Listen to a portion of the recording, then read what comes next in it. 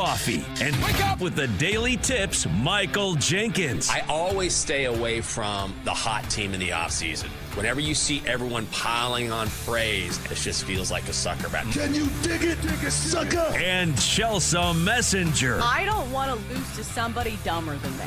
Yes. When you're in an office pool with somebody playing fantasy football, and it's somebody who just puts it on autograph, like, I don't watch football, whatever. I don't want to lose to those people. The who? The her. For the best wagertainment here on the BetMGM Network. Hey, Dad, don't forget about me, the Dogster. Sponsored by BetMGM. Make it legend. Wait for it. Dairy. Download the app today. Please gamble responsibly. All right, how about we get things going on a Wednesday? It is December 17th, and you're listening to the Daily Tip. I'm Chelsea Messenger. He's Michael Jenkins. And over the next hour, we'll start with some NFL headlines. Could Tua be out in Miami? We're starting to read between the lines when it comes to some of these press conferences. Then we'll get to some other storylines when it comes to the NBA Cup. I know we make fun of it, but last night was actually a really good game. So maybe we need to hand them their flowers because the NBA has somebody actually liking the in-season tournament. And then finally, we'll get to some college hoops and, of course, back to the NFL for our first impression roses. So, Jenks, good morning. Tagged in. Let's see if your audio works. It does. Perfect. Yay. You know what I'm going to miss about this show more than anything? And I don't want to be... It's no offense to you because I'm going to miss working with you, but it's probably vMix, our computer program. It's just the best. I'm going to miss it in a big way, but we made it back. I'm good to go. Best. Yeah. So issues liking on, but here I am ready to go. Nice job introing the show. How you doing this morning? Well, you know what I'm not going to miss up? Waking up this damn early. God, and also waking up this damn early. But Jenks, I will say this. I believe that we are the only show on this network that fully recaps all of our bets. Win or lose. We don't do this thing where we victory lap only the winners. Oh, we got this Cy Young ticket 60-1. What about the bets that you lost? Are we going to recap all those? Very true. I mean, yeah, you're not wrong. So, it hasn't been our best week, but the good thing about it is it's only Wednesday, so we still have a shot to get back in there and get on the right side before we bring things to an end. So let's hear about it. Yeah, and if you're ever trying to think of a great time to chase, how about Friday, Jenks? I think I'm going to have 20 bets on Friday because what are we going to do on Monday? We ain't going to be here. So exactly. Might as well shoot for the moon. All right, so last night's bet was Belmont laying 8.5. Belmont over the course of the season has been one of the best shooting teams in all of college hoops. I needed them to win by 8.5, and they won by 6. Damn it. So that's an L for me over Evansville. But what are you going to do? I needed an extra shot or two. They couldn't make it. Sometimes that's the way the cookie crumbles. That's just the way it goes. I'm so mad because I had a 2-1 night, which is good. And then I forgot to put a bet on my card, which would have won because I wanted BYU yesterday, minus 23.5, and they were hosting Pacific in Provo. And I was like, dude, I love BYU. Didn't put it in, so whatever. It still doesn't count, despite me sort of privately being like, yay, still no go there. But for the official plays, 2-1, I had Chelsea on the money line. Avs on the money line. That comes home. Chelsea wins 3-1. The Avs win 5-3 over the Kraken. Had the Flames on the money line against the Sharks. That was a loser. Sharks win 6-3. But I did have a little college football yesterday. Jacksonville State getting 2.5 against Troy. And Jack State rallies to win that one 17-13. As for the Dogster, the Dogster loves the NBA Cup. Can't get enough. He was laying 2.5 with the Spurs. The Knicks, with the Knicks, I should say. And the Knicks win 124-113. So for the week, you're 0-3, I'm 2-3, and the Dogster 2-0. We cannot finish this week with the Dogster leading the way. That's something we have to figure out together and make sure he does not beat us this week. Oh, yeah. So, again, I will be chasing on Friday. We are going to be betting a ton of things because, listen, there will be no tomorrow for our show. It is Showmageddon, and we'll have a bunch of bets. Absolutely. Well, would you bet that Tua Tagovailoa will be starting at the end of the season for the Dolphins or not? And not because of injury, because we've seen that throughout his career, right? Injured all the time, at least in previous years. This year he has played, but he has been completely ineffective. And then yesterday, Mike McDaniel in his press conference was asked about Tua and whether or not Tua could possibly be benched. And McDaniel said, yeah, that's a possibility. That the quarterback play that he saw on Monday night was not up to par, and that everything is on the table. Now, if you watch the game, then you understand why. So don't look at the box score and say, oh, well, it looked like a pretty good night for Tua, because it was not. Through 3 quarters, he had 68 yards passing. He was sick and also had an interception. He has 15 interceptions on the season. So this is the exact quote from McDaniel yesterday when asked about the potential situation at quarterback. We have to have, a certain standard at each position. All positions are the same. There's no one entitled to preferential treatment. And when there's a better option, we have to, it's my job to attack that. So, I think there's still a lot left in the day. Like I said before, 14 hours removed from the game. So, I don't trivialize any decision I make, particularly, one where someone touches the ball every play. So there's multiple things that have to be thought through, but ultimately we need to have better play at that position. I mean, is this stunning or not? I feel like Tua has been playing underwhelming football for a while now, and I don't know if this is real talk. Is this real talk from Mike McDaniel? Or is this real talk? Or is this just posturing and his way of maybe motivating Tua to play better? I don't know, but this kind of stunned me when I heard this story yesterday. I don't think this is posturing, because this is not the first time we've heard Mike McDaniel make these type of comments. Remember, he said something like sarcastic and snarky to the point where, hey, maybe we won't throw 11 picks with this other quarterback. Remember that when Tua was hurt or something? So it's not one of those things where you look at Tua and you're like, oh, how dare there be a quarterback controversy? This season he has 20 touchdowns to 15 interceptions. And I think he's in the age range of quarterbacks where, like, okay, well, how long have they actually been in the league? Because you kind of think of him as a young quarterback, but he's on year 5, I believe. Year 5 or year 6. So time is ticking. At some point, your organization has to move on and has to start fresh, because it has not been a team, even at their very best, that can win a playoff game. Jenks, the Dolphins have not won a playoff game since the year 2000. That is correct. The year 2000, the turn of the century. So at what point does ownership say, right? Like, the trends are coming back in style. Like, it has been that long that all the trends from Y2K are now back in fashion. So it's one of those things where the ownership has to say, okay, we've got to do something different, because what's the definition of insanity? Doing the same thing over and over and expecting a different result. So I understand that they're on the hook for a bunch of money when it comes to Tua, but what else are you going to do? We've seen organizations come back from this. Look at the Broncos. Had to pay Russell Wilson a ton of money, but they found ways around it because they drafted a good quarterback. Yeah, it's amazing. Yesterday we were talking about how a great quarterback is a franchise changer. And that's absolutely true. We've seen that. One great quarterback can be the difference between a decade of success and this circle, this vicious cycle of you draft a quarterback, he doesn't work out, okay, you're a bad team again, then you go back in the draft, then you draft another bad quarterback. The Browns are a perfect example of that. But you can also conversely prematurely lock yourself into a quarterback who is someone who has shown flashes, but who ultimately is not the answer. And that's what happened here. So I think at the time they sort of had to sign Tua, and it looked like he had those signs that he was going to be that guy. And now we're seeing, I don't think he's going to be that guy. and he's going to make $39 million next season in base money.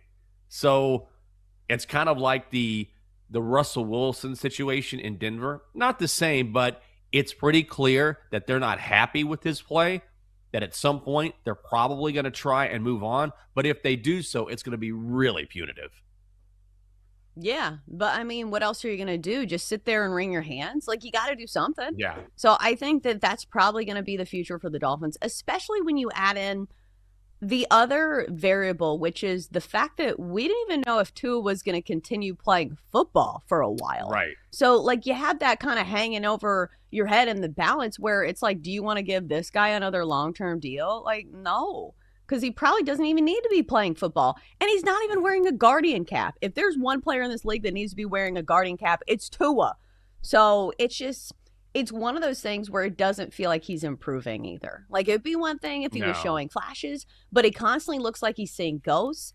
And he's shown that if he doesn't have his best weapon out there, because there has been good years. Like, I should mention that, you know, in 2023, the Dolphins were 11-6 and lost in the wild card in that frigid game in Kansas City. That was the year where, you know, Tyreek Hill was, you know, the guy that they could throw it to, and they were one of the fastest teams in the NFL. And we kind of came into this season kind of thinking the same thing, because it's not like they don't have skill position players that aren't good. But when you have a quarterback who cannot get those weapons the ball, that is definitely the problem. So I feel like time is ticking for Tua. How much of this do you think is Mike McDaniel potentially trying to save his job? Now, he's not going to lose his job for the season, at least not during the regular season. But the Dolphins, again, like you talked about, they have not won a playoff game in a quarter century, and they're struggling right now. They're sitting at 6-8. They get the Bengals this weekend. That could be a loss. They're 2.5-point dogs. The Dolphins are at home. But he's also got to win some games, because there's no question that even though he's safe for the season, he could always be let go when the season is over. And at the same time, he has Zach Wilson and Quinn Ewers as the backup quarterbacks. We know the deal with Zach Wilson. You sort of know what you're going to get. Quinn Ewers played at Texas a couple seasons ago, but he's unproven. So it's not like he necessarily has a proven vet at quarterback. He has some real wild cards. So if he's going to make this move, it's a real roll of the dice. Oh, absolutely. And for somebody who has been there since 2022, here's something that I've noticed with the Dolphins. They are not a team and a franchise that keeps around head coaches for very long in this century. Like, we have had all kinds of coaches who have had very short tenures. Like, I'm looking at these coaches since 2000. Dave Wanstead, Jim Bates, Nick Saban, Cam Cameron, Tony Sperano, Todd Bowles, Joe Philbin, Dan Campbell, Adam Gase, Brian Flores, and Mike McDaniel.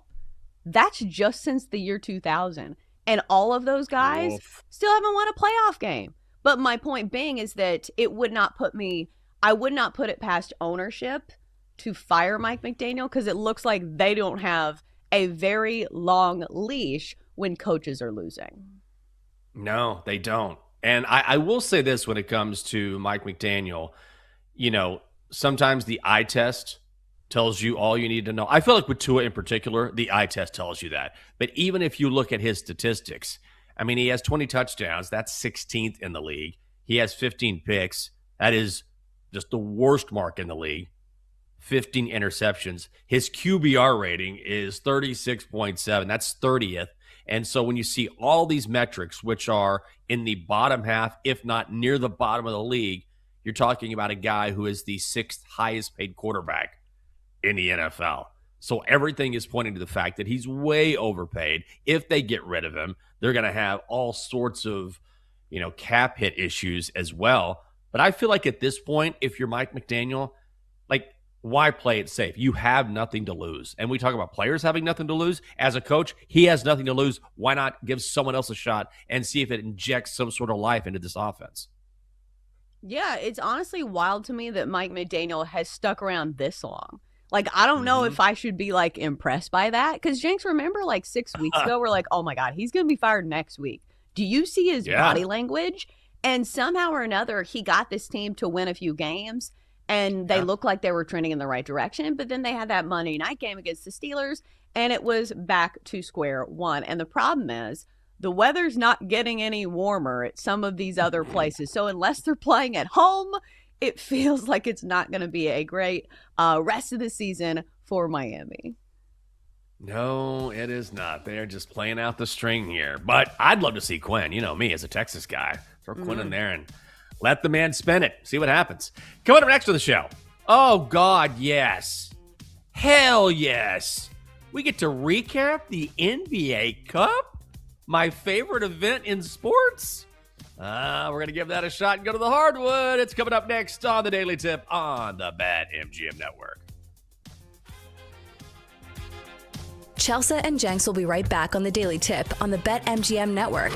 Make it legendary. Download the app today. Please gamble responsibly.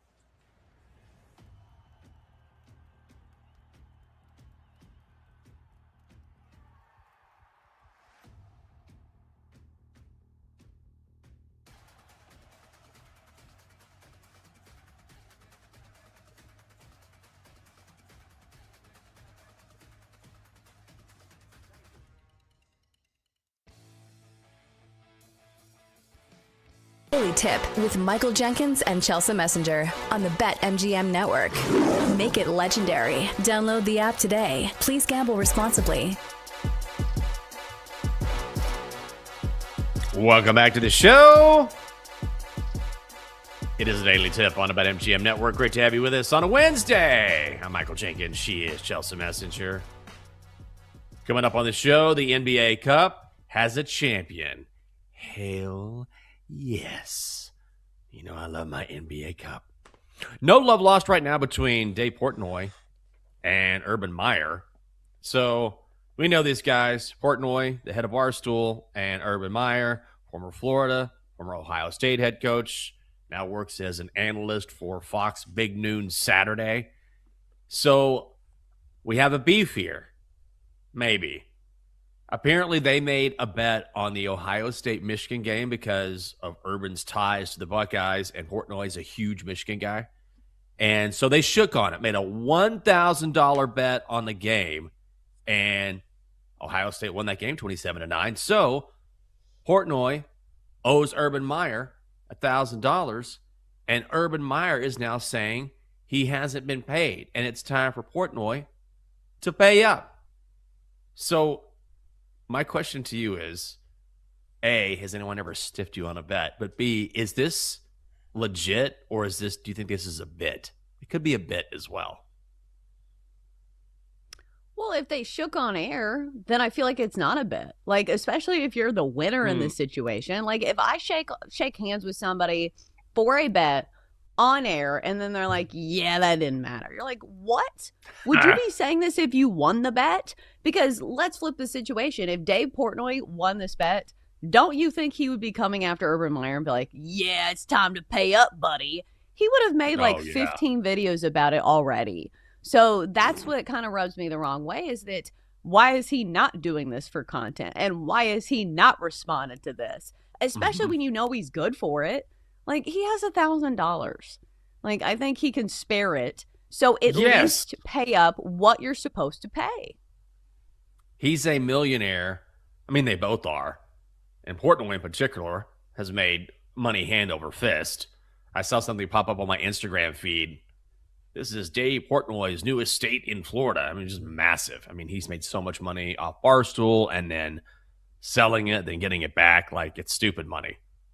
Urban has that money too, which makes me wonder, like, okay, is this something you guys shook on air, but now you'll bring more attention to the show and to yourselves who say, oh, it's time to pay up. It's kind of like when, who is the Olympic runner? When Tyreek Hill and the Olympic gold medalist who won the gold for the United States, what was it? I'm trying to think of his name. Noah Lyles? I know, it's Noah Lyles, yes. So remember when Noah Lyles and Tyreek Hill were going to race each other, and they were going to race in either the 60-yard dash, 100-meter dash, whatever it was, and they kept going back and forth and being like, all right, it's my time, Noah. And Noah would be like, no, I'm going to show you something, Tyreek.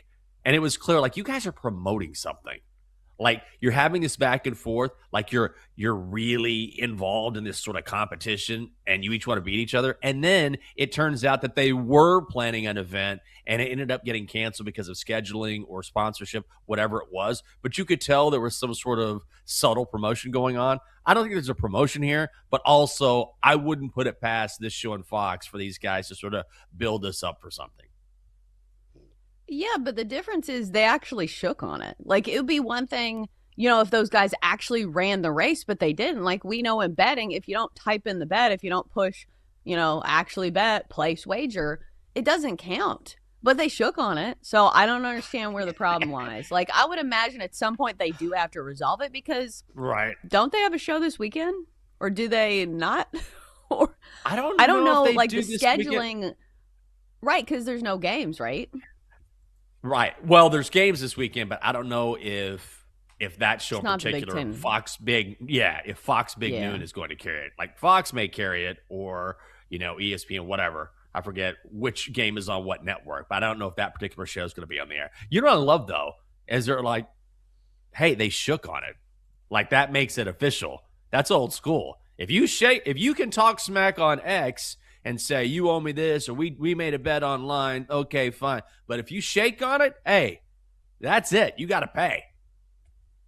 Well, they shook on it on air. Like, isn't there video footage of this? So that's the difference. It's not just a shake in a back alley where nobody saw it. There were witnesses.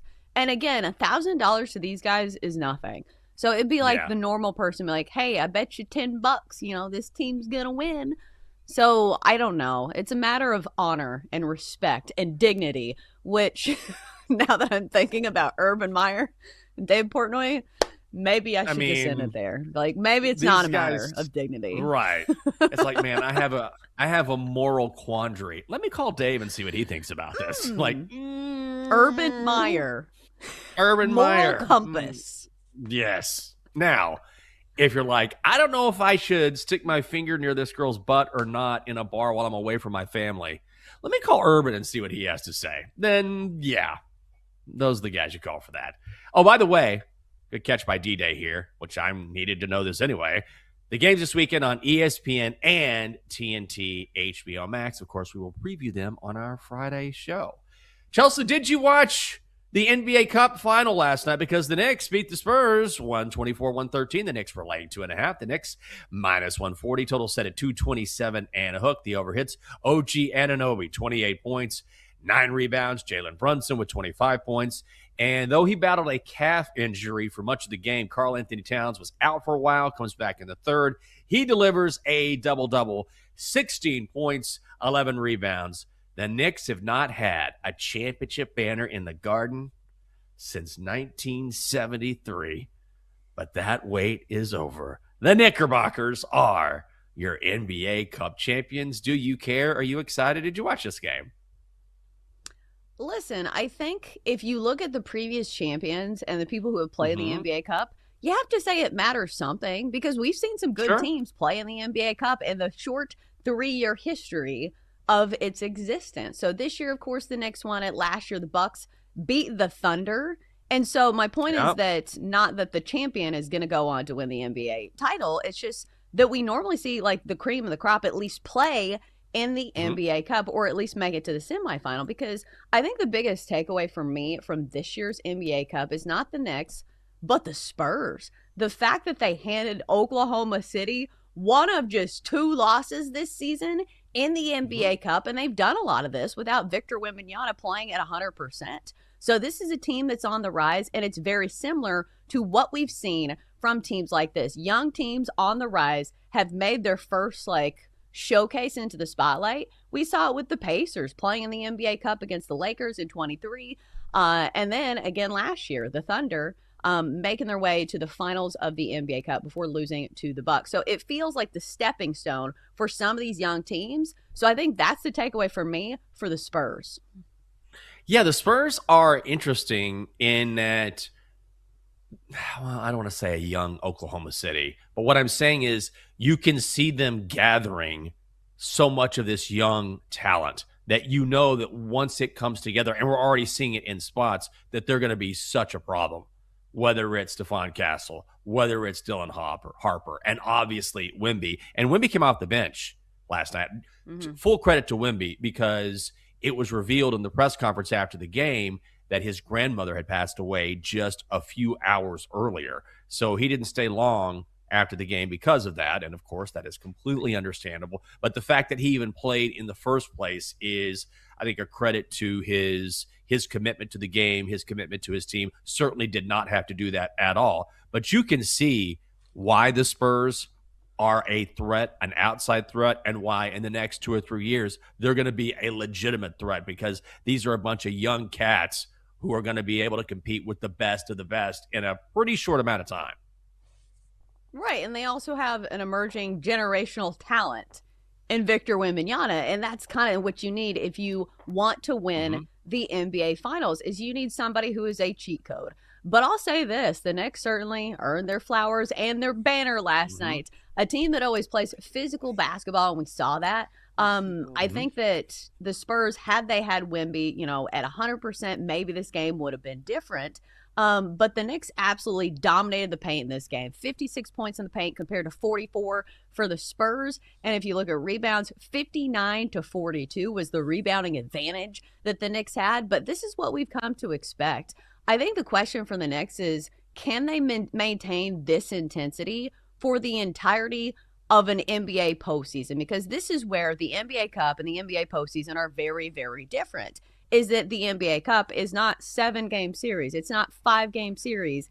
It is one and done, and it's spread out throughout the course of like a few months. So the format is just so different that it doesn't necessarily test the same thing. So when you're talking about depth and when you're talking about like physicality over the course of, a couple months, that's where I think the Knicks still need to be tested, because the problem with the Knicks is sometimes they play so many games through the regular season, and I do commend them for not doing a ton of load management over the last few years. I know Mitchell Robinson has sat this year, but still, my point being is they play so physical for the entirety of the season, sometimes they run out of gas down the stretch.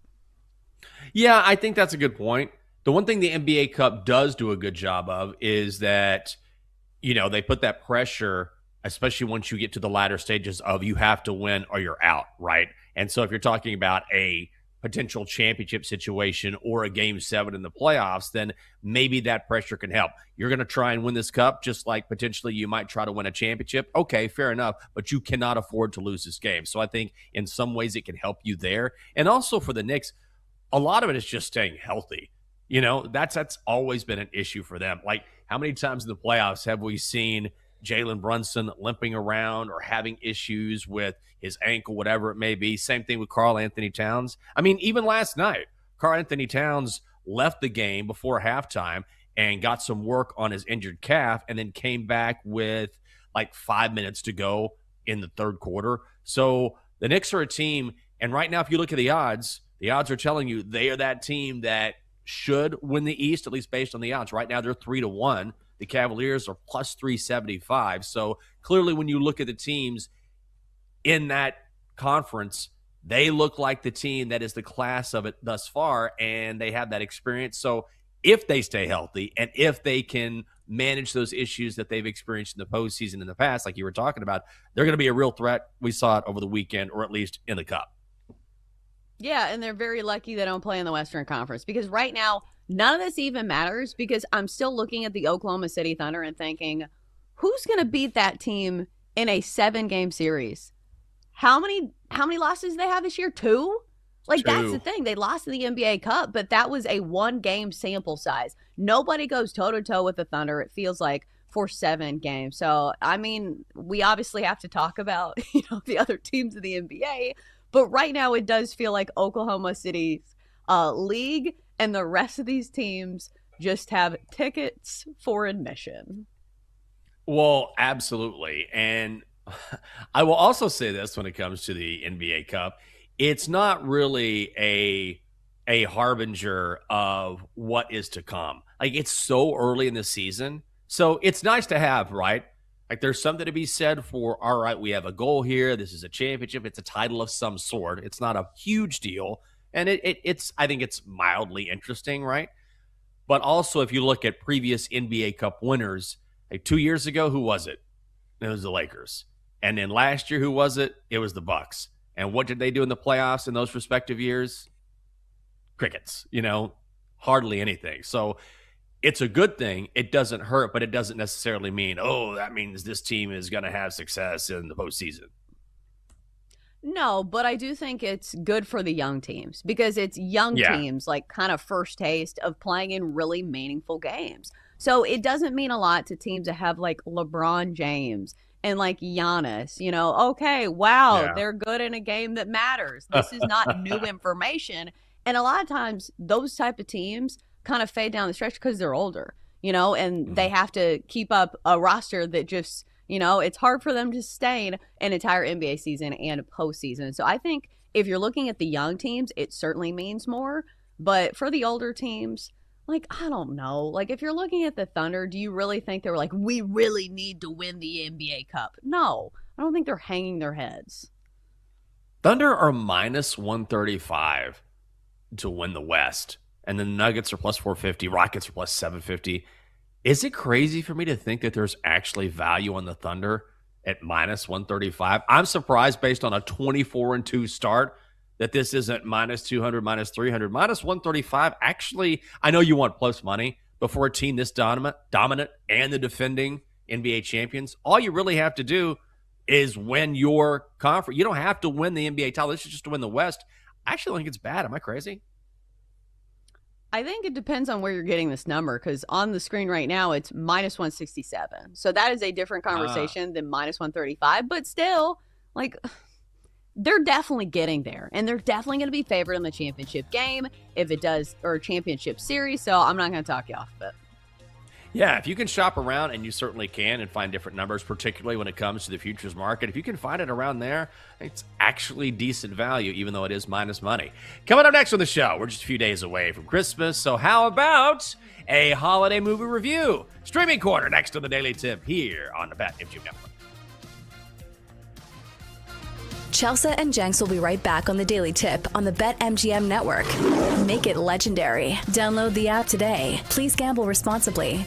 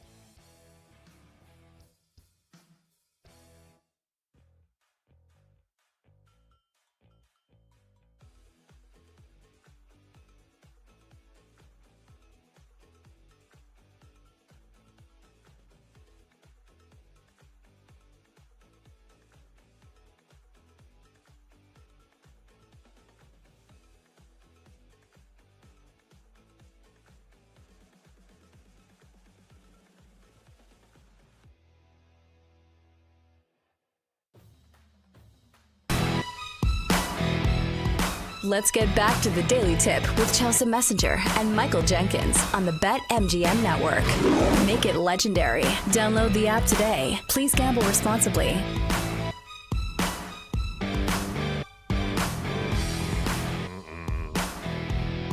Welcome back on a Wednesday. Good morning. It's the Daily Tip on the BetMGM Network. Final week of the show. This is it. I was going to say, like, if this is the time for you to, I don't know, say hello. How you doing? Let us know what you're up to. Coming up here on the show. Oh, well, since we've got sports coming up this weekend, we'll tell you what you can stream before the big games get underway. Streaming corner coming your way in just a few minutes. So last night, I went to the lovely Catherine's Christmas work party out in Bethesda, which is about, it was about 40 minutes from here, which it's not far from DC, just because of traffic and just because of the city. Like, it's not far, but it is far just because of the traffic lights and the way the area is set up. But it was nice. It's always fascinating to me to just kind of get a different idea about different workspaces and different crafts. Like, if we went to like, our Christmas party is, okay, let's go watch. Well, it wasn't a Christmas party, but let's go. When we get together, it's all right, let's go out. Let's get some food. Let's get some drinks. Let's watch some basketball. Let's hang out. Let's see where the night goes. And this was totally different because this was very corporate. This was at the home of a partner of a law firm. And so they're hosting the party themselves. It's the biggest house, not that you've ever seen, but quite large, and they have people that they've hired to bring around hors d'oeuvres and drinks. And so it was really nice, but I found myself sort of feeling like an outsider because people are talking in legal language, like, oh yeah, I've got to get that out, I'll totally set that up, or you know what, yeah, absolutely, it's great to see. I'll push that meeting back to Friday, like stuff like that. And so I was like, man, I am way out of my element here. We did talk some football, me and a few people, but for the most part, I just felt like fish out of water. It was a great time, don't get me wrong. It's just a different type of space, Yeah, but I will say, to put the shoe on the other foot, like when Catherine went out with us, she was a champ. She was a great sport.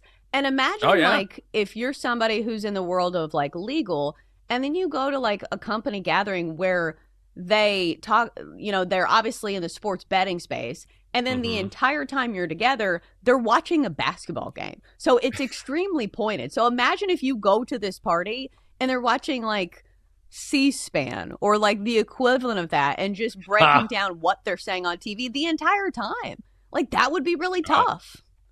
Oh, yeah. And we had a great time, and it went over really well. People love Catherine, and it was great to meet people and put names with faces. So it was a good time. It was just this one guy, I felt bad for him. He was telling us that he was saying that he was trying to bring in Spotify as a client. And because this person had a name that could be either male or female, it was like an on-the-fly email. It's like, okay, it's great to meet you, Ms. whatever, and sent the email. And then he realized, oh, it's a guy, and had to apologize immediately. And so this was a super nice guy and very high up in the firm. And so he was talking about, I feel so stupid. And we were like, don't worry about it. It happens. I actually used you as an example. Or just how sometimes you can get confused or you make assumptions where you hear something. Like I said, I work with my co-host. Her name is Chelsea. And the girl goes, Chelsea? I go, exactly. No, her name is actually Chelsea. I go, but she's so accustomed to hearing it, it doesn't bother her. She's just like, whatever, I've heard it my whole life. So when you're talking about that person at Spotify with a name that could kind of go either way, it's probably not the first time they've heard someone make a simple mistake. Yeah, it's only offensive if it's somebody who's worked with you for like 5 years or something. Or like your boss. Where you're like, okay, can we get my name right on my email? Like, I remember when I first started this company, my email was my name misspelled. And I'm like, do I just bite the bullet and be like, well, I'm going to have to tell everybody to email me at Chelsea Messenger? Is that my name? No, but it's my company email. Guys, it says Charlie Messenger. You're not even close, by the way. You're not close. Let's get it right. I remember when we first tried out, and I called you Chelsea one time. And one of the critiques I got, I don't even remember who told it to me. They were like, hey, you got to get Chelsea's name right. I'm like, guys, I know. Okay, it's a run through. We'll get there. Give me a break.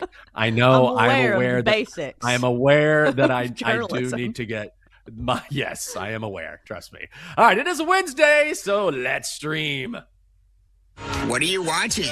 We enter Jenks Streaming Corner, where Jenks and Chelsea tell you what should and should not be streaming here on the Daily Tip. What are you watching?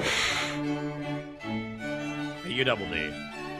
You're not going to believe it. I watched a holiday movie with the lovely Catherine. Oh, what fun! On Netflix. Oh, I watched this. It was You good. did? Yeah, pretty finally, we watched the same movie and nobody died it's in the about movie, time. which is I shocking know, to me that you disappointing. watched a movie that had nothing to do with murder. Disappointing. Michelle Pfeiffer stars as the hottest mom on the planet, Claire Kloster, glue of her family. She's a mom, holds everyone together each and every Christmas, but then when the family forgets about her and they go to a holiday event without her, she goes on an adventure of her own. Some of the reviews were pretty scathing, but it's got Dennis Leary, Jason Schwartzman, Eva Longoria as well. I thought she was great. But I have to say, I thought her character was a touch dark, but overall, I thought the cast was, the cast is great. There were some lighthearted moments I thought were pretty funny, and I actually enjoyed it. So it sounds like you did too. Yeah, I thought it wasn't cheesy. And isn't that the complaint about most holiday movies is that they're over the top. They do these wild stunts, and then the humor is few and far between. I feel like this was low-key a funny movie.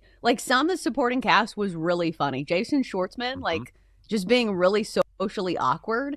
And so I think that it was one of those movies where the bar's pretty low for Christmas movies for me, because you're all right, I just want something to set the tone.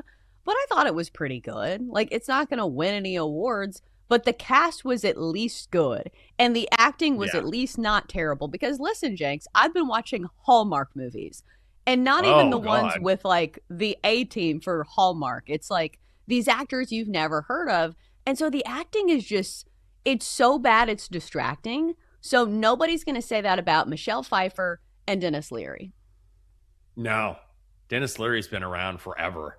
I was showing Catherine a video that he made back. I can't pronounce the name of the song. It was very popular on MTV back in the day. She's like, this is him? I was like, yeah, he's been around forever. So is Michelle Pfeiffer. I think Michelle Pfeiffer is 68. She looks fantastic. What? Hard to believe. Yeah. I need to look that up. I'm almost positive. Let me look this up. Michelle, right here. And she is, 67 years old. That's crazy. But still, she looks amazing. She has amazing. Immaculate bone structure. You can tell that she's always been hot because she has those really high cheekbones. But it's funny that you talk about them and their age, because we turn it on and the first thing my husband says, he's like, man, Dennis Leary looks old. I'm like, well, Jake, that's what happens to people. Yes. Dennis Leary, of course, has been in so many things. Jenks, you still need to watch The Sandlot. He's in that one. He's the dad. Oh, okay. And then he's in Rescue Me, I believe. Because Jake was a big fan of Rescue Me. Didn't you watch that? Mm-hmm. Or was it the other Fire show that you were big on? The Shield, maybe? Is that not well, Fire? The Shield. Yeah, it's not Fire. I mean, it's under the first responder umbrella. So close enough.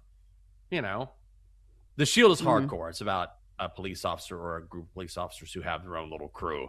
But yeah, Dennis Leary, it's so funny how sometimes, well, a lot of times actually, you have actors or actresses, and because of their career arc, people don't realize that they had a whole history.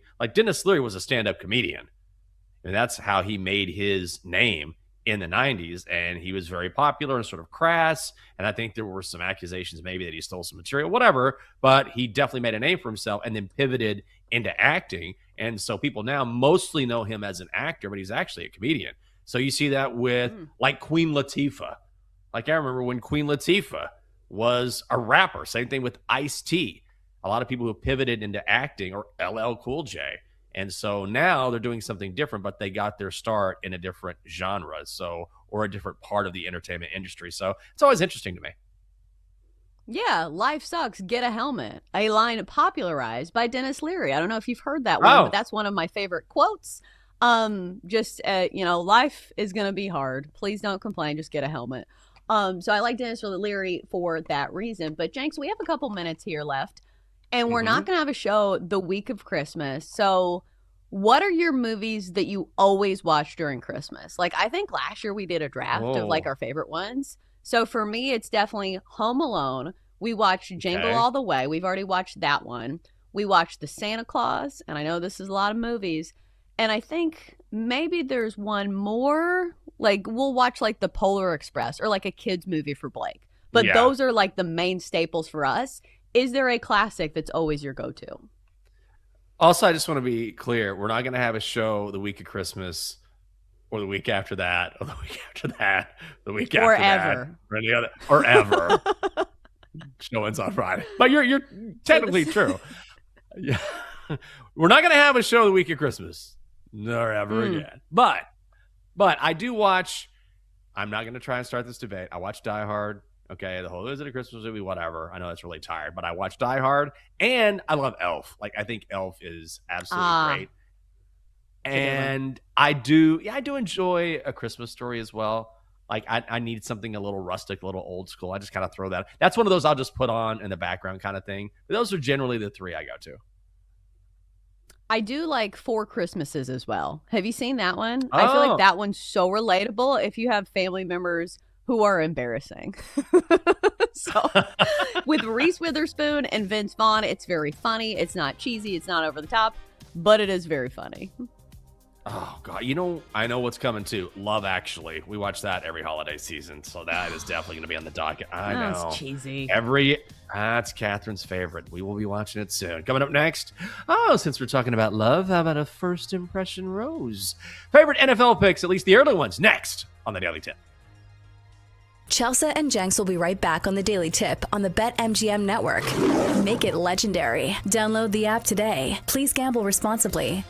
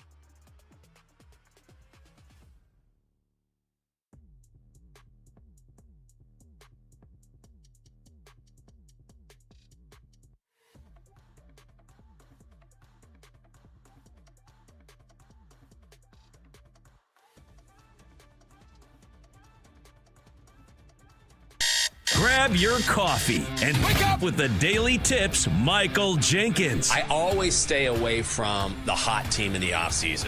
Whenever you see everyone piling on praise, it just feels like a sucker bet. Can you dig it, sucker? And Chelsea Messenger. I don't want to lose to somebody dumber than me. Yes. When you're in an office pool with somebody playing fantasy football and it's somebody who just puts it on autograph, like, I don't watch football, whatever. I don't want to lose to those people. Le who? The her. For the best wagertainment here on the BetMGM Network. Hey, Dad, don't forget about me, the Dunkster. Sponsored by BetMGM. Make it legend. Wait for it. Dairy. Download the app today. Please gamble responsibly.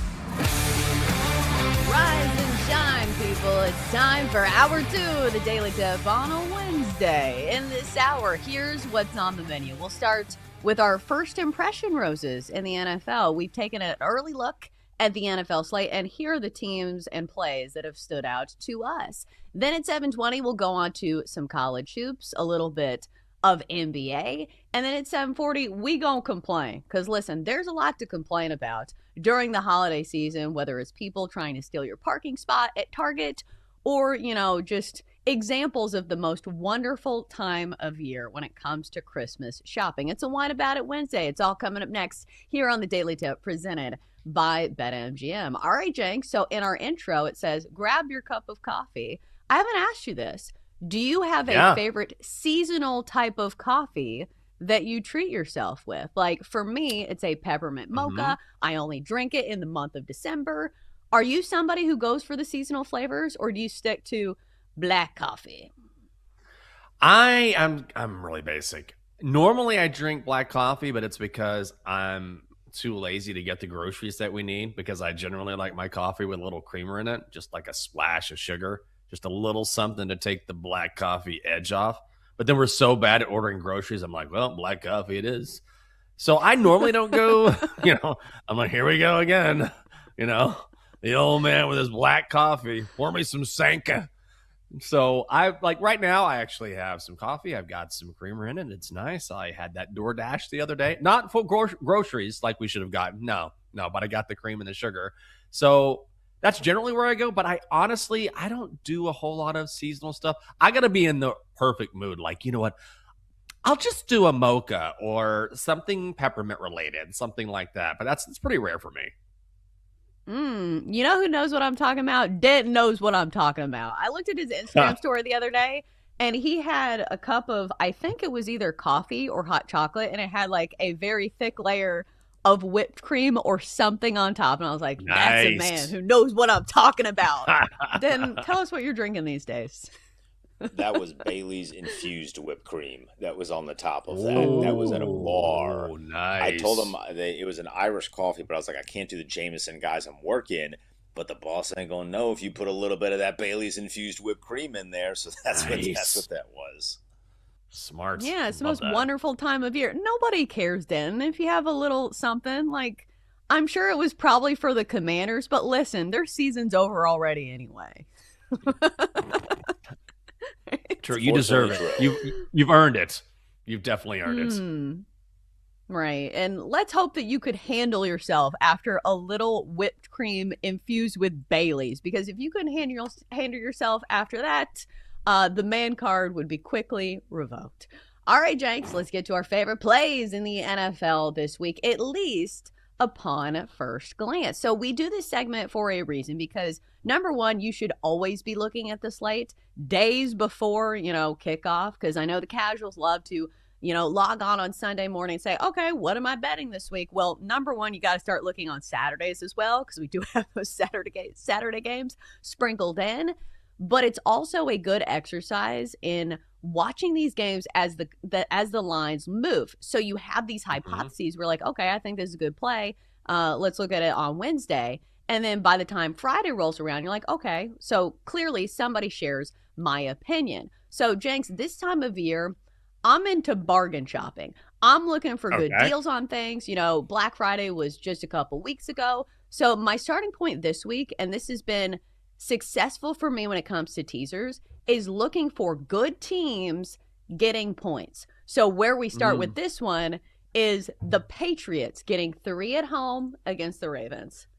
This line doesn't make a ton of sense to me. Did you see this and think, the Patriots getting a field goal? I understand the Ravens are playing good football right now, but still, this is a home game. The Patriots are coming off a really disappointing loss to the Bills where Josh Allen just went electric, and so did the ground game where James Cook was rattling off big runs as well. So it feels like a get-right game for the Patriots for me. Like 3 points. They're one of the best teams in football. Yeah, they're on the road, so I think that's probably why we're seeing the Ravens as slight favorites here. You know how it goes, where on a neutral field, then this is probably even on both sides, but you get 3 points for playing at home in the NFL. I mean, that's sort of the rule of thumb. Not always the case. Depends on the team, depends on the home field advantage. So I think that's probably what we're seeing here.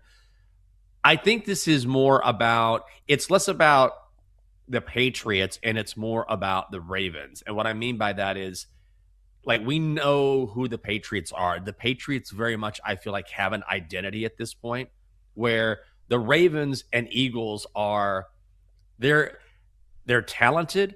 They have the history.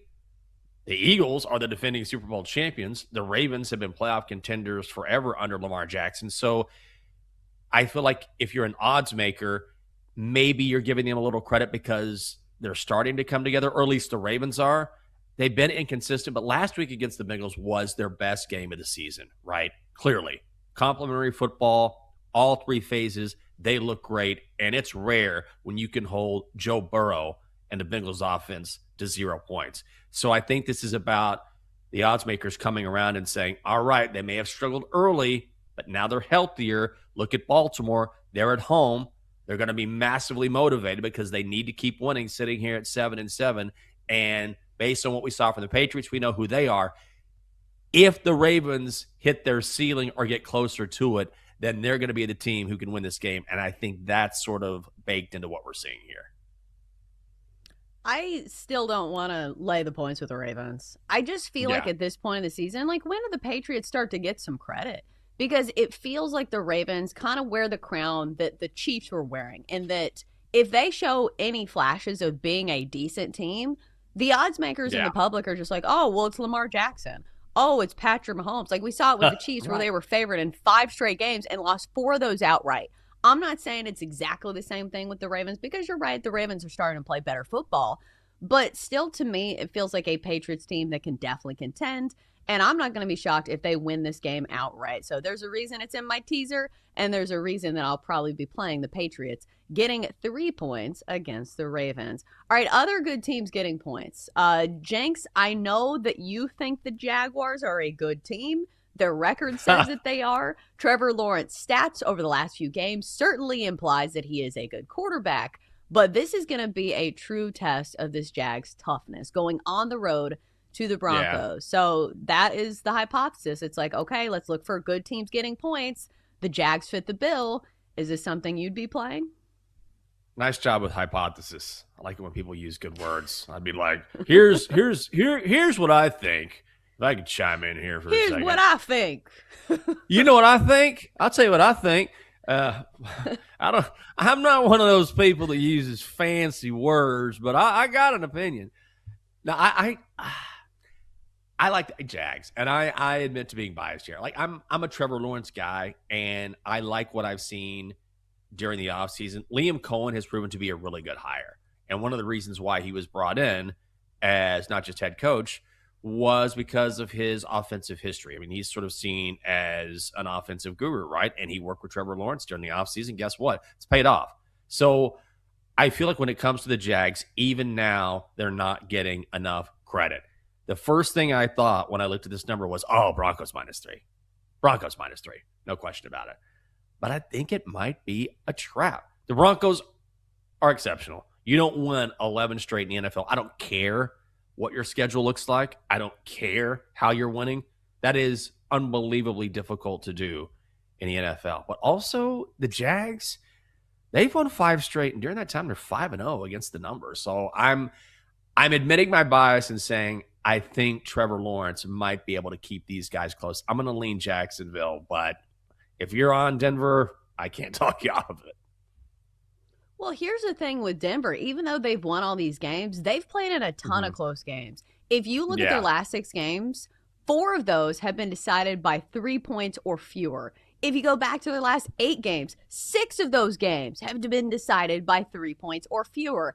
Even against some really bad teams. Like earlier on in the season, the Broncos won 13-11 over the Jets, 33-32 over the Giants. And then more recently, they barely beat the Raiders 24-17. I understand that doesn't fit the protocol of like what I'm saying, but still against the Commanders, they took them to overtime, won that game 27-26, and then beat the Chiefs by 3 points, 22-19, and beat the Raiders 10-7.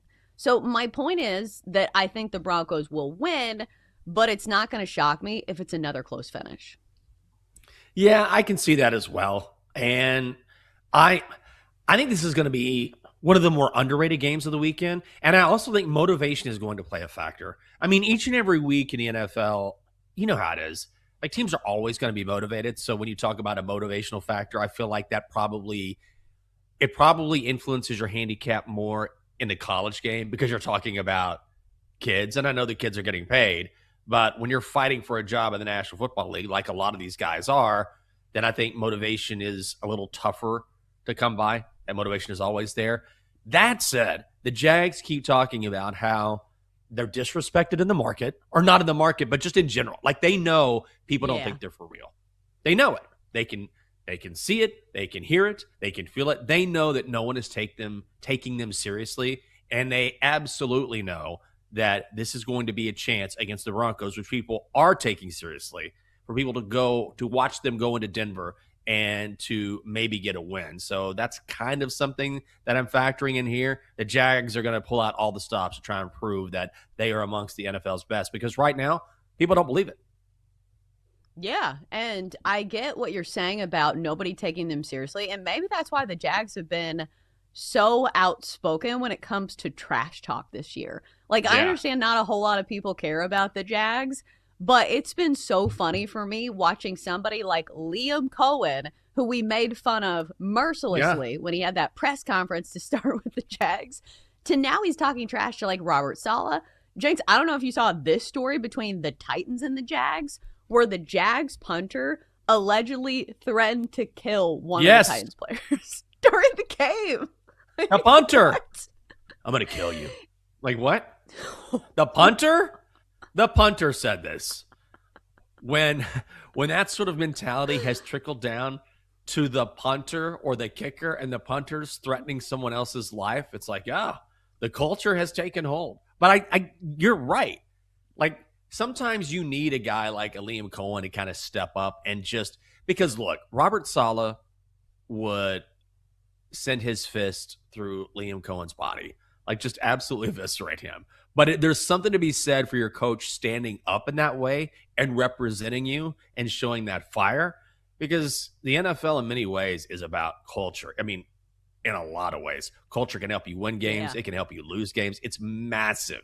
It's massive because of the egos involved, the money involved. So if you have a coach that you believe in, it will galvanize your team. And I think even if you laugh at that video about Liam Cohen, and even if maybe you should be laughing at a death threat, but I'm like, oh, this is kind of funny. And apparently it happens in the NFL more than we know. But ultimately, I think it speaks to the fact that the Jags are together. They're in this together, and that's one of the reasons why they're playing so well right now.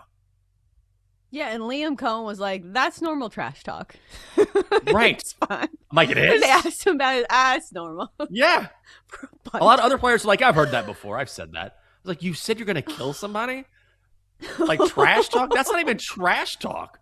That's a threat that is punishable by jail time. Especially when like the punter doesn't have any physical interaction usually with like the running back on the other team, because it was the Titans like secondary running back. It was Julius Chestnut. So I don't know. It was a funny story, and if anybody cared about the Titans and the Jags, it would have been a bigger headline. All right, Jenks. So I've spent most of this segment talking about teams that I think, or games that I think are impressive or interesting. Is there a game that you have circled for this week? I like the under in the Eagles-Commanders game. And it's just because the Eagles' offense is moribund. It's awful. Do not let that game against Las Vegas sway you. It's still an offense that ranks in the bottom third of the NFL in almost every category. And then conversely, the Eagles' defense is one of the best in the game, or one of the better defenses in the game. And the Commanders' offense is going with Marcus Mariota. It's going to be cold here in D.C. Total set at 44 and a hook. I like the under, and a lot of trash talk. Yeah. Even though on that team, it's probably by like the key players. Like when Jalen Carter does it, it's a little different than like the punter saying something, because it actually means something. You're like, that guy probably will kill me. So we hope for none of that. We hope everybody stays alive. All right, coming up next, let's switch gears to college hoops and the NBA. Hoops talk is next on the Daily Tip. Chelsea and Jenks will be right back on the Daily Tip on the BetMGM network. Make it legendary. Download the app today. Please gamble responsibly.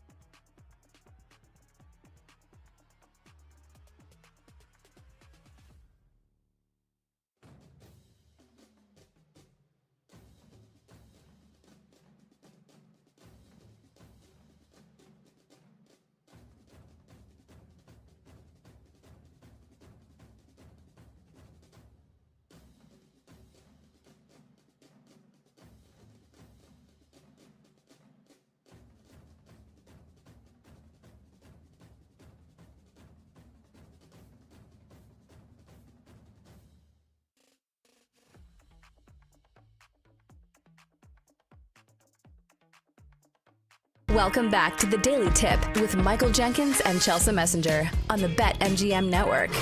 Make it legendary. Download the app today. Please gamble responsibly. All right, we're back. It is Wednesday, December 17th. Yes, Christmas is right around the corner. So if you haven't done your Christmas shopping, go ahead and do that now.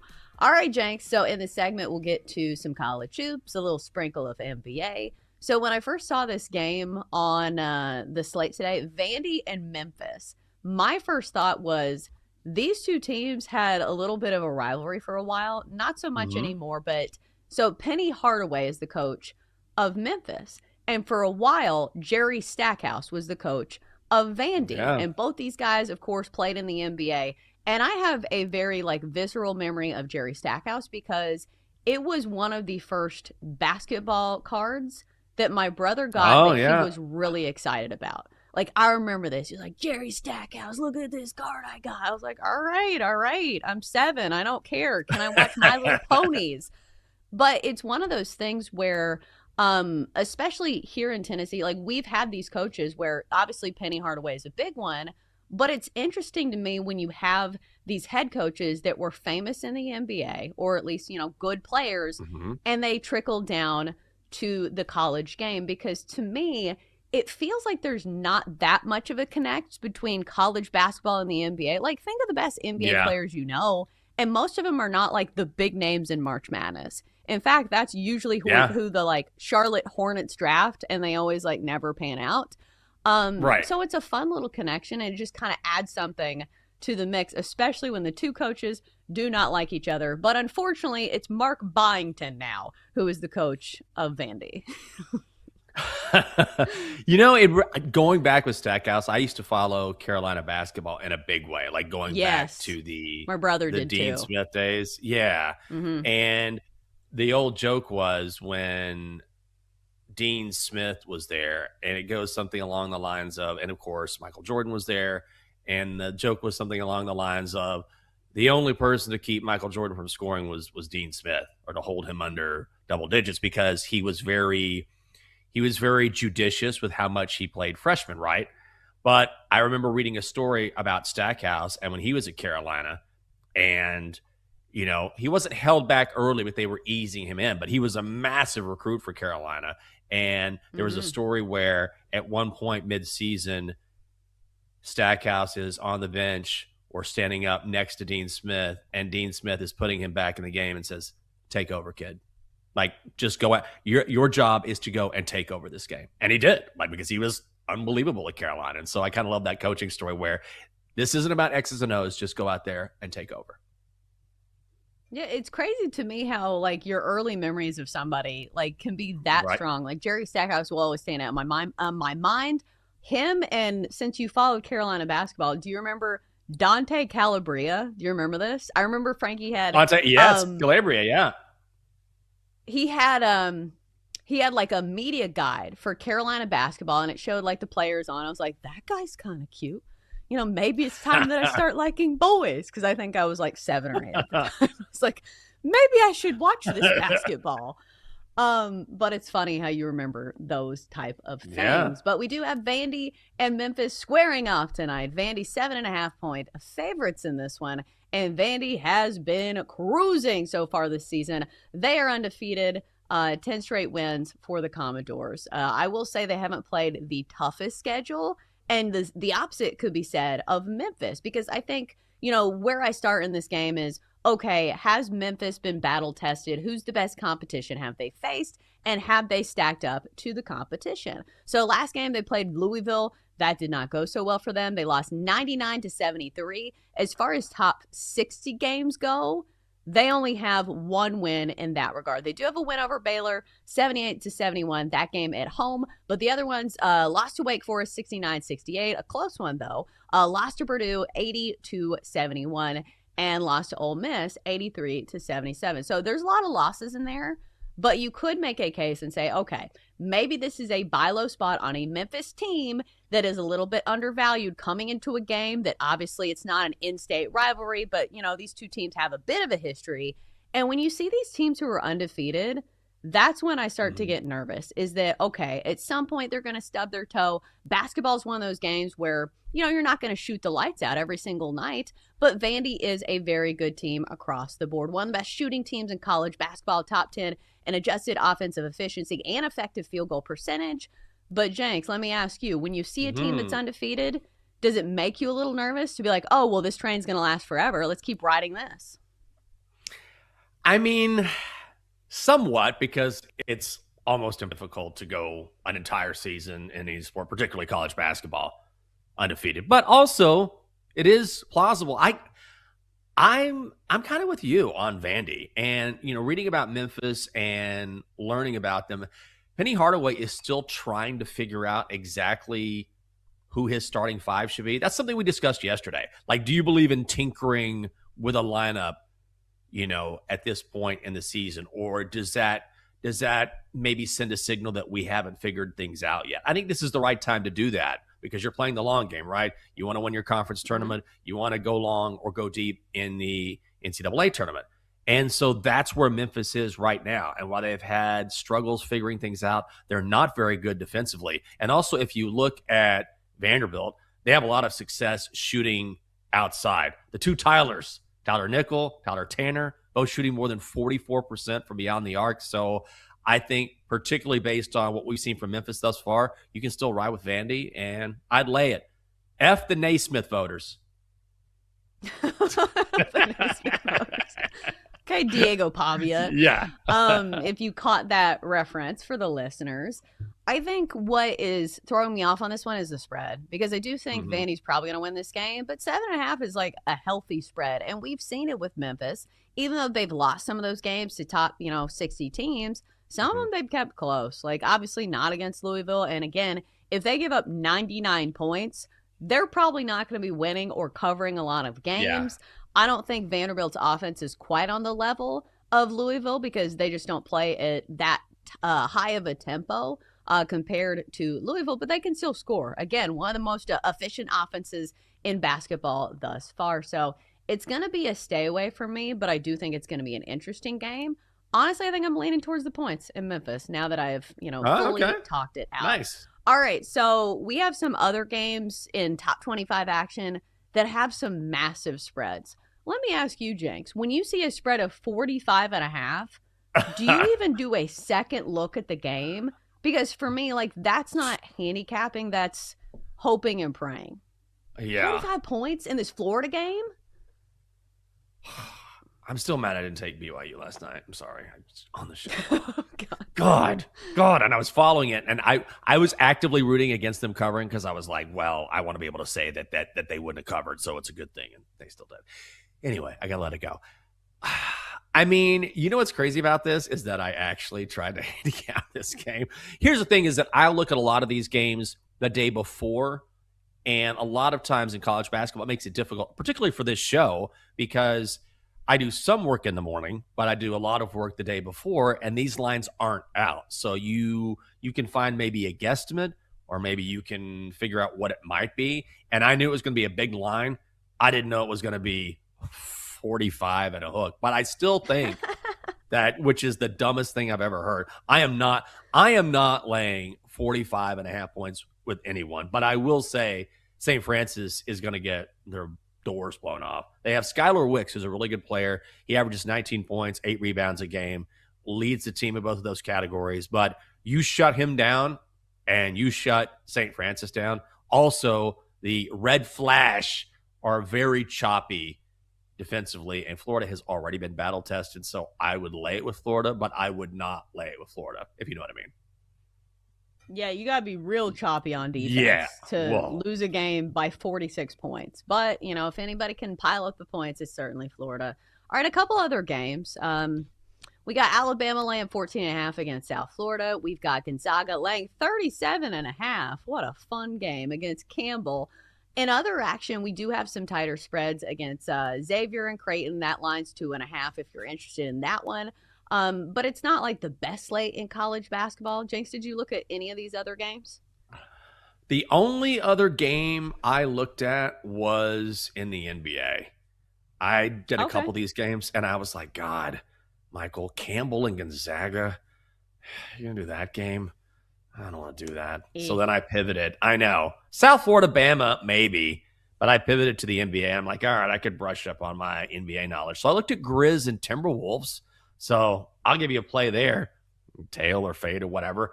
I think I like the under in this game. And I liked it yesterday. I like it now. Total set at 233.5. I think it's too high. So one thing to check on if you're going to look at this game or perhaps bet on this game is look at the injury report. Mike Conley has missed a couple games for Minnesota. He's got an Achilles injury.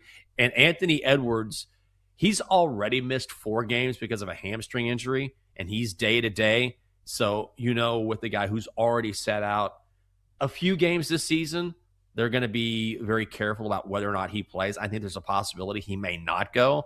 And then more than that, just look at the Grizzlies. The Grizzlies actually play really good defense, and they are one of the best under teams in the NBA. Like when it comes to under teams, they're right there near the top. They hit the under more than 65% of the time. So you're talking about a good defensive squad, one that has leaned to the under for the majority of the season and some possible injury issues for Minnesota. I would go under. And to add to that, if you need anything else for your handicap, it looks like Rudy Gobert is going to return. His wife just had a baby, so he did miss some time for that. But he will be a big presence down low, especially when you're trying to stop Jaren Jackson Jr.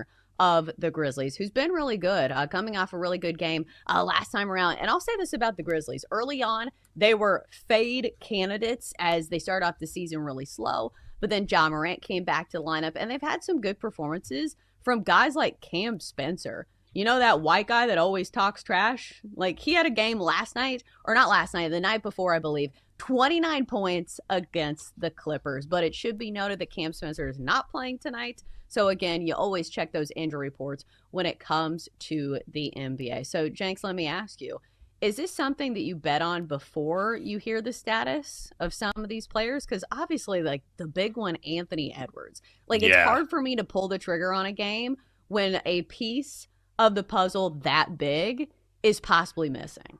Yeah, that's the thing. With a Gobert, I mean, obviously because of his defensive prowess. I mean, I know he can score as well, but he's one of the best defenders. You could argue the best defender in the NBA. So that's good if you like the under, right? You want somebody who can play lockdown defense.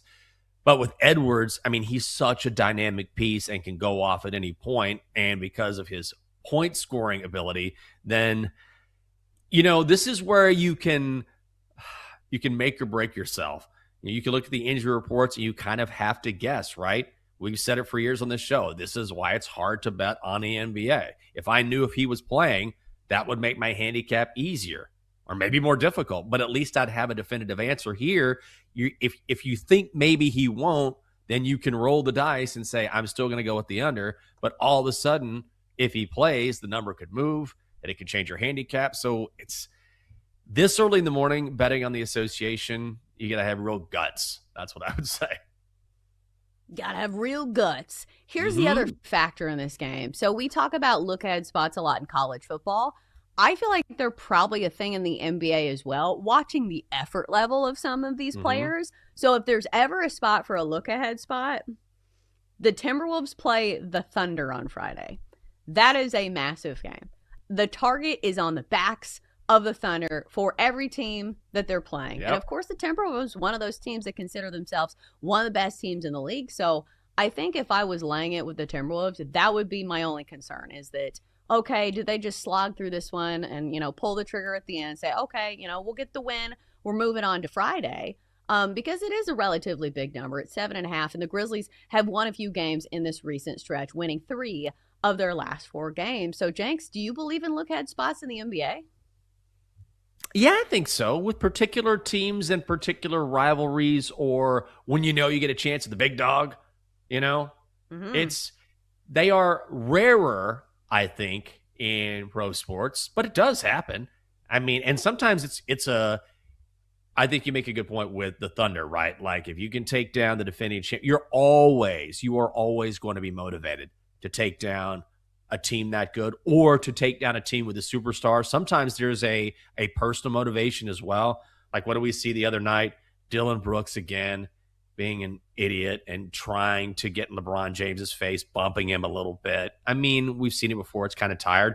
But you know what? Guys get up to take on the best in the game or particular teams, and I think this is one of those spots. Yeah. And especially if one of your stars is questionable for this game. Like, if you're coming back from an injury, do you want to come back for this game or do you want to come back for the Thunder? Like, I think that's the question. Like, obviously, you can make a case and say, okay, you need to shake some of the rest off and get things going before the big one on Friday. But buyer beware betting on the Timberwolves tonight because they do have that marquee matchup on Friday. All right, coming up next, it's time to whine about it on a Wednesday. Are our complaints seasonally spiced, or are they just normal run-of-the-mill customer service ones? It's next on the Daily Tip, presented by BetMGM.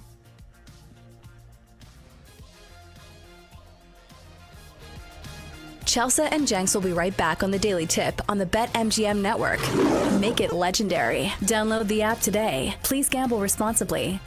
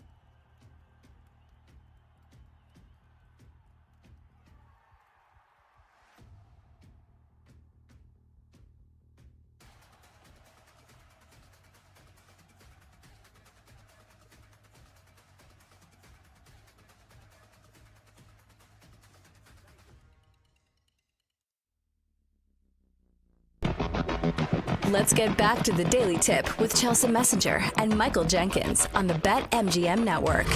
Make it legendary. Download the app today. Please gamble responsibly. All right, welcome back on a Wednesday and a Whine About It Wednesday at that. In a few moments, we'll air our grievances when it comes to this week in our lives. So, Jenks, what I'm going to complain about is a prominent talking head making one of the dumbest takes I think I've heard in quite some time. And I understand hot take culture, and some people have to do it for attention.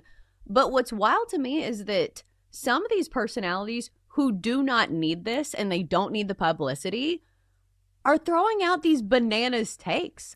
Like, I don't know if they're just bored and they like feel like they need more attention, but like it used to be like the bottom feeders. Like, all right, we know Skip Bayless, that's his thing, that's his shtick.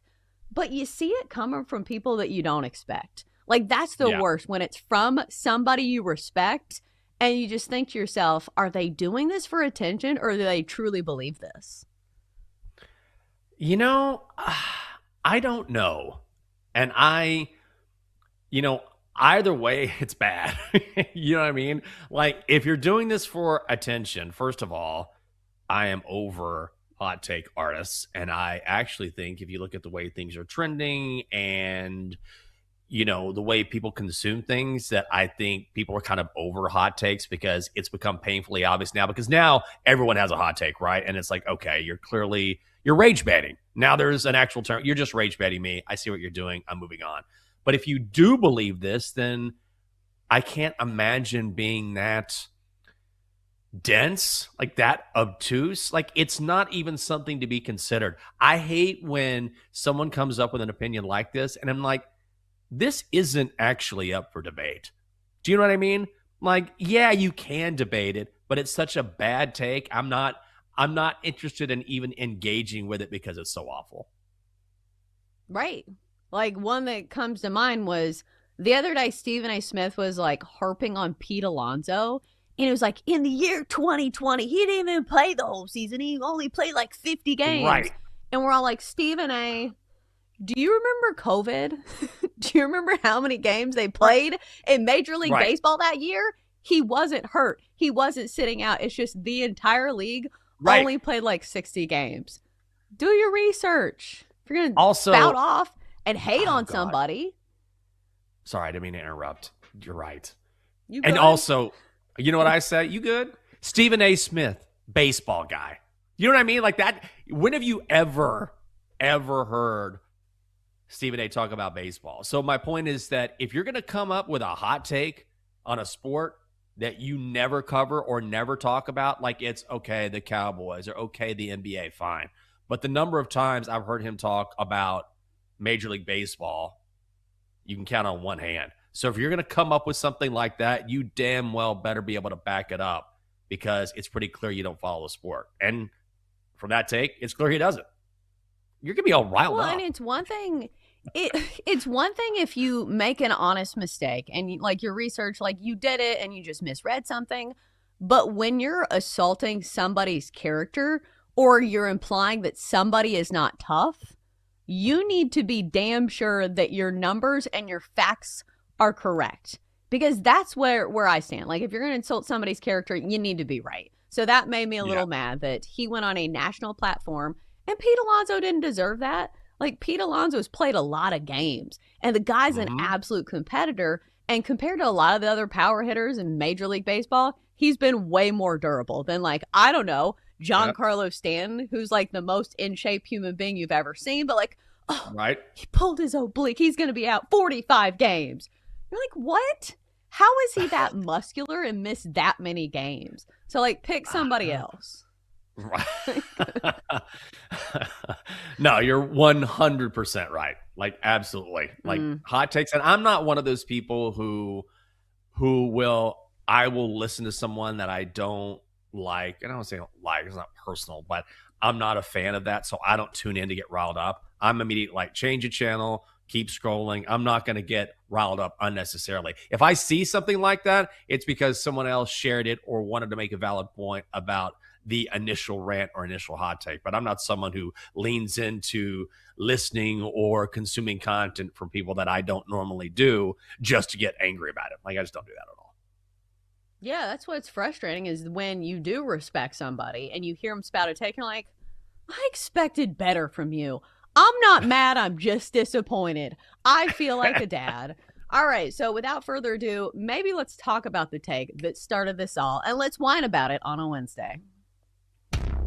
Why talk about it when you can whine about it? Whine, whine, whine. Here on Whining Wednesday. Do you want to hear whining? On the Daily Tip. All right, Jenk. So here is the take that I will be whining about on this Wednesday. So Fox Sports analyst Joel Klatt, who I do respect for his college football knowledge, had this take about March Madness. He said, "We don't want Cinderellas. We want the best teams playing each other at the end. The NCAA basketball tournament is a joke.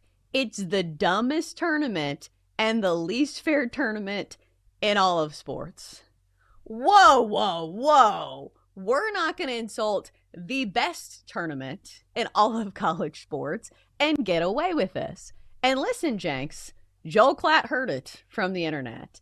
Everybody, I feel like, united as one, and that doesn't happen often on the internet, to clown him for this tape. Because here's the thing. Like, from the jump, if you watch the NCAA tournament, the Final Four is normally not Cinderellas. Maybe we'll get one, but it's a bunch of blue bloods who have won the national tournament, or the national championship, I should say. So when you come to me and say, we don't want Cinderellas, we want the best teams. Do you remember last year's Final Four?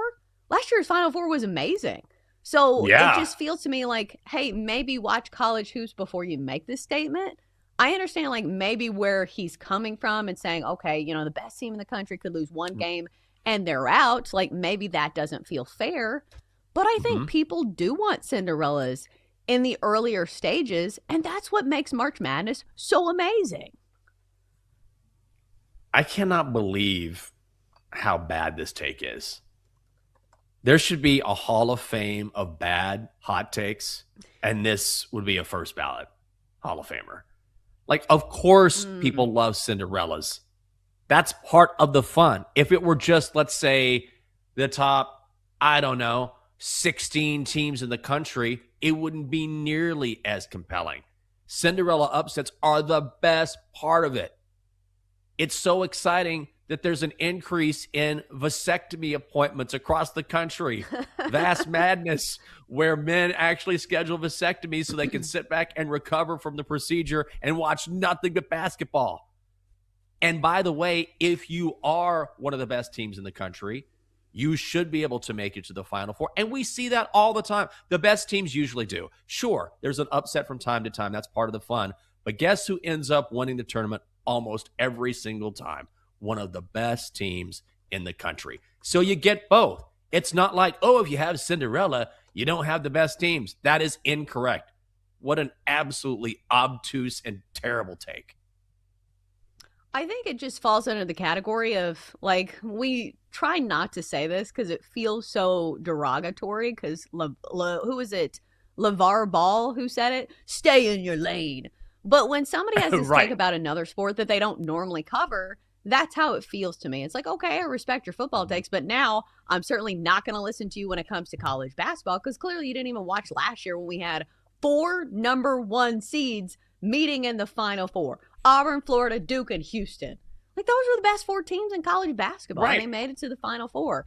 And, like, here are the champions from, the last 15 years or whatever. Florida, UConn, Kansas, Baylor, UVA, Villanova, UNC, Villanova, Duke, UConn, Louisville, Kentucky.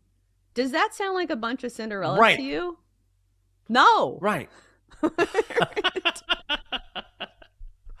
I mean, I don't even know what to say. It's like yes. What are you watching? What are you watching? I don't know. And that makes me, it's such a bad take to go back to the original point. I think, wait, is this, you don't really believe this, right? I mean, you don't really believe this, but maybe he does. And maybe that's what happens when someone is so singularly focused on a particular sport that they kind of miss the point of other sports, or they're viewing it from the outside looking in. Like if you're on the periphery of March Madness and maybe you don't get it because maybe you don't care about college basketball at all. And maybe you're someone, you don't get this Cinderella thing because you're not following the sport in the first place. So all you want to do is skip ahead to the final 4 teams and watch some championship basketball, which we get anyway. I'm trying to figure out how you come up with something like that. I don't know how. Yeah, and he is getting absolutely roasted on the internet. Jenks, I feel like what is a very limited and scarce resource these days is trust and credibility.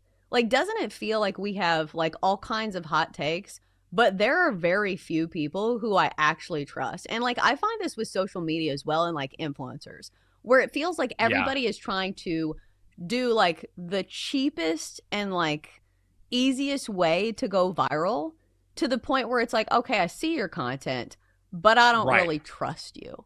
Do you get what I'm saying? Yeah. Like, I feel like that's an epidemic these days. 1,000%. And trust and credibility are massive in journalism. God, I shouldn't even say journalism because we're giving people too much credit. Just in life. Like credibility, it's kind of like a building, right? Like credibility can go away like that, just like you can implode a building. Like credibility is built up very slowly. You have to have a foundation, brick by brick, and you build it up. But you can destroy it in a moment with a really bad comment. And I'm not saying you don't have any credibility just because you had a bad take on March Madness. But the broader point is it's much quicker to tear it down than it is to build it up. Well, and also I question your logic because like it's not about like the sport itself. It's like, okay, well, how does your brain work? How does your logic work? And so if you're using your brain to come to that conclusion, it makes me wonder, okay, should I trust your brain on using logic in other things? Maybe I'm being too hard on him because I will say I do trust Joel Klatt when it comes to college football takes.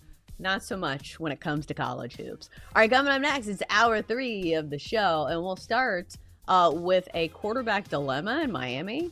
It's next on the Daily Tip.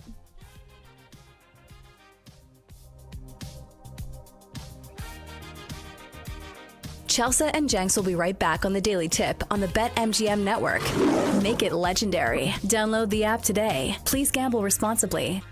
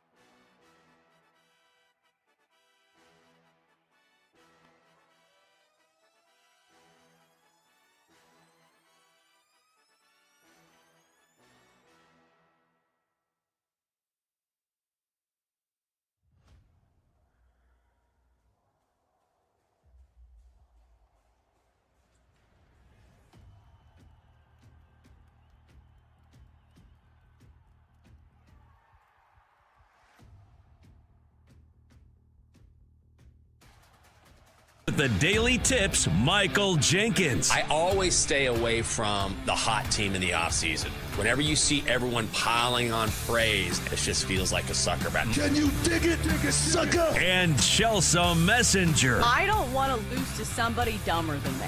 Yes. When you're in an office pool with somebody playing fantasy football and it's somebody who just puts it on autograph, like, I don't watch football, whatever. I don't want to lose to those people. Le who? The her. For the best wagertainment here on the BetMGM Network. Hey, Dad, don't forget about me, the Dunkster. Sponsored by BetMGM. Make it Legend? Wait for it. Dairy. Download the app today. Please gamble responsibly. It's that time. Hour 3 of the Daily Tip on the BetMGM Network. Hope you're having a great morning. Thanks for being with us.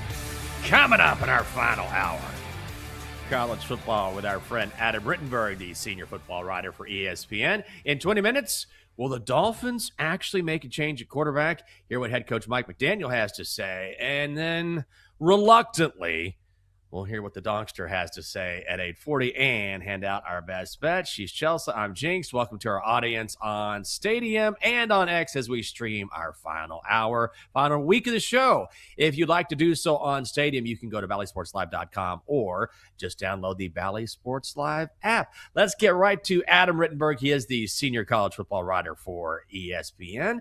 Adam, good morning to you. Love starting the hour off strong. And let's begin with this. Ann Arbor, what are the Wolverines going to do? Hey, good morning, guys. I think a lot depends on what happens this Friday in the college football playoff first-round game, Alabama, Oklahoma. Kalen DeBoer, the Alabama coach, has a couple of times gone public and said that he's not talking to anyone. He doesn't want to talk to anyone. He wants to be the Alabama coach in 2026, but if you're Michigan, he is the best fit for you, without a doubt, in this cycle. So you want to take a shot if there's a shot to be taken. And if Alabama does lose to Oklahoma and their season ends and the backlash that will happen around that program starts, because that's what they do at Alabama, you have to at least try to talk to Kalen DeBoer and make your case. Now, if he is off the board, and I think he likely will be, then you move on to some other candidates. Kenny Dillingham from Arizona State's been connected to this job. He's trying to get a new contract done to stay at ASU, but it hasn't happened as of this recording. Clark Lee at Vanderbilt, I think, is an interesting name. Jed Fish at Washington is a former Michigan assistant who's been around a lot in the college and NFL ranks. There are some NFL candidates that they're looking at, but I do think from Michigan's perspective, especially because it doesn't really hurt them to wait a couple extra days, if they could actually take their best shot at Kalen DeBoer and try to make it happen. All right, Adam. So we do have first-round matchups in the college football playoff this weekend, and the second a bracket is involved, I feel like I'm filling out my March Madness bracket where I'm like, okay, what are the big first round upsets? So I'm looking at these 4 games. You got James Madison and Oregon, Alabama, Oklahoma, Tulane and Ole Miss, Miami, Texas A&M. Do we have any upsets in the first round? Well, I think it's going to be hard to see James Madison or Tulane winning, especially because Tulane's already been blown out by Ole Miss. I think John Summerall's team will play admirably at Oxford, but there's just some pretty big talent edge on both of those games. So I think the Miami A&M game certainly can go either way. I think Miami really benefits from that game being an 11 a.m. local kickoff as opposed to under the lights. And Kyle Field's going to be great. 12th man is a 12th man, but you certainly would rather enter that building in the late morning hours than in the evening. So I think Miami, which has gotten this new wind being part of the playoff, when it looked like it wasn't going to happen, I think they can go in there and win that game. And then I think Alabama-Oklahoma is very much a toss-up, even though Oklahoma is at home, even though Oklahoma has won the last 2 meetings, including, back in mid-November. I was at that game, and they won, and despite being outgained by about 200 yards. And, it's a hard formula. You're essentially banking on Alabama to turn it over and make other mistakes. They made some mistakes on special teams, and Oklahoma, to its credit, was able to win. But it's really hard to beat a Kalen DeBoer coach team 3 times in a row, which is what the Sooners are trying to do. And they're going to need their home field, I think, to really show up and become an advantage against Alabama, which, again, has not played well lately, but also has had a chance to reset since the SEC title game and try to put its best foot forward there in Norman. Adam, which team, in your view, in the college football playoff is better than we realize, and why? Ooh, that's a good question. I don't know how many people have really watched Texas Tech this year and just how dynamic they are on the defensive side. I think their spending has gotten a lot of attention, and Cody Campbell and everything that's kind of gone on there. But how many people have actually watched what this defense can do? And it's going to be outstanding. I mean, you figure Oregon's going to beat James Madison unless there's a major letdown from Dan Lanning's team. And Oregon's another one. I think the game that I'm probably most excited for, guys, that could happen in the quarterfinals is Oregon and Texas Tech. These are two teams that take a lot of heat for how much they spend on their rosters because they're not, the longtime traditional blue bloods. These are two excellent football teams, especially Texas Tech on the defensive side, Oregon too. And Oregon is getting healthier at wide receiver. They've essentially gone through the season very limited at that position. And that's why they've been so reliant on Kenyon Sadiq and some of the tight ends and backs. But their receiver room is getting healthy at the right time ahead of possibly a matchup against Texas Tech in the Orange Bowl. Who do you think has the more favorable path to the national championship? Is it Indiana at the top of the bracket where they face either the winner of Oregon and Texas Tech? Or do you think it's Ohio State who faces potentially Ole Miss or Georgia or, the winner of the Miami-Texas A&M game in that first round matchup? Because we see this, again, going back to basketball, sometimes matchups can be incredibly important. So when you see this bracket and how it stacks up, do you think Indiana or Ohio State have advantages when it comes to matchups in their respective part of the brackets? Yeah, it's definitely Indiana. And this is a statement that, again, you have to understand this wasn't a statement we could make long ago, but whoever Indiana faces in the Rose Bowl, whether it's Alabama or Oklahoma, two of the winningest programs in college football history, Indiana is better than them. They are significantly better than them when they're playing at their best. And I know they lost the defensive lineman, unfortunately, after the Big Ten championship game. Unfortunately, got injured celebrating. But this Indiana team is there's not a real weakness on this entire roster, and they've been tested. So Indiana will face Alabama or Oklahoma at the Rose Bowl, and then if they advance, they would go against most likely Texas Tech. Or an Oregon team that they've already beaten by 10 on the road in Eugene. So it's not an easy path, but they don't have Georgia. And that's what Ohio State, likely will have in its way if Georgia is able to win its quarterfinal matchup. Georgia is playing at a very high level. It's a program that has a head coach that's used to playing for and winning national championships. They're very, very talented up and down their roster. I think their quarterback, Gunnar Stockton, doesn't get enough credit nationally, especially for how good he's been in the fourth quarter. So, it's hard to beat an Oregon team for a second time, but Indiana's already done it. I think Indiana is a more complete team than Texas Tech. They have a much better quarterback, in my opinion, with Fernando Mendoza, the Heisman Trophy winner. So, it's right there for Indiana, a team that was eliminated in the first round last year to not just be part of this and be excited to be number one, but advance to the national championship game. Adam, let me ask you a little more about Indiana. And I've talked about on this show and talked to other people about the fact that this is one of the greatest stories in college football history when you consider their history and when you consider how absolutely putrid they were as a football program for so very long, for decades, for most of their history. Can you shed a little light and some perspective on that, having covered the game for so long? It's unbelievable. I mean, being there on the field afterward, they beat Ohio State. I mean, you couldn't have scripted it any better to win in Indianapolis, 50 miles from your campus, to win a 1-versus-2 game where you're the 2, And, to be led by the first Heisman Trophy winner in team history in Fernando Mendoza and a coach who has literally just changed everything since his arrival in late 2023 in Kurt Cignetti. You just don't see this in college football. It's not a Cinderella sport. It's a sport where the teams that have always won, that have the most resources to obtain players and the best coaches, they're the ones who are supposed to win. Whoever faces faces Indiana in the quarterfinal, like that team is supposed to win. But Indiana is better than both of them. I mean, they may not play well enough to win the Rose Bowl, but anyone who's watched Indiana and Alabama and Oklahoma will say objectively that Indiana is a better team this year. They just are. And so it's not fluky. Last year was obviously the big shock because we never expected Indiana to be in the playoff.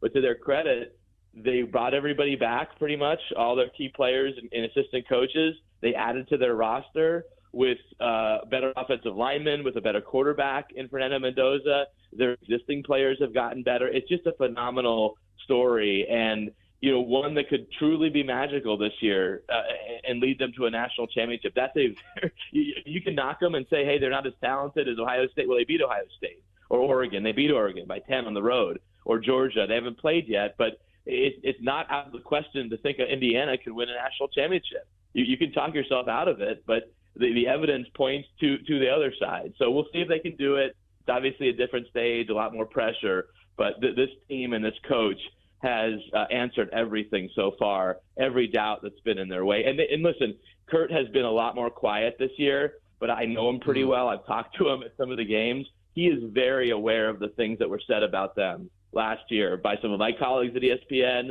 by some of the broadcasters, and they have used that as motivation throughout the season because he knows that they were disrespected at the end of last season. All right, so we have a couple minutes left, and we haven't talked about Ole Miss yet, and it feels like so many cycles of media talk that we've already passed because college football is so chaotic. But I look at this game and I say to myself, okay, Lane Kiffin missing is a big part of their offense. Obviously, he's commanding a lot of money for a good reason, great offensive play caller. So they won't have him. But then you look at this team who I feel like will have the ultimate motivation of saying, okay, we need to prove a lot of people wrong here. What do you expect from Ole Miss in their first game in the college football playoff? Yeah, I think they're going to play well. They have a number of their assistants that have left with Lane Kiffin who are back for the college football playoff run, including Charlie Weiss Jr., who's their offensive coordinator and play caller. Defense doesn't really change because that was Pete Golding's deal, and now he's the head coach. I do wonder how he functions in that role. Being front and center, being the center of attention. He wasn't doing a lot of media when he was the defensive coordinator, so it is a little bit more on his plate. But this is a really good team, and I love the attitude that Trinidad Chambliss, their starting quarterback, has displayed throughout this season. Coming in from Ferris State, a Division II program, and immediately becoming a leader on this team when he had the opportunity to start. They're very talented on the defensive side, despite losing a number of players to the NFL draft this past draft. Kewan Lacey, one of the best running backs in the country, Doak Walker Award finalist, leads the nation in rushing touchdowns. So it's a very complete team that is absolutely capable of advancing in the playoffs and maybe making a run even without Lane Kiffin. But it is an unprecedented situation in the college football postseason to not have your head coach and try to pick up the pieces after that. So it'll be a very interesting team to watch here going forward. He is the senior college football writer for ESPN. Follow him on X at ESPN Rittenberg. It is our friend Adam Rittenberg talking about the college football playoff. Adam, thank you so much for your time and your insight. We always appreciate it. Yep, thanks for having me, guys. You bet. I was so tempted to be like, Adam, is Diego Pavia a baby? And I was like, no, be a professional. He's not going to answer that question, Michael. But I almost asked about just his thoughts on, a college football player acting out like that because we rarely see that. But ultimately, I think the big takeaway is if you ever doubted Indiana, then Adam is someone who covers this team, knows this team as well as anyone. Don't. They've proven all they needed to prove, and now they have a chance to win it all, which is still insane to me. And it's wild to me. It's like, how many times do they need to prove it before they're Right. favored to win the national championship? Because if you look at all the odds makers, they still have Ohio State as the favorites to win the national title, even though Indiana just beat them in the Big Ten championship. Right. Yeah, it's crazy. I was like, okay, Indiana's definitely the favorite. And then I saw the odds, and I'm like, oh, there are the Buckeyes, 2-1. Hoosiers right there, plus 280. And then you have the Dogs of Georgia sitting at 6-1. Coming up next, we will go back to the pro game. To a be or to a not to be? That is the question. The Dolphins consider a change at quarterback. That is coming up next on the Daily Tip. It is here on the BetMGM Network on a Wednesday. Come on back.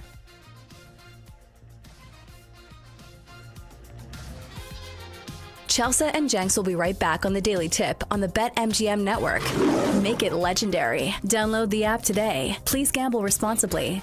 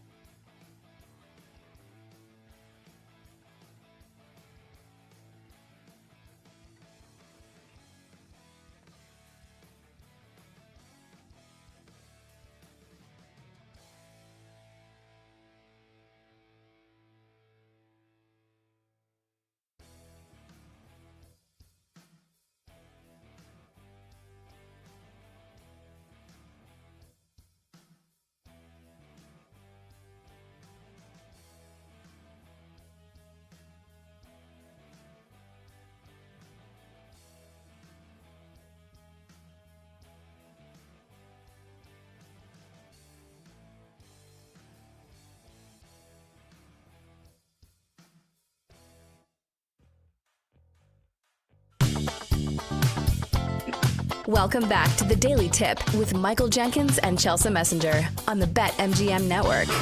Make it legendary. Download the app today. Please gamble responsibly. Here we go. Welcome back. The Daily Tip on the BetMGM Network. Hope you're having a great morning. I'm Michael Jenkins. She is Chelsea Messenger. Coming up on the show, Miami considers a change and perhaps one to save Mike McDaniel's job. So you have to tell me this mascot story. I love mascots. Love mascots. I've done stories on mascots. I've been in mascot uniforms or get-ups and done stories as a mascot. So I got to hear this. Yeah. So last night, basketball, we had one of the best live mascot matchups in recent history, at least in my humble opinion, because your girl loves dogs. Okay, so last night we had Butler and their Bulldog and UConn and their Husky. And thanks to the social team, shout out to them for capturing this incredible content of the UConn Husky and the Butler Bulldog, like running around the court. They're being best buds. And then they have these outfit changes where they have Christmas-themed get-ups, where Butler Blue, who is the Bulldog, has on an elf mascot costume, and then the Husky has on a Santa outfit. I mean, it doesn't get more wholesome than that. Oh, I love that. Mascots make me cackle sometimes, like when they do a particular bit. Like Youppi is the greatest one of all time. I've told you about Youppi, right? The former Expos mascot. Oh my God. Go look at the video. There is an old video and it's so funny, and he gets kicked out of the game because he's got, you know how you joke around with me about going to bed with my little sleepy time cap on and my pajamas. Mm-hmm. So Youppi is walking around like with this sleepy time cap on, like he's in PJs, and he's walking on top of like the Dodgers dugout when they're in Montreal. And Tommy Lasorda, the legendary Dodgers manager, like gets angry at him and is tired of it and is like arguing and pointing at him, and Youppi gets kicked out of the game. Oh my God. It's so great. So great. I love a good mascot story or a mascot video. Well, here's the thing. I feel like I should like reiterate that these are the live mascots. So these are not humans. So I feel like it would be very like, it's actual dogs. Like, that's what I'm saying. Oh, wow. It's not people dressed as like Huskies. It is an actual Bulldog and an actual Husky. So I feel like that would be tough for an opposing coach to like go over and kick the Bulldog. So that Bulldog didn't do anything to you. Because it is very easy to get irritated with like human mascots who are in costumes, because sometimes they are obnoxious. Who is the Chiefs player? I'm looking this up right now. And it's an older Chiefs player, and he would not go on the field because the Chiefs he hated have horses. a horse. Yeah, he hated horses. Was it Eric Berry, maybe? And so there's that very famous video where they ride the horse around Arrowhead, and he was like, he did not want to go out there because he was terrified of horses. And then later on, as part of this story, they actually introduced him to a horse. And it shows him like slow, like he's a grown man. I mean, you're a horse girl. You grew up around horses, and I grew up around horses, not like you, but I'm from the sticks in West Texas, so I've ridden horses, been around horses, and it shows like I think it's Barry just slowly petting a horse for the first time, like being introduced, which was just wild to me. But he was terrified. I think people should have a healthy fear of horses. It's almost similar to like the sea or the ocean, where you need to respect its greatness. And obviously I'm a former horse girl, so obviously I love horses, but they're very powerful and they can't hurt you. So I think a little fear is fine, but like the trained ones that, you know, somebody's riding on the field, like those are like the ultimate, like good behavior horses. They are not wild stallions. Yeah, this is, I mean, you know a lot more than I do, but I just looked this up. It is Eric Berry, and it says he had equinophobia stemming from a childhood pony bite. So that explains it. But look up that video if you can. It's really good. It's afraid of a it's pony? Called horse. Yeah. You're like, whatever. It's just a pony. I'm not sweating that. Well, Tua Tagovailoa should be sweating his job because he was not good against the Steelers on Monday Night Football. So head coach Mike McDaniel was asked about that performance and a potential quarterback change yesterday had a very interesting answer. We have to have, a certain standard at each position. All positions are the same. There's no one entitled to preferential treatment. And when there's a better option, we have to, it's my job to attack that. So, I think there's still a lot left in the day. Like I said before, 14 hours removed from the game. So, I don't trivialize any decision I make, particularly, one where someone touches the ball every play. So there's multiple things that have to be thought through, but ultimately we need to have better play at that position. I always feel like Mike McDaniel's just about 3 seconds away from just shutting down and just passing out when he talks. But do you think this is a real possibility? Tua completed 6 of 10 passes for 68 yards and a pick through 3 quarters on Monday Night Football. Yeah, he padded the stats in the fourth because they were garbage time touchdowns and that game was over. But do you think this is going to happen, and should it happen? I think they at least need to consider the possibility. Like, I understand there's some Mhm. ramifications when it comes to his salary. I think he's owed, $39 million next year? But we've seen teams overcome this. And at the end of the day, your ceiling is as high as your quarterback's going to take you, unless you have like an all-world defense. And that's certainly not the case for the Dolphins. Like, we've seen it with the Broncos, where they were hamstrung by the contract that they gave Russell Wilson. But look at them now. They have a young quarterback that they drafted in Bo Nix, and they're doing just fine. So there is a pathway for the Dolphins to get away from Tua in this situation. He's one of those quarterbacks that I feel like fits under the mold of, okay, how old is he actually? How long has he been in the NFL? Because sometimes I still think of him as a young quarterback, but he's had 6 seasons in the NFL, and it does feel like it is a big enough sample size for us to know what he brings to the table. And the problem is he's not getting better. He is getting worse. Yeah. Statistically, this season looks to be one of his worst of his career. 20 touchdowns to 15 picks. One of the worst marks in the league. I believe he's leading the NFL in interceptions. And here's the other thing. It's one thing when you see a quarterback on a bad team, on a bad franchise, and you're like, okay, well, they don't have any weapons around him. It hasn't been the case for Tua. He has had years where he's had some of the best weapons in the NFL. When you talk about Tyreek Hill, when you talk about Jalen Waddle, Devon Achane this year, if you play fantasy football, he can be an absolute weapon in which you can work with, So it's not like Tua has had a cupboard that has been bare. The problem is, even in years where he's had statistically good seasons, it just crumbles in the postseason, or when the weather dips below 40 degrees. And the problem is, when the playoffs are played in January, this is a problem when you go on the road and you have to win those games in cold weather. The Dolphins, as a franchise, haven't won a playoff since the year 2000. So I feel like if I'm ownership and I'm looking, down the barrel of a 7th year with Tua, I'm thinking long and hard before I pull the trigger. Yeah, Tua is an interesting case, and I think it shows how difficult it is to play quarterback in the National Football League. Because there was a time when it looked like Tua was going to take that next step. That's why he got that contract. And some of that has to do with the fact that it's just difficult to find a starting quarterback in the NFL. So if you find a decent one, you got to lock him down. But they're sort of stuck with him, at least for a while. He's going to make $39 million in base salary next season. They can finally cut bait with him in 2027, but he's going to have a monster number against the cap. So we'll see how that pans out.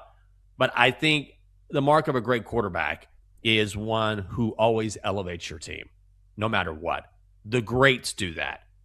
Tom Brady did that. That's what he was famous for. Just give him a receiver, give him a warm body, and he's going to elevate everyone with the way that he's playing. Baker Mayfield was doing that early in the season, right? Just he was elevating that offense. With Tua, his greatest success came when the Dolphins were completely healthy, and particularly when Tyreek Hill was in the lineup. So remember when they were having that really great year offensively, and even Tyreek Hill said, I don't really know the offense yet. Like he admitted, he was just kind of running out into space, and Tua was dumping these passes off, and then Tyreek would take off. And maybe he could throw a decent long ball from time to time. But now that Miami isn't at full strength, this is when you need your leader to step up and elevate everyone around you. And he just hasn't been able to do it. So you can have that great year or two, and it looks like you're going to take that next step. Next thing you know, you're regressing. You're not progressing like you should. It's just exceptionally tough to play quarterback in this league. And I feel like if you're Mike McDaniel, you almost have to make a change here. But also he has Zach Wilson and Quinn Ewers. So he's gonna take a real chance here if he decides to bench to it. Zach Wilson, we know Zach Wilson, and Quinn Ewers, who I love because he went to Texas, but he's still a rookie. Right, but the rest of the season really doesn't mean anything because the Dolphins are eliminated from the playoffs. So maybe you kind of see what you got on the roster there and try some of those guys at least for part of these remaining games. But I don't know. When it comes to Tua, like, think of him like an investment, and it just feels like there's so many red flags because we haven't even brought up the fact that he had that period of his career where we didn't know if he was going to play football again. You know, and you think about the head injuries, and that's kind of looming over your head as well. So if you're thinking about like his next contract, is that somebody you really want to invest the future of your franchise in? It's not his fault, obviously, but still it's something to consider. Like, we have seen people, you know, been dinged for far less when it comes to these contracts because the NFL is just a tough league. So I don't know if that's like partly, you know, one of the reasons for his decline, but it's also like, again, he's not getting better. It feels like he's in the same category as maybe Trevor Lawrence of quarterbacks that remember when they came out of college where it used to be tank for Tua and then it was tank for Trevor. Like, both of these quarterbacks were so highly regarded coming out of college that we had really high expectations. But both of them have kind of middled throughout their careers. But I think when you look at Trevor Lawrence, and a lot of it has been like their franchise has just been terrible. Urban Meyer that one year feels like just ruined a year for Trevor Lawrence. So when you have the eye test available and you're like, okay, let's watch Trevor Lawrence and let's watch Tua Tagovailoa. One of these quarterbacks is still making great throws. The other one is going, what did you say? 6 of 10, you know, in the first 3 quarters. And he looks like he's seeing ghosts every time he gets pressure. Yeah, and he ruined our under. I mean, wasn't mine, brother. You were on Tua's under in that game, were you not? Oh, the passing prop under. I thought you meant the under for the game. No. Yeah. The stat padding. Didn't love that. Yeah, because had you been able to keep the game close, you guys would have run the ball, which was your game plan for winning, but you were so far behind, you went over your passing yardage prop trying to get your team back in a game. It was over anyway, regardless. One more note from college football, which, of course, relates to the pros, and that is that Jeremiah Love, the Notre Dame running back, has declared for the NFL draft. Posted this missive on X saying this in part, I know I'm prepared for this moment because of the amazing people in my life, and I want to thank them now. From the amazing football support staff to my fellow students, I could not have picked a better place for me to grow into the man I am today. Love, third in the Heisman voting. I mean, he has just been a monster in his career. 433 carries, 2,882 yards, 36 touchdowns. And if you look at the big board rankings for next year's NFL draft, ESPN has him number 1 overall. Mel Kiper, Big Kipe, has him at 3. Pro Football Focus 6, CBS number 14. And that is sky high for a running back, but he is exceptional. Oh, yeah, he certainly has the talent, but we've seen it in the past where I feel like fit matters so much in the NFL, and you can have all the skill in the world, but if you go to a bad team or a team that just, you know, doesn't fit your skill set, I don't know, it feels like your ceiling is kind of limited. So it'll be interesting to see which team he goes to. Obviously, we'll have to wait and see on that. But when he says, I couldn't have picked a better program to go to, Jenks, did you start rolling your eyes like I did? I'm like, I don't know how I feel about Notre Dame right now. I'm like, yeah, well, I'll tell you one thing. They handled that so poorly. Deep of Aqua going around the press tour, telling everyone how they were so aggrieved. And I mean, I don't know. I have not met anyone outside of Notre Dame fans or someone who attended Notre Dame who agreed with what he had to say. So they did not, however they thought that was going to play out, it didn't play out, I think, in the manner that they anticipated. Yeah, what we need is a whine-off between Diego Pavia and Notre Dame football. Jenks, who you got? Oh, man, that's a tough one. I'm actually going to go Notre Dame.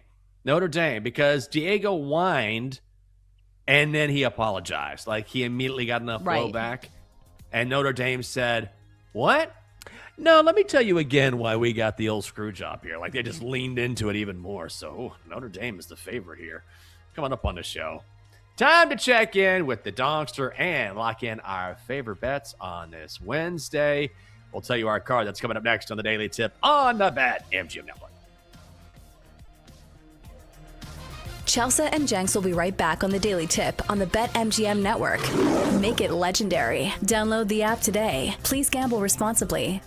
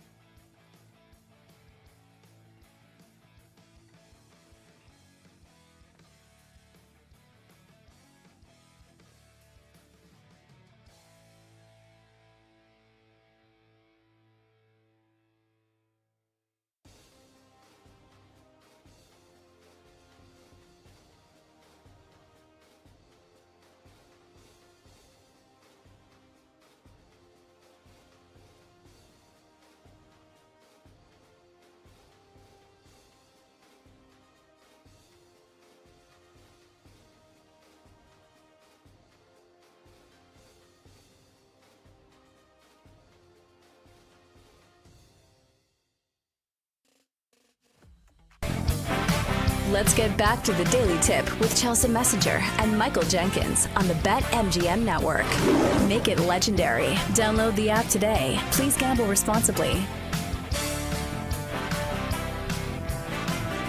Welcome back on a Wednesday, the Daily Tip on the BetMGM Network. Thanks for being along. We are live across the country from 6 a.m. to 9 a.m. in the East. Final week of the show. Coming up, Donkster, best bets as well.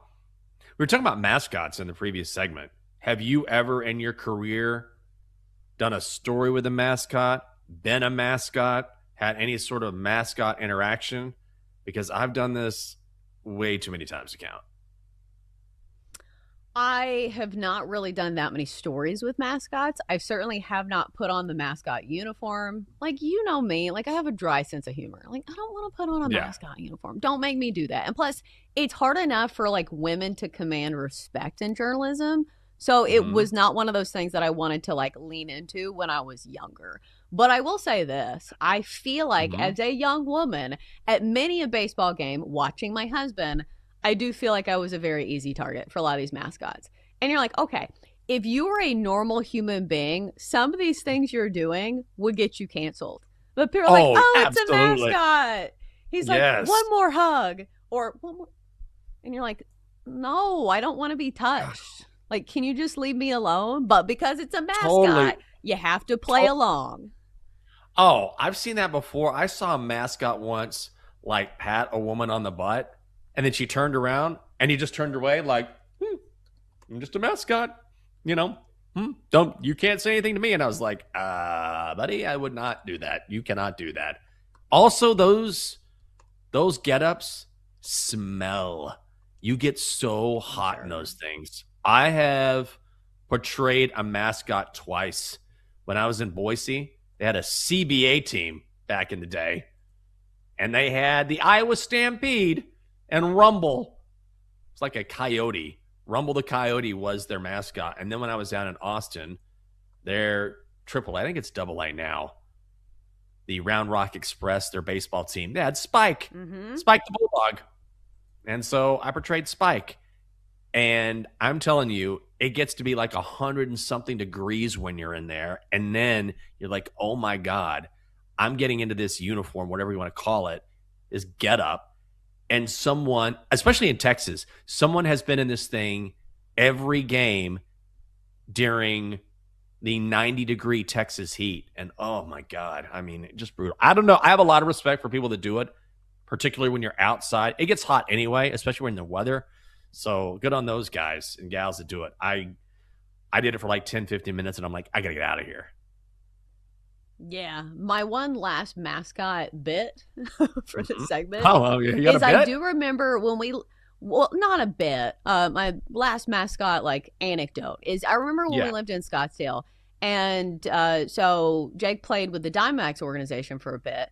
And I remember people really loved the Diamondbacks mascot. I think his name was Baxter, to the point where the guy who wore the costume was so popular that he ran for mayor of Phoenix. What? I don't know. I don't remember if he won, but like he was a super popular guy. Like people loved him. Oh my, it's amazing. God, when I was back at NBC, I did a couple mascot stories, and then one day they were like, hey, we want you to sit down and do a one-on-one interview with a mascot. I think it was Screech from the Nationals, or maybe it was Gee Whiz from the Wizards. And I was like, yeah, but mascots don't talk, guys. Like, they're like, I'm like, they don't, that's part of the code. Like, they don't talk. Like, how am I supposed to do this interview with a mascot? And that was the whole, you'll make it funny. I was like, will I? And so I sat down across from, I think it was Gee Whiz, and just sat there. We were both in chairs, but we presented it like it was a serious one-on-one interview that you might see on like 60 Minutes. So I was asking all these probing questions, like serious questions. And then the mascot would be like, oh my God, hands on the head, like, oh, I don't, making these gestures. And I was like, well, I mean, it has been a tough time. There's no question. You've got some public blowback. So I just had to act like I was hearing something, and it kind of worked, but it was not easy. They don't speak. like a very important roadblock when you're enter. So salute to you for making it work. Yeah, it was a good time. Good time. Let's have some good times on this show. Chelsea, let's throw in a bunch of bets. Let me look at your card right now before we get to it. Just one? Are you just going to go big on Friday? Because I know you said that earlier. Yeah, I don't want to go big on like the NBA because there's only two games. Why not? There's only 2 games. Okay. No. Okay. Well, you go big on the NBA. I think you do it. No, you do it. Big talker. Why don't you do it? All right. I see the bet on the card, so I want to hear the rationale behind it. Let's find out who we have the most faith in today. Time to place your bets.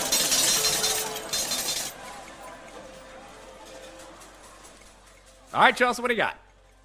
All right, best bet of the day is going to be a combo bet on 2 of the players that I think are going to be the most trustworthy tonight in the NBA. So we're going to start with Julius Randle tonight against the Memphis Grizzlies. I think he has the advantage here in the fact that you look at his points props tonight, and it's a little high, so I'm going to play an alt line. 18-plus points. He's hit this number in 5 straight games. He has been a very dependable source of points for the Timberwolves, and especially when you have the question marks surrounding Anthony Edwards, there's a chance he doesn't play tonight. And plus, it's a good matchup against a Grizz team that defensively is going to be really struggling, I think, to stop this T-Wolves team, especially down low, especially with what Rudy Gobert brings to the front court as well. So we're going to go with Julius Randle as the first leg of the parlay, 18-plus points. Then we're going to go to Donovan Mitchell, 3+3. So the Cavs have a bunch of injuries. Jared Allen is just making his way back to the court. Their forward, is also going to be out for this one. So I think for Donovan Mitchell, it's just going to be a case of him needing to score more. And defensively, the Bulls bring not much to the table. One of the worst defensive teams in the league. So I think he's going to have to shoot a bunch of threes. He's hit this in 4 of his last 6, hit 41% of his threes dating back to his last attempt against the Bulls. So 3+3s for Donovan Mitchell and Julius Randle, 18-plus points. That's -140. That's my best bet. All right. Let's go. I know you're still riding the high from the NBA Cup, so I don't blame you on betting on the association. I get it. Okay. How about the Cure Bowl? How about that? Old Dominion, South Florida. We're going under 53.5. So this is at Camping World Stadium in Orlando. Raises money for cancer research. That's a wonderful thing. Both starting quarterbacks in this game have opted out. Byron Brown, gone for South Florida. Colton Joseph, transferring out of Old Dominion. So you get 2 backups starting in this game. Gaston Moore going for USF, first ever college start. Then you have Quinn Henicle. I hope I got that right. Oh, Henny, they call him, I think. Going for Old Dominion. Barely has any experience at all. So essentially 2 guys, for all intents and purposes, starting their first ever college games. If you look at the defenses here, both teams actually very solid defensively, very good in the red zone.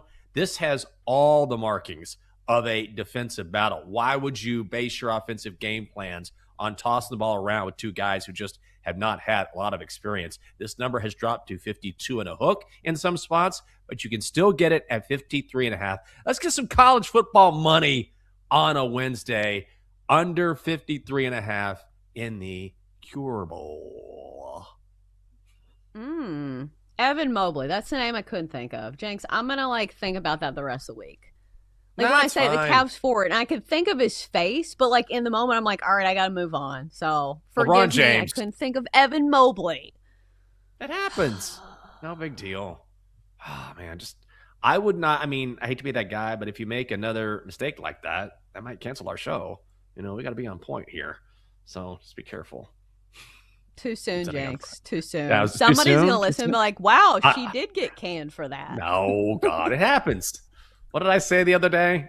I don't know what I said. It was something like, I think I said the team in Pittsburgh instead of the Steelers. I'm like, did you forget the Steelers, Michael, in the National Football League? It happens to the best of us. Don't worry about it. It's not a big deal.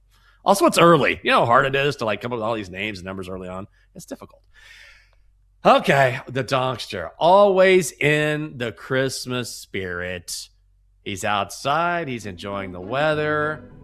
Docs, you've got on shades, blocking yourself from all the Christmas lights. I don't know what's going on with you, but tell us what's happening.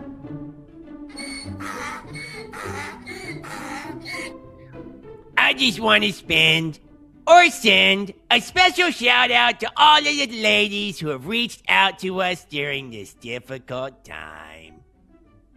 Well, you don't sound very upset. Dad, you're not reading the room. It's going to be really tough not having a show. Okay, well, I'm sorry. That's my bad. Whenever you show a lady how vulnerable you are, that's when you make your move. Okay, well, that's what I thought. Do you have a bet for us on this Wednesday? I do. Florida, minus 45.5, hosting Francis. St. Francis, but big number. Thank you, Dockster. You're welcome. Okay. Chelsea, are you willing to join the Dockster? This is your chance to add something to the card. Minus 45.5. I swear to God, if the Donkster and this bet comes home and he moves to 3-0, I'm going to lose it. I mean, here's the thing. Like, in betting, it's very similar to, you know, in March Madness, that one person in your office that knows nothing about basketball, occasionally they'll get a few games right. So yeah. I'm not sitting here and being like, all right, my credibility is staking on the opinions and the bets of this inflatable donkey. Like, no, that sounds stupid. And also, I can make uninformed bets by myself. So I don't know, Jenks. I'm struggling. Maybe I should follow the Dockster's lead because it feels like his bets are way better than mine these days. No, it's not. You know, I've had people ask me, well, who comes up with the Dockster's bets? And it's me. And honest to God, this goes to show how difficult sports betting is. I just look at a page and grab the first thing I see. And sometimes he has the best week. No analysis at all. Just like, yeah, that'll work. This is one of those. We'll see what happens tomorrow. That's going to do it for us on this Wednesday on the Daily Tip on the BetMGM Network. For Chelsea Messenger, I'm Michael Jenkins. Thanks for being with us, and we will see you tomorrow morning. You've been listening to the Daily Tip on the BetMGM Network. Make it legendary. Download the app today. Please gamble responsibly. If you missed any of the show, listen back anytime on the new and improved Odyssey app.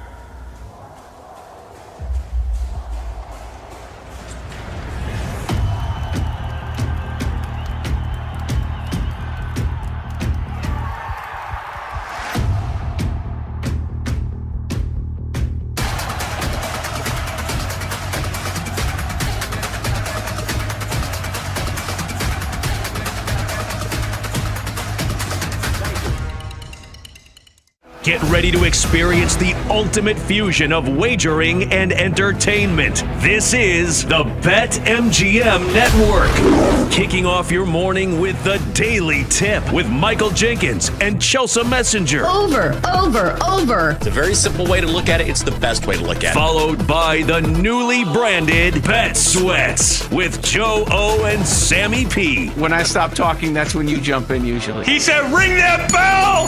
He said, ring that bell! Then it's You Better You Bet, hosted by Nick Costos and Femi Abebefe. Great teams teams and great players get a whistle. It's happened forever. It will continue to happen. Capped off every night with the electric Brad Evans and Ryan Horvath on BetMGM tonight. Oh, that's a sexy phrase. Quote Dr. Dre, creep with me and walk with me on this one. Welcome to a new era of Wagertainment. This is the BetMGM Network. Please gamble responsibly.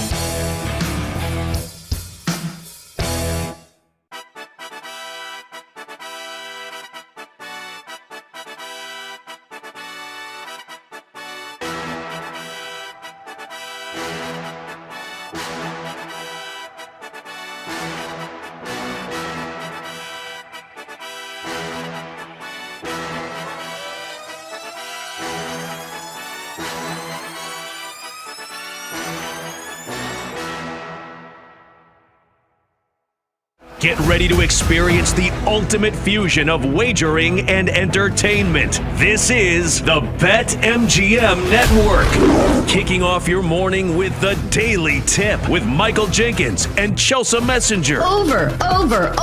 It's a very simple way to look at it. It's the best way to look at it. Followed by the newly branded Bet Sweats with Joe O and Sammy P. When I stop talking, that's when you jump in usually. He said, ring that bell. He said, ring that bell. Then it's You Better You Bet, hosted by Nick Costos and Femi Abebefe. Great teams and great players get a whistle. It's happened forever. It will continue to happen. Capped off every night with the electric Brad Evans and Ryan Horvath on BetMGM tonight. Oh, that's a sexy phrase. Quote Dr. Dre, creep with me and walk with me on this one. Welcome to a new era of Wagertainment. This is the BetMGM Network. Please gamble responsibly.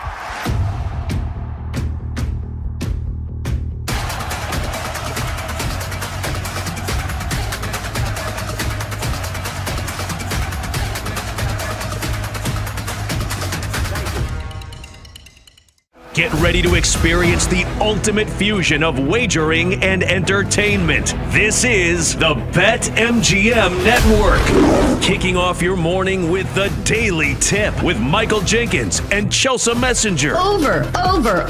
It's a very simple way to look at it. It's the best way to look at it. Followed by the newly branded Bet Sweats with Joe O and Sammy P. When I stop talking, that's when you jump in usually. He said, ring that bell. He said, ring that bell. Then it's You Better You Bet, hosted by Nick Costos and Femi Abebefe. Great teams and great players get a whistle. It's happened forever. It will continue to happen. Capped off every night with the electric Brad Evans and Ryan Horvath on BetMGM tonight. Oh, that's a sexy phrase. Quote Dr. Dre, creep with me and walk with me on this one.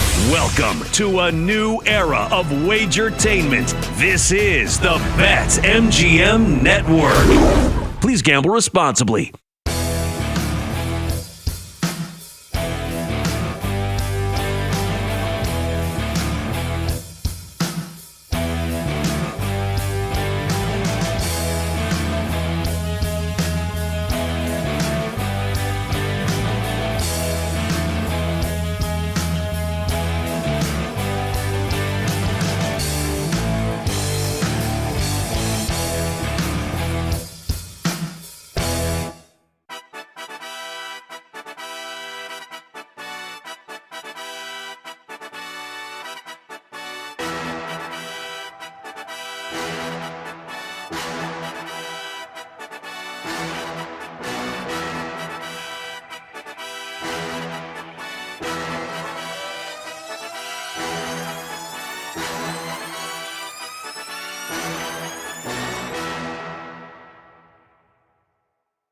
Get ready to experience the ultimate fusion of wagering and entertainment. This is the BetMGM Network. Kicking off your morning with the Daily Tip with Michael Jenkins and Chelsea Messenger. Over. It's a very simple way to look at it. It's the best way to look at it. Followed by the newly branded Bet Sweats with Joe O and Sammy P. When I stop talking, that's when you jump in usually. He said, ring that bell! He said, ring that bell! Then it's You Better You Bet. Desire to go. Believe it or not, I've never been there. And I'm just not motivated to go there because at least the people I know in Chicago, and maybe it's an inferiority complex thing, they don't have a lot of nice things to say for the most part. It's a great place to be if you don't have to be anywhere, if that makes any sense. Time if is you're not on an a issue. deadline. Yeah. Exactly. If you need to be somewhere at 10 o'clock p.m., you better leave yourself an extra 15 minutes. But that's neither here or there. I went and saw Book of Mormon last night. It was outstanding. Okay. Really? Oh, that's written by the South Park guys, Matt Stone and Trey Parker. So it was hilarious, as you could imagine. Didn't watch a bowl game. Didn't watch the NBA. Did I see the Knicks, though, at the bar? The Knicks were hoisting the NBA Cup. Good for them. I'll get you up to speed on that. You know what? Let's just jump into that right now. Yes, the Knicks win the NBA Cup. Good thing that you were at Book of Mormon.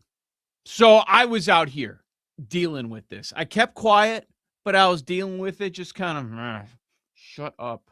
Shut up. Yes, I know. Shut up. These Knicks fans, they were out in full force, and I don't know how much of it was them joking or what it was. It was just nonstop. Hang a banner. We want a banner. Hang a banner. Oh, we're going to hang a banner. Dude, shut up. It was ridiculous, the amount of selfie videos that I saw pumping themselves up for this NBA Cup championship. Whatever. You want to get excited about it? Go ahead. But it seemed like there were a lot of Knicks fans, and maybe I'm talking about the vocal minority, but there were a lot of Knicks fans that had it in their heads that it's us against the world, that everybody wants us to lose. Oh, you guys don't care about the NBA Cup this year because we have a chance to win. No. I didn't care about it last year. I didn't care about it the year before that. People talking themselves up to the idea, in 20 years from now, these NBA fans are going to realize how big the NBA Cup is. And, in soccer and the worldwide sports fan, it's a big thing. But, you're too good for it because the Knicks are involved. No, it has nothing to do with it. Sam, in all honesty, I didn't know the NBA Cup title was last night until yesterday afternoon. It didn't come up once in our 3 hours yesterday or any other 3-hour episode that we've had on this network. So it was funny, man, because these Knicks fans comes out, everybody's out to get us. They don't care because the Knicks are going to win the NBA Cup. Cool, man. You got an NBA Cup. Your players got some more cash. They each get a little over more than $500,000 instead of closer to $250,000. If you want to celebrate. But it's not because the Knicks are involved and people hate the Knicks. It's because it means nothing. And the whole thing's a joke that was forced in by Adam Silver, and the NBA world just kind of laughs at it. And right now it's football season. So sorry, most people aren't even following your NBA Cup. Don't care, never cared, will never care about the NBA Cup. I even hate the way that they do the courts for these games. Whatever. Just not my thing. I did, though. The show, it was a 2.5-hour show with an intermission. So I got out at 9:40-ish, and then the game ended around 10 Eastern. So I did see the end, and I was in a bar that had a couple tables of Knick faithful. Let's go, Knicks! Let's go, Knicks! Over the Mariah Carey, all I want for Christmas. Yes. Let's go, Knicks. My God, this is a nightmare right now. Right? Certainly seems like it. So, NBA Cup champions. Okay, cool. Yay. I did smile when I saw that the last two NBA Cup title winners, both lost in the first round of the playoffs. Milwaukee last year, the Lakers the year before that, each early exits. And I don't think they were expected to have early exits. So I think that was kind of amusing. But yeah, it's not us. It's not everybody's. It doesn't care because it's the Knicks. Everybody just doesn't care, period. Sentence ends right there. That's why people don't care. It's not a Knicks thing. To be honest with you, in that league, though, you can just close your eyes now, and I'll tell you what's going to happen. The Thunder are going to make it to the finals and probably win. I mean, that's where we're at. It's not even Christmas yet. How many guys did we know back in the day? Don't know what that is. Hello. I think that was Nate checking in. Yeah. Okay. How many guys back in the day used to tell us, turn on the NBA at Christmas? That's when the season starts. That's when you can start paying attention. Well, it's a week before Christmas, and the Thunder are plus 110 to win the title. Plus 110. That's where we're at. And the first three teams on the board are Western teams: Thunder, Nuggets, Rockets. The Knicks are good, 13-1. The Knicks could win the East. I don't think anybody's beating the Thunder, though, and that's what the math tells us before Christmas. Plus 110 to win the title? Man, what a joke of a league. Kind of what we've seen this year with the NFC over in the NFL, how much of the year you see like top 3, top 4 odds for the Super Bowl are all in one conference, the stronger conference.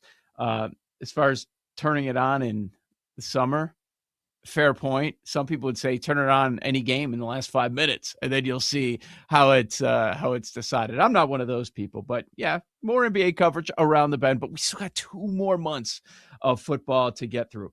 I did watch a little college basketball because I bet on Tennessee when it was 2.5. Sam, that closed 4.5. 4.5. It was all Vols money. They were on a 3-game losing streak. They were back at home. I like them to win. I didn't think they were going to win by 20 or whatever, and then be up by 25 at one point. The under hits. The Vols losing streak ends. It was kind of expected, but that's a situation. If you're following the money, you ended up being on the right side. Have you figured out a couple teams? I know that, we haven't jumped completely into the pool on college basketball, and we won't do it on Bet Sweats. We'll have to do it at the next chapter of our partnership together. But have you figured out, a couple of teams that you like to potentially make runs? Because I always by January try and have 4 or 5 teams that I circle and that I know I'm going to put far in my bracket and maybe bet on to win a region in March Madness. Have you expanded your list, or do you even have a list at this point in time?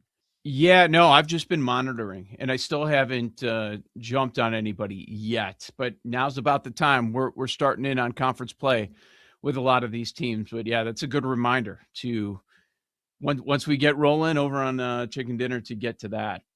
I hadn't really even thought about it, to be honest. And you've mentioned in the past, like there are some teams like that you've probably lost numbers that if you were thinking about, oh man, they had a lot better start than you were expecting, like UConn being one of them. But no, I haven't done anything. Last I asked you that question, you hadn't done anything yet, but there were teams you liked. Have you done anything to this point? The only bet I have is St. John's. It's a very small bet at 20-1. That number you could get much higher. Now you can get a 35-1 on St. John's. I had somebody tell me before the season this is Pitino's team, his best team, and maybe they'll be fine. I mean, they're going to defend. The question is, can they shoot? Not can they score? Can they shoot? Because in those bigger arenas with tighter rims in the tournament, that's a problem for a lot of teams that can't shoot. But my list, I'm skipping past Michigan and Arizona. Michigan plus 375 to win the title. They are very, very good. I'm not at 4-1 good, though.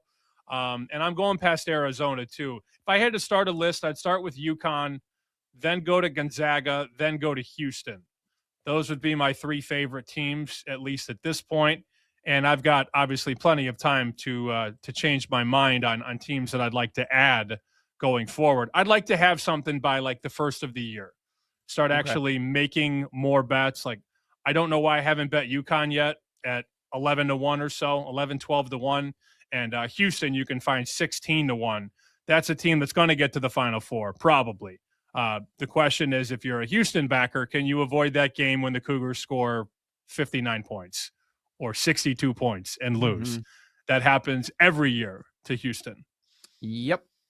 That's how the exit happens. And it feels like most years, all right, no, this year is going to be a little bit different. No, that's how it usually ends up being a wrap for them. All right, in the NFL, I would say that the headline on Tuesday was Mike McDaniel and what he had to say to the media, because there's this assumption, okay, McDaniel's done enough, even though that was ugly on Monday night, to keep his job, and it feels like he's tied at the hip with the quarterback. Well, based on his comments yesterday, you see that separation happening. He's like trying to tell people, no, we're not a package deal. We're our own person. He didn't come out and say that, but what he did say is everything's on the table. So with that, told everybody, and the headlines ran away with it. Oh, benching Tua is actually on the table, and maybe that happens in the final stretch of the season. You have to do it. It's very bad down there. And if you read between the lines, you can tell some of these players on the O-line, at receiver, they've just lost faith. And it's unfortunate because, Tua has not been healthy in a long time. He's had the hip issue for years. He's had concussion issues. I think he sees ghosts from time to time. Mm-hmm. They've been very loyal to him, though, and obviously they paid him very handsomely. So when you pay a guy that many millions, you have to sort of see it through to a point. I think even Mike McDaniel, who was the biggest Tua fan in the world, has realized, look, if I want to keep my job, we have to move on and see if I can fix this offense with somebody else. Plenty of pivotal matchups in the NFL this weekend. It's going to start tomorrow night. We got the Rams and the Seahawks, an amazing Thursday night football game. If the Rams end up winning that game, it's almost over as far as the division, and in all likelihood, they would be the 1 seed. And then Seattle can put that door wide open, kick it open if they can end up winning that game, and maybe they could get the 1 seed. That could be on the table. Chicago, Green Bay, winner of that game, good chance that they're going to win the division. Tampa, Carolina, same deal. If the Bucs end up winning this game, they're massive $3-4 favorites. It's a good chance that they're going to take the NFC South. So a lot on the line when it comes to Week 16 in the NFL. We've reached that point in the season where not only are you going to see some playoff berths getting clinched, but we're going to be very close to teams clinching divisions, where we're seeing teams that are now officially getting eliminated like the Chiefs were last week. Let's talk about it with our buddy Nate Collins, find out how real his Jaguars are. We know he's going to be pumped up. That's next. Joe O, Sammy P, Bet Sweats on the BetMGM Network.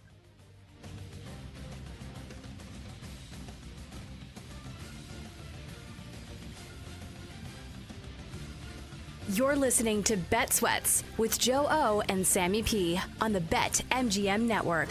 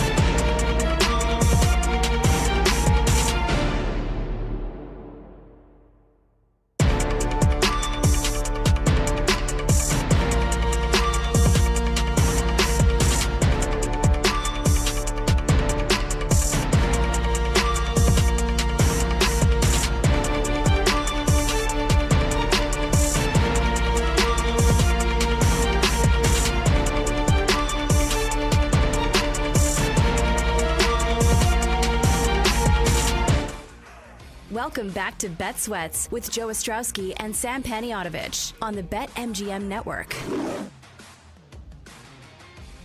6 touchdowns. Are you serious? Is this the same guy? Trevor Lawrence getting it done. Joe O, Sammy P. This is Bet Sweats, BetMGM Network. We welcome in every Wednesday on the show Nate Collins from the Green Light Podcast, former NFL player at Big N98 over on X. Man, Nate, even you, the biggest Jags guy. I had to get one in.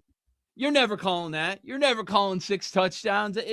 They were supposed to kick their ass. They did. It was just done in a more remarkable fashion. ETN 3 receiving touchdowns than anybody would have ever expected. And now the world is noticing, oh, yeah, this Liam Cohen guy, he's really good. Maybe he's the best rookie coach. I think he definitely is. What he's doing with Trevor Lawrence, what they have done since their bye week in week 8 is absolutely amazing. I feel like Liam Cohen was the perfect person to get in there and get Trevor Lawrence's head right. It's just one of those things. Everyone, if you watch Trevor Lawrence, if you've ever been a fan, it's one of those things where everyone can tell, like, he hasn't hit his ceiling yet.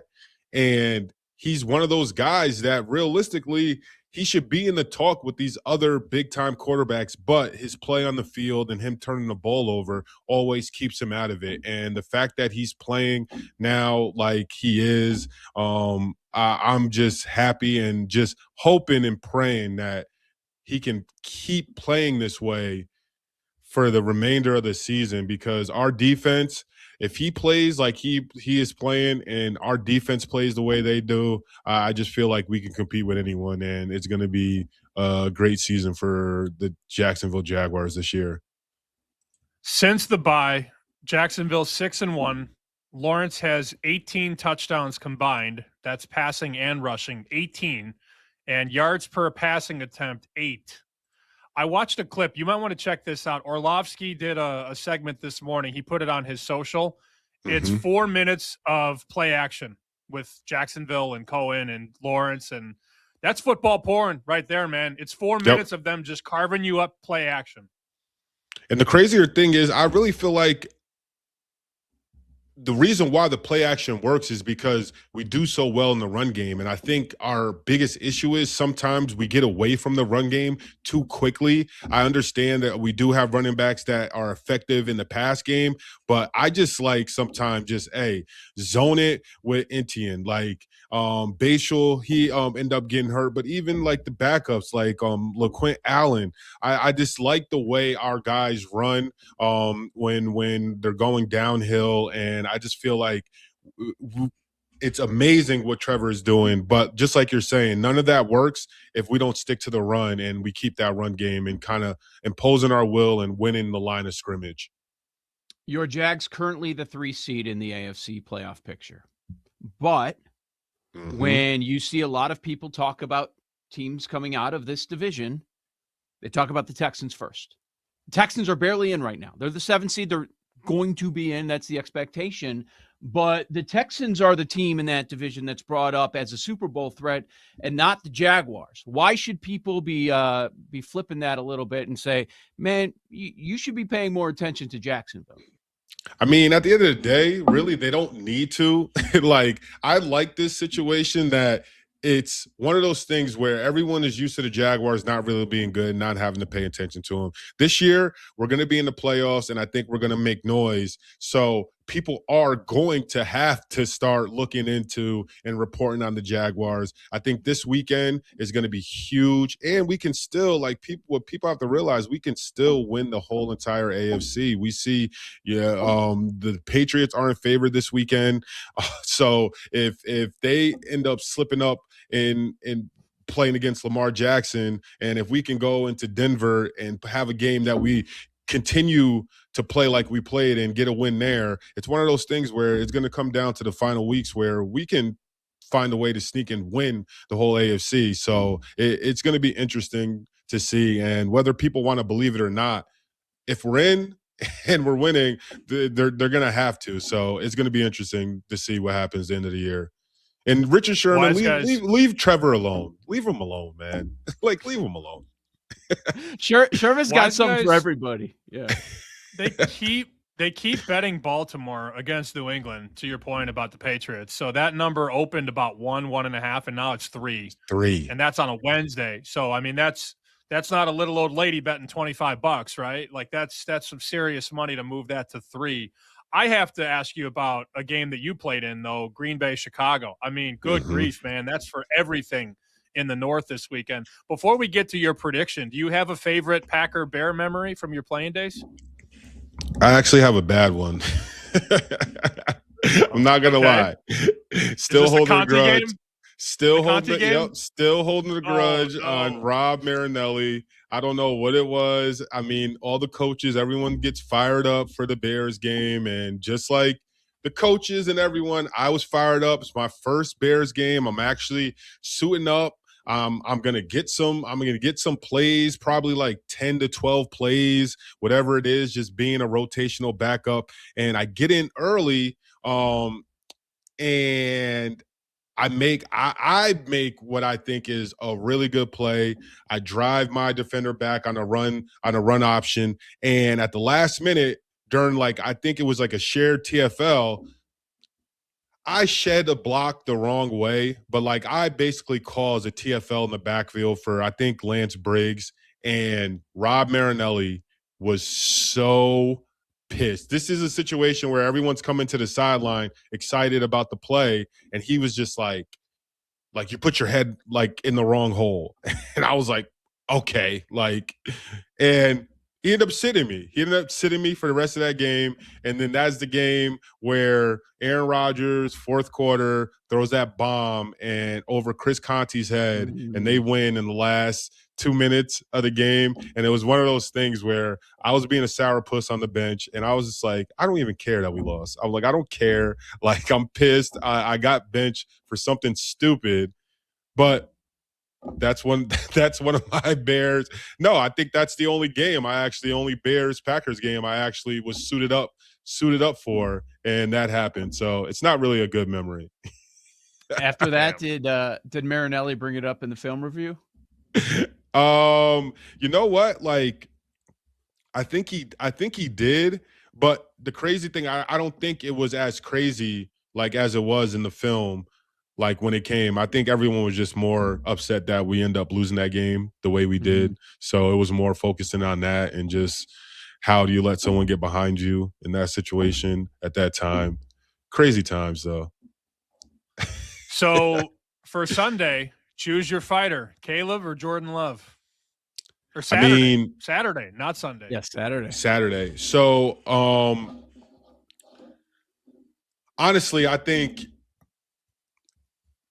the injury hangover and just the buzz, I think because of that and how much Micah is a factor, although on all angles, just preparing for him and everything, I think that alone gives the Bears a little bit of an advantage. And also the way the Bears have been playing these last few games, I feel like everyone's dialed in. And if Caleb just takes care of the ball and he really just has to take care of the ball, and they can win, they can play with anyone. I mean, they've been showing that, and Ben Johnson has been showing that he can coach with anyone and have the right game plans for guys.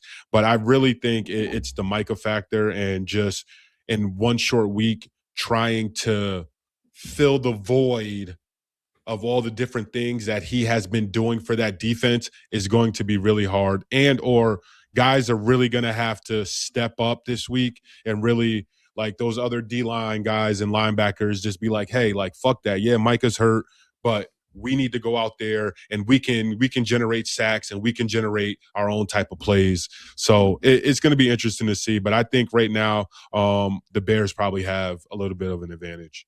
Injuries really, really piling up. You mentioned Parsons, of course. He's the most impactful one. They already had Kraft out. Right tackle, Zach Tom is hurt.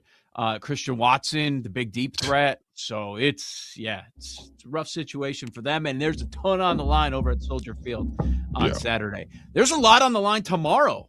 We're going to have an awesome Thursday game. Seahawks, Rams, point spread 1 or a pick 'em, depending where you look right now. What do you think about this matchup?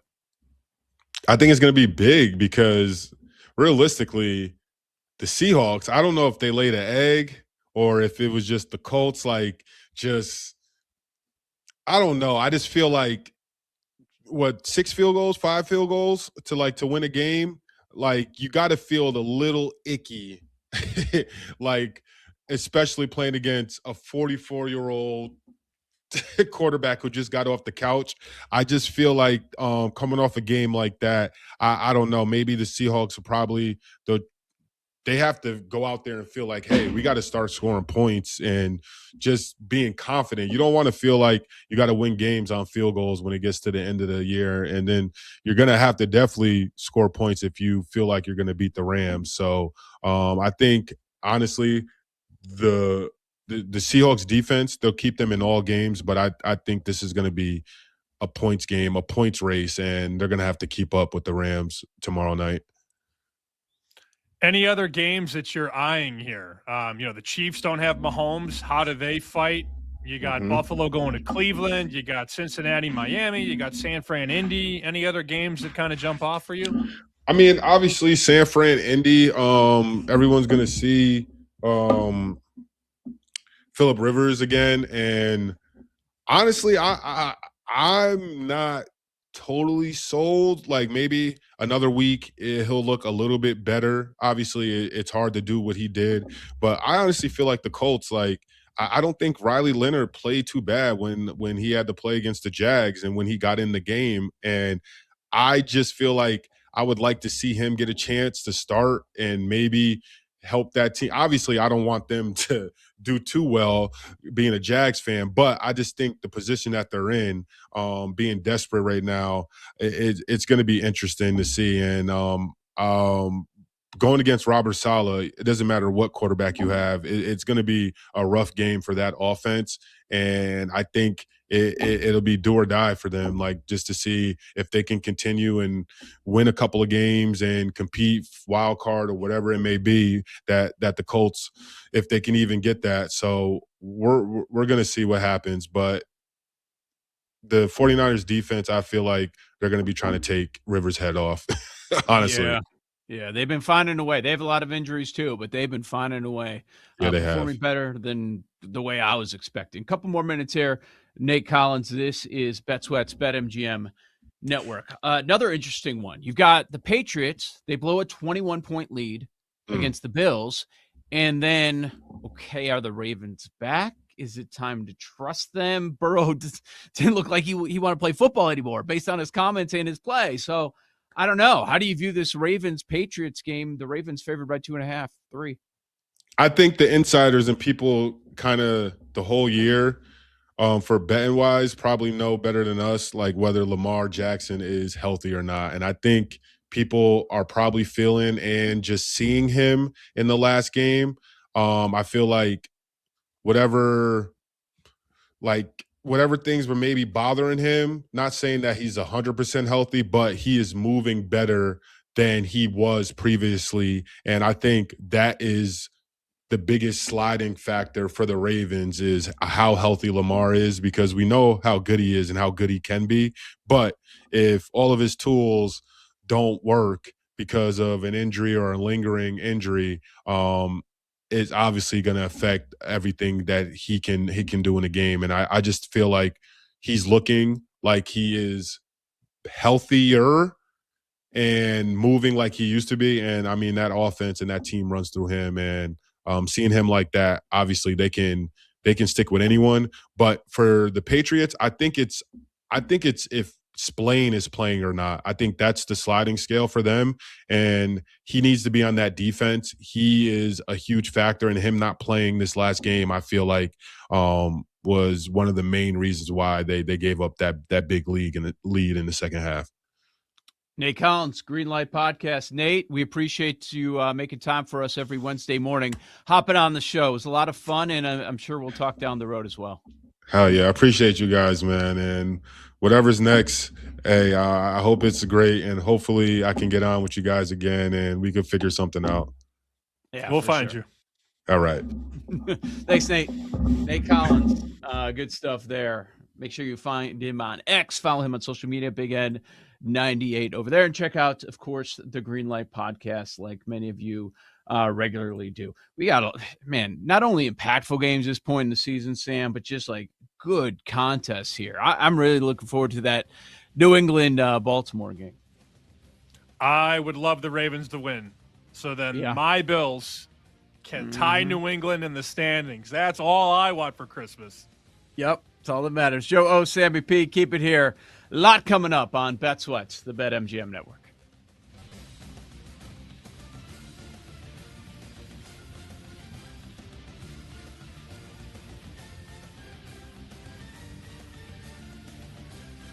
You're listening to Bet Sweats with Joe O and Sammy P on the BetMGM network.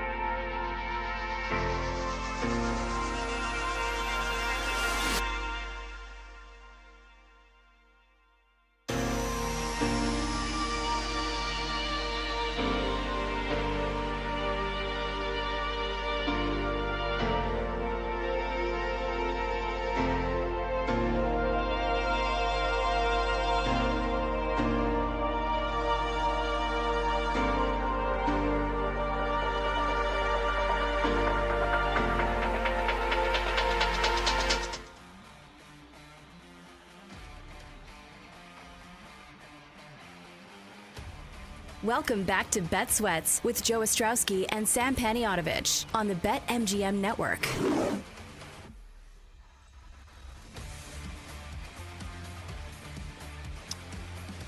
In a moment, I want to get to a video clip that was going viral relating to Bears-Packers that we need to dissect a little bit. Welcome back. This is Joe O, Sammy P, Bet Sweats, the BetMGM Network. I think this was off air, but off air, Sam, you were talking to Nate Collins before we popped on the segment with him just about how expensive everything. You're voicing your complaints about the city of New York this morning. You didn't get into detail. Like you were saying that these food prices are just ridiculous. I'm curious, how outlandish is it? I looked at the menu for 30 seconds this morning at the restaurant attached to my hotel last night, this morning. And I perused very quickly to the very top left of the breakfast portion of the menu and saw scrambled eggs for $18. Does that come with like 6 sides or what?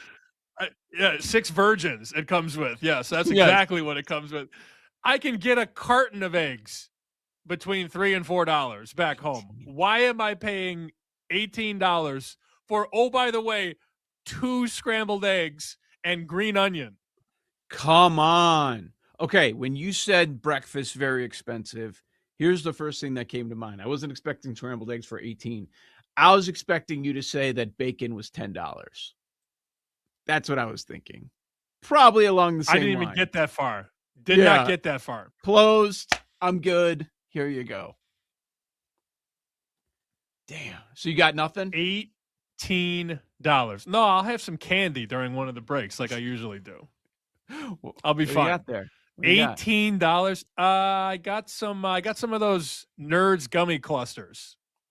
Dude, yeah, last night we're having this conversation. So the wife's been trying to decide. So now the kids they're older, so they have a lot of teachers, right? Oh, it's around Christmas. Got to get the teachers' presents. We always get the teachers' presents. It's a little different when you're not in, K through 4, when you've got 1 or 2 teachers all day. Now you got 6. So do you have to buy for every teacher? And my wife is like going hard at the kids about, oh, what do they eat? What do they like? They eat candy? Oh, what kind of candy? Emma was saying one of her teachers, like, her favorite candy is gummy clusters. I'm like, there's no way her favorite candy is gummy clusters. That might be you, but maybe it is. Those are damn good. You wait a minute. So you bribe every teacher with candy and gifts every year? I was against it. I'm like, this is getting ridiculous. What are you going to do? Between the two of them, you're going to spend $300 on like Starbucks gift cards or whatever? It's ridiculous. My mom used to do this. I'm trying to think. Like, really? I think it's my mom used to, and there were 3 of us. Yeah. But I think it stopped after it had to have stopped after when you got a lot of teachers. 4th grade. Right. When you started getting a lot of teachers. And my wife does work at the school. Like she runs some stuff over there, like fundraising and all that. But still, I'm like, at one point it's got to stop.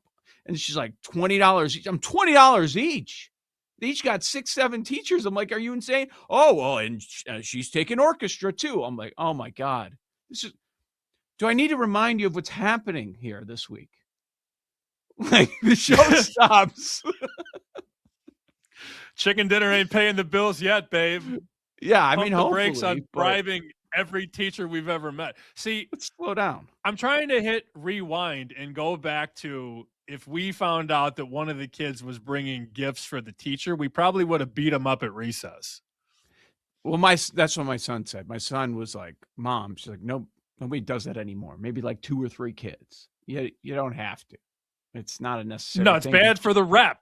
It's bad She for the feels rep like if you're seen giving gifts she to knows teachers. them, they're friends or friendly, and she talks to them at the school. I'm like, but yeah, I think you're right. Bribing more so. No.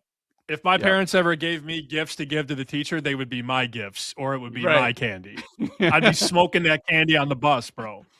See, she's gonna ask them if they got it at school too. So my kids are in a tougher spot. But yeah, that's there's no doubt about that. That's a good call. All right, I want to get to this. Ben Brust, former Badgers basketball player. Each of us know him. When he was playing, he was a great interview. I remember having him on one time after the Wisconsin made the tournament and their seeding. Like I was doing a score show on selection show night. And I mean, he's gone over into the media landscape and he's been very successful. So Ben Brust is on ESPN Milwaukee. He does Afternoon Drive. There are 3 guys on the show. And over the past few weeks, frankly, he's had a pop. He grew up a Bears fan, grew up in the suburbs of Chicago, but being a Milwaukee media guy, looking for his way, he's going hard at the Bears, killing the Bears. All Packers are going to kill him, and he's doing the same thing. And he's been putting some rants out there. At least his station's been putting some of his rants on video out there. And I saw this one yesterday. It's got almost like 500,000 views on Twitter. You have not seen it, heard it, any of it. He's been like battling with your guy Cap. It's been quite entertaining.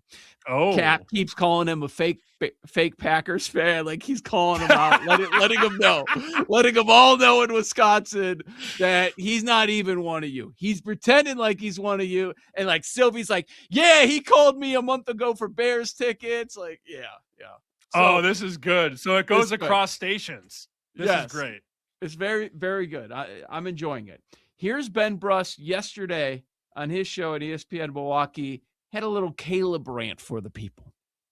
They are still the Chicago Bears. Even if it flips, I'm not worried about them because I know that they had to run 55% of their plays in play action because Caleb Williams, pressure or no pressure, cannot sit in the pocket and make a good throw. They have to make everything manufactured for him. I'm going to trust that even though Micah Parsons is out and there's some unknowns across your entire team from an injury standpoint, that Matt LaFleur will go to Jeff Hafley, and you trust the guy that's looks to be a head coach to figure out how to stop Caleb Williams in this offense. Yes, stopping the run will be tough, but it still is the same formula. If I'm going to have a strategy against the Bears, I'm still going to stack the box. I'm still going to send extra guys, and I'm going to say, hey, beat me, Caleb. And I still don't have the confidence that Caleb Williams can beat the Packers at Lambeau, at Soldier Field, or wherever the hell it is. It's Ben Brust going off about Caleb Williams. Doesn't trust him. Not going to happen. I think the one thing that most people were bothered by, at least it's the thing that stood out to me, and it was interesting that you brought up play action in our conversation with Nate Collins, because I was immediately thinking about how successful the Jaguars are with their play action. And he's saying that he's got to drop this play action because Caleb can't sit in the pocket. You got to do that because he's not a good quarterback is basically what he's saying. No, Ben. I don't know how you look at it, Sam, but how I view it is look at the best offenses. They run a very high rate of play action. If you have that run game, which the Bears have established this season, play action is vital, and it has helped them a ton this year. Running a lot of play action is not a bad thing in 2025. I respect the take. That's a guy who knows what he's doing. And he's obviously riling up Big Brother because I'm sorry, the Chicago market is bigger than the Milwaukee market. I get it. I love it. I don't necessarily agree with it, but I'm a Brust guy. I've been out in Vegas with Brust. We've been gambling on games, firing shots. He's a good dude. He went to Mundelein, by the way, Mundelein High School in Illinois. So I've known Ben a long time. I think it's a fair take. I disagree with it, though. Because he makes the point or sort of insinuates, well, all we have to do is get them to a non-play action situation. Ben Johnson's not going to do that. Right. That's the whole point. When you have the ball, you're in control of what you do. So I don't care what Jeff Hafley does. It's not going to turn the Bears into this under center, motionless, play actionless offense. You can thank Sean McVay. Sean McVay made motion a part of every NFL team because when he was calling plays in Washington with RG3, that was when they really started to get the quarterback mobile, and then they'd add all these pre-snap movements and motions. And now everybody's copying what McVay brought to Los Angeles. And that's what Ben Johnson does. He takes his chess pieces and puts them in positions to succeed. That's the name of the game. That's how you generate offense, and that's how you create opportunity via the versatility of the offense with all the moving parts. Chicago's not going to stop doing that. And I think what Ben's doing is looking at Caleb's stats. 58% accuracy as a passer. Mm-hmm. That's not good. But when you put him in positions to thrive, it negates his inaccuracy and his ability to overthrow targets. He's taken so many leaps forward this year that would be the next thing. So that's what a lot of people are picking on. If there's something negative with Caleb, it is the accuracy at times. It's the layups, right? He's not completing the layups at the rate that you want him to. Well, I trust that he has the talent, and in Ben Johnson's coaching, that another offseason, that's what they're going to be working on. Like, look at what's happened this year. So, yeah, there's a lot of confidence, maybe too much confidence in what Caleb's going to be, but you've got to feel good right now. Year one of Ben Johnson's offense in Chicago. Highest play action rate, number 1 in the NFL. You alluded to it, LA Rams. Chicago Bears are number 2. Indianapolis Colts number 3. Those are 3 of the best offenses in football when everybody's healthy. Obviously referring to Daniel Jones in Indianapolis. So, I mean, there's a reason. Motion, play action. I'm curious, who's at the bottom here? Lowest play action. Falcons. Tennessee. Oh, Falcons. Falcons and Bengals. Interesting. Are tied. Interesting, because the Falcons have all those weapons. You would think that, well, they have maybe the best running back, though. Right? Do you not have like the You best got running Pitts, Drake London, Darnell Mooney. You have so much talent and skill, and they don't do any pre-snap motion and run play action. Well, that's why the coach is getting fired. Also, I have to sweat this Roma Dunze bet now. Need over 850 yards. He's only got 3 games left. He's at 661. He might not play Saturday. Oh, yeah, the injury thing. That could be crucial. You probably need every game to matter for the Bears. Well, he didn't play last week. Yep. Power rankings next. Got a fun list for you. This is going to be a tough one. That's next. Joe O, Sammy P, Bet Sweats. You're listening to Bet Sweats with Joe O and Sammy P on the BetMGM Network.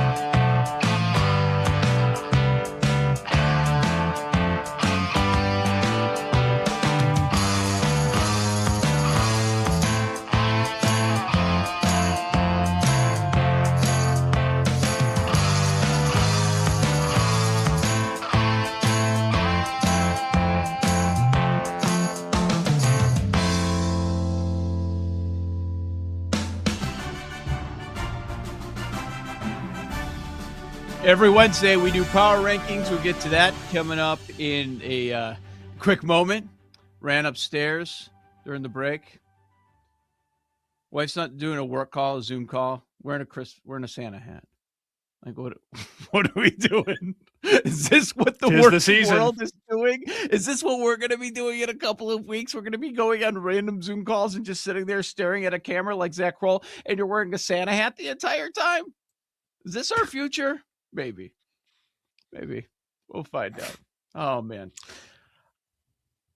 You came up with today's topics for power rankings. So why don't you explain? I think it's a very good idea, which it made for a very difficult list, and it'll be an interesting debate. It's super objective, so there's no right or wrong answer. It's basically how you spin it, how you shape it. I thought it'd be interesting to name the 3 coaches you think have done the best job this season. And again, you can take it whichever way you'd like. There's no like black and white answer. Now, we have odds on it.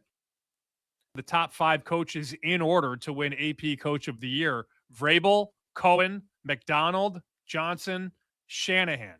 Those are the top 5. That's not my top 5, though. It's not. Not my top 5 either. Yeah, I'm very curious if there's some crossover. And by the way, so the funny thing is the names that are left off. Because look at those odds. And there are some outside of those odds that I would like to put in. One I did, but there's others I wanted to, and I just couldn't get there because the list is only 3, which also makes it very challenging. All right, Sam, you start us off. Begin with number 3. Best coaching jobs this year. Who do you have? Number 3, I'll go Ben Johnson. Why not? They have a very, very real chance to win the NFC North. They're 10-4 right now. Their play calling has been the most important catalyst.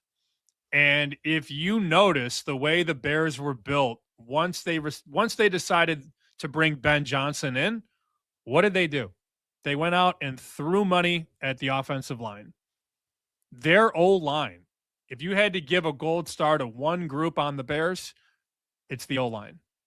They create everything. They create the holes in the running game. They create the pass pro and the play action. They're giving Caleb time. Last year he had no time, and he was getting sacked and hit time after time after time. The way that Johnson has galvanized that offensive attack and figured out the play action and the pre-snap motion and all the movement, he's turned them into a serious threat. And they've honestly, if you look at their schedule this year, aside from the game at Baltimore, which they were in early and then weren't in late, they've been in every single football game since week 3. They struggled early in the season, week 2 against Detroit. A lot of the stuff wasn't really sinking yet, but since that game, they've been in basically every game. And that's a testament to the coaching staff. So I went Ben Johnson, number 3. 2 is Mike McDonald. This team, when we did the preview this summer, and I believe we had Alyssa Charlton on from the TV station up in Seattle, we asked her, what's the team's biggest strength? And she was like, it's the secondary. And I came away from that like, ooh, that's a problem. If we were going to ask a Seahawk person now, what's the biggest strength? They might have 4 answers. They might have 4. And number 1 might be head coach. Number 2 might be the defensive line. Number 3 could be at wide receiver with JSN and that group of guys. Number 4 could be the quarterback. It's a special team. And it's another well-coached team that had a win total of 7.5. 7.5. That's how much Vegas said they were going to win this year. They're going to win 13 games or more. So Seattle, to me, gets a whole lot of credit. Mike McDonald, their head coach, number 2. And then number 1, he dethroned the Chiefs. He has delegated defense to the right people. And he made Bo Nix 12-2 as a starter in the NFL this year. That's Sean Payton, who you can still find to win Coach of the Year at 20-1. I don't understand it. I get the Vrabel, Cohen stuff. I get the Vrabel plus 135. The Patriots have the easiest schedule of all time, statistically.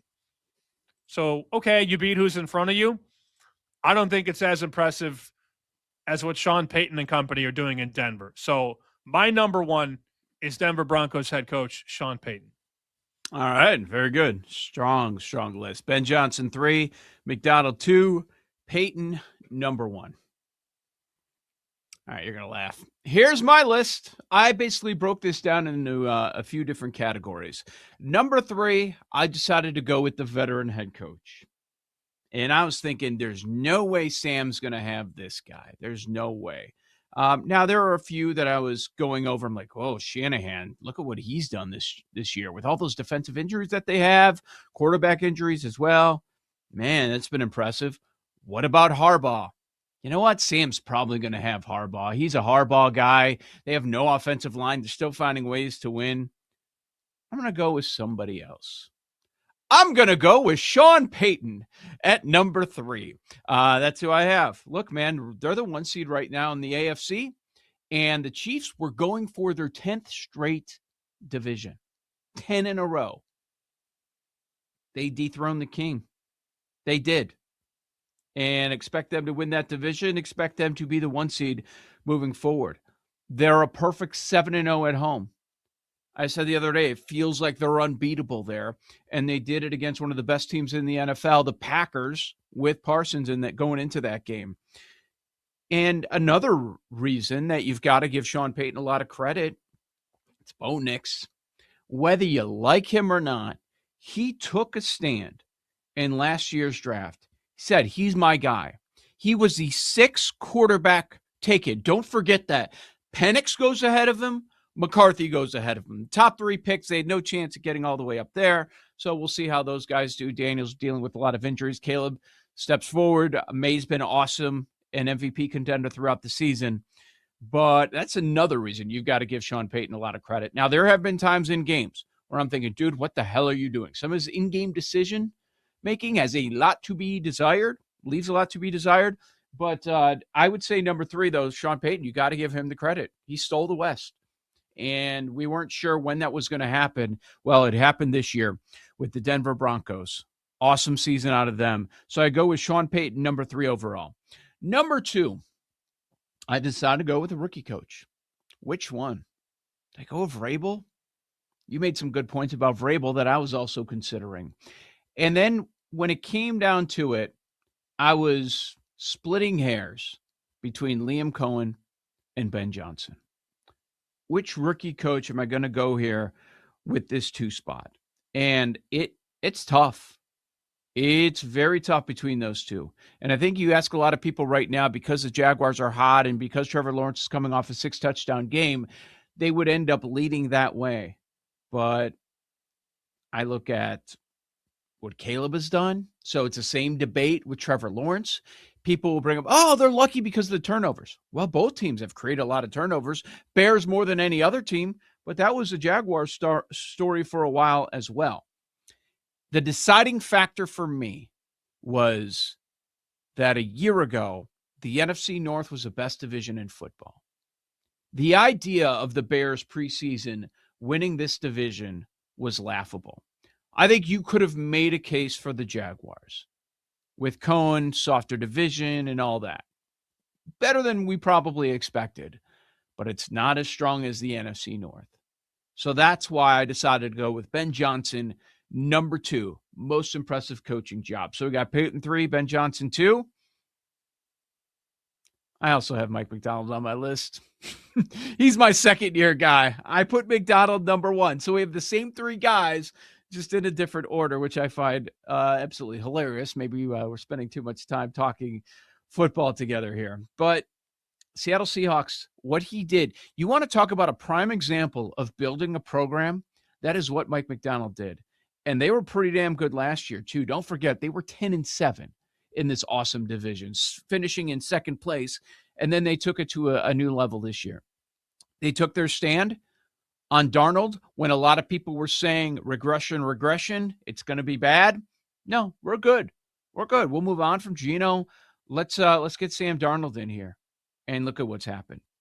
Number 1, DVOA, Seattle. Number 1, point differential, Seattle. Number 1, net yards per play, the Seattle Seahawks. They have a strong case and that they're the best team in football. And maybe we're saying that after tomorrow's result. So I go McDonald 1, Ben Johnson 2, Sean Payton 3. The same names, Sam. You had, I think we had like 10 coaches to choose from. Legit, you could make an argument. Like, I could have made an argument for Steichen. I kind of wanted to put him in there. It wasn't his fault that Daniel Jones got hurt. I wanted to make an argument for maybe Vrabel, certainly Cohen, maybe even D'Amico Ryans, Harbaugh, but we land on the same 3. I think you got Peyton a little too low on your list. Yeah. Just a little bit. A little bit. You got McDonald too low. Come on. Yeah, probably. The one guy that I really struggled with was Liam Cohen. And Nate hit on this. What they've done after the bye has been remarkable. They've won 6 of 7 games, and their offense has been very, very productive. And oftentimes when a first-year head coach comes in, it just takes time. It takes time for people to buy in to the logistics, to the everyday, to some of the play calling decisions. But when you do, when it finally clicks, this is what organizations dream of. I mean, who's done a better job than Chicago and Jacksonville? Going from the mud and the filth and the garbage to being teams that could potentially win divisions. And let's group Vrabel in there too, but Vrabel has done it before. Vrabel's been a head coach, and he took a lot of lesser teams to higher standings in Tennessee. We're talking about 2 first-time NFL head coaches in Cohen and Johnson. And honestly, I put Ben at 3. I could have put Liam there. I don't want to say they're interchangeable, but they're very, very similar. Yeah, that's where I landed on it. I'm like, okay, which of these 2 am I going to put in here? And it really was splitting hairs. I don't understand the odds. They have the right names up there. That makes sense. Vrabel, McDonald, Cohen, Johnson. That should be the top 4 based on the betting criteria that we see year after year for the coach of the year. I don't have an issue with that. I just disagree on the numbers. You've got McDonald, Cohen, Ben Johnson kind of bunched up between plus 475 and plus 650. But Vrabel plus 140. Vrabel's on an island as the favorite? No, all of these guys should be bunched together. I don't understand why Vrabel's getting so much more respect. Neither of us had him in our top 3. Well, it's not how you start, it's how you finish. And there's a world where off a loss to Buffalo, where they had a 24-7 lead, the Patriots lose again on Sunday night. Mm-hmm. And now the questions start picking up. Oh, what's wrong with the Patriots? Oh, maybe they were smoke and mirrors. And I think Vrabel was unfairly priced to begin with. I mean, he was minus 115 last week going into the Buffalo game. And now it's plus money, like plus 130, plus 140, like you said. But if they lose on Sunday and they lose by a touchdown or 2, he might not be favored on Monday. Yeah. So that would not be a stock I would be buying. I'd be looking at Peyton, and I'd be looking, honestly, you have to have the McDonald conversation before tomorrow. Because if they beat the Rams and take over the 1 seed in the NFC, you're not going to find a 5-1 on Mike McDonald. No. Oh, no, sir. Yeah, that's going to be interesting. So something else, which we talk about every year. It's about exceeding expectations, right? Look at the win totals for these top 4 guys. Vrabel, 8.5. McDonald, 8.5 before the year. Cohen, 7.5. Ben Johnson, 8.5. They're all in that 7.5 to 8.5 range. All of them. And Steichen was up there at a time he was the favorite. He was 7.5. And, you don't have that Daniel Jones injury. Maybe he's up there with them. And you know what else is wild? I love this coach, and I need one more win to get over the win total. Mm-hmm. San Francisco. I mean, with all that they've been through, injury-wise, not only on defense, but we still haven't seen Brandon Ayuk. The O-line has been in and out. Mac Jones started, 5 or 6 games? All the injuries on defense. The best coaching job tandem has been Shanahan and Saleh to get this battered team to 10-4. That's remarkable. Can Peyton win it if they go what, 14-2? No, what are we at? 17 games now, 15-2? I don't see how they wouldn't give it to Sean Payton if they go 15-2. He's 15-1. If you're looking for value, man, that would be the only one. But they'd probably have to go 15-2. And obviously the 1 seed. But man, yeah, both of us, same list, man. It's just different order. Interesting. All right, we'll talk some college football on the other side. Bet Sweats, BetMGM Network.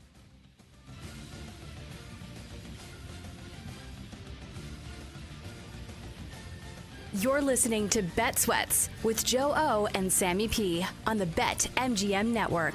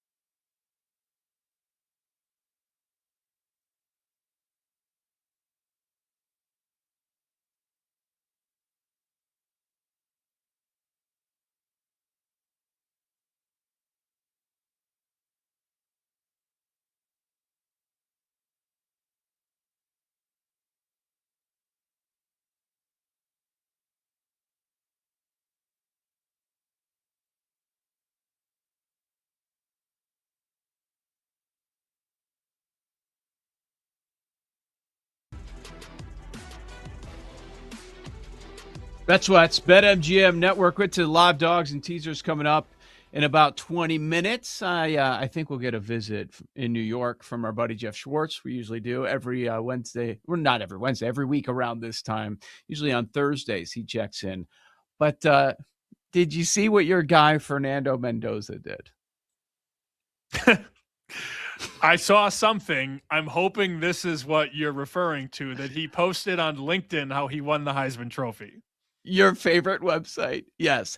You despise LinkedIn. We're probably going to be spending a lot of time on LinkedIn coming up, and maybe that's part of the reason you have so much hatred for that site. Mine is completely outdated. Haven't touched it in like 10 years.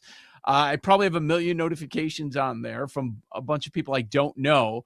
But yes, Mendoza posted on LinkedIn about him winning the Heisman Trophy, which I thought was hilarious and made me think of you. He posted, "I am excited to share that I have won the 2025 Heisman Trophy after winning the Big Ten championship. I would like to thank Coach Kurt Signetti, my offensive line, and everyone who helped me throughout the process. I'm grateful for this amazing opportunity." It wouldn't be a LinkedIn post if it didn't have the word opportunity in it. "I'm grateful for this opportunity and cannot wait to get back to work. Go Hoosiers." That's a wild post. Oh, I see the big guys here. Yeah, it was hilarious that he decided to do that. We're talking about All right, Fernando Joe, Mendoza Sammy, posting on LinkedIn that he won the Heisman. Another week of Sammy can't hear. It's been months now. It's bad. It's been months. Yes. I feel bad for his eardrum. Yes. Yep. Jeff, how much did you enjoy Jacksonville State last night?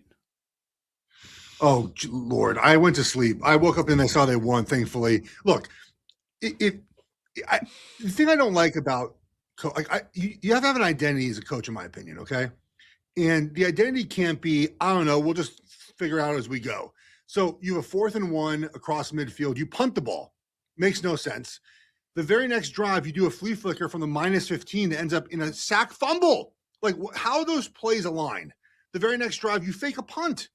So you don't go for a 4th and 1, but then you run a flea flicker backed up, and then you fake a punt. Like, those 3 decisions do not align with a coherent coaching philosophy.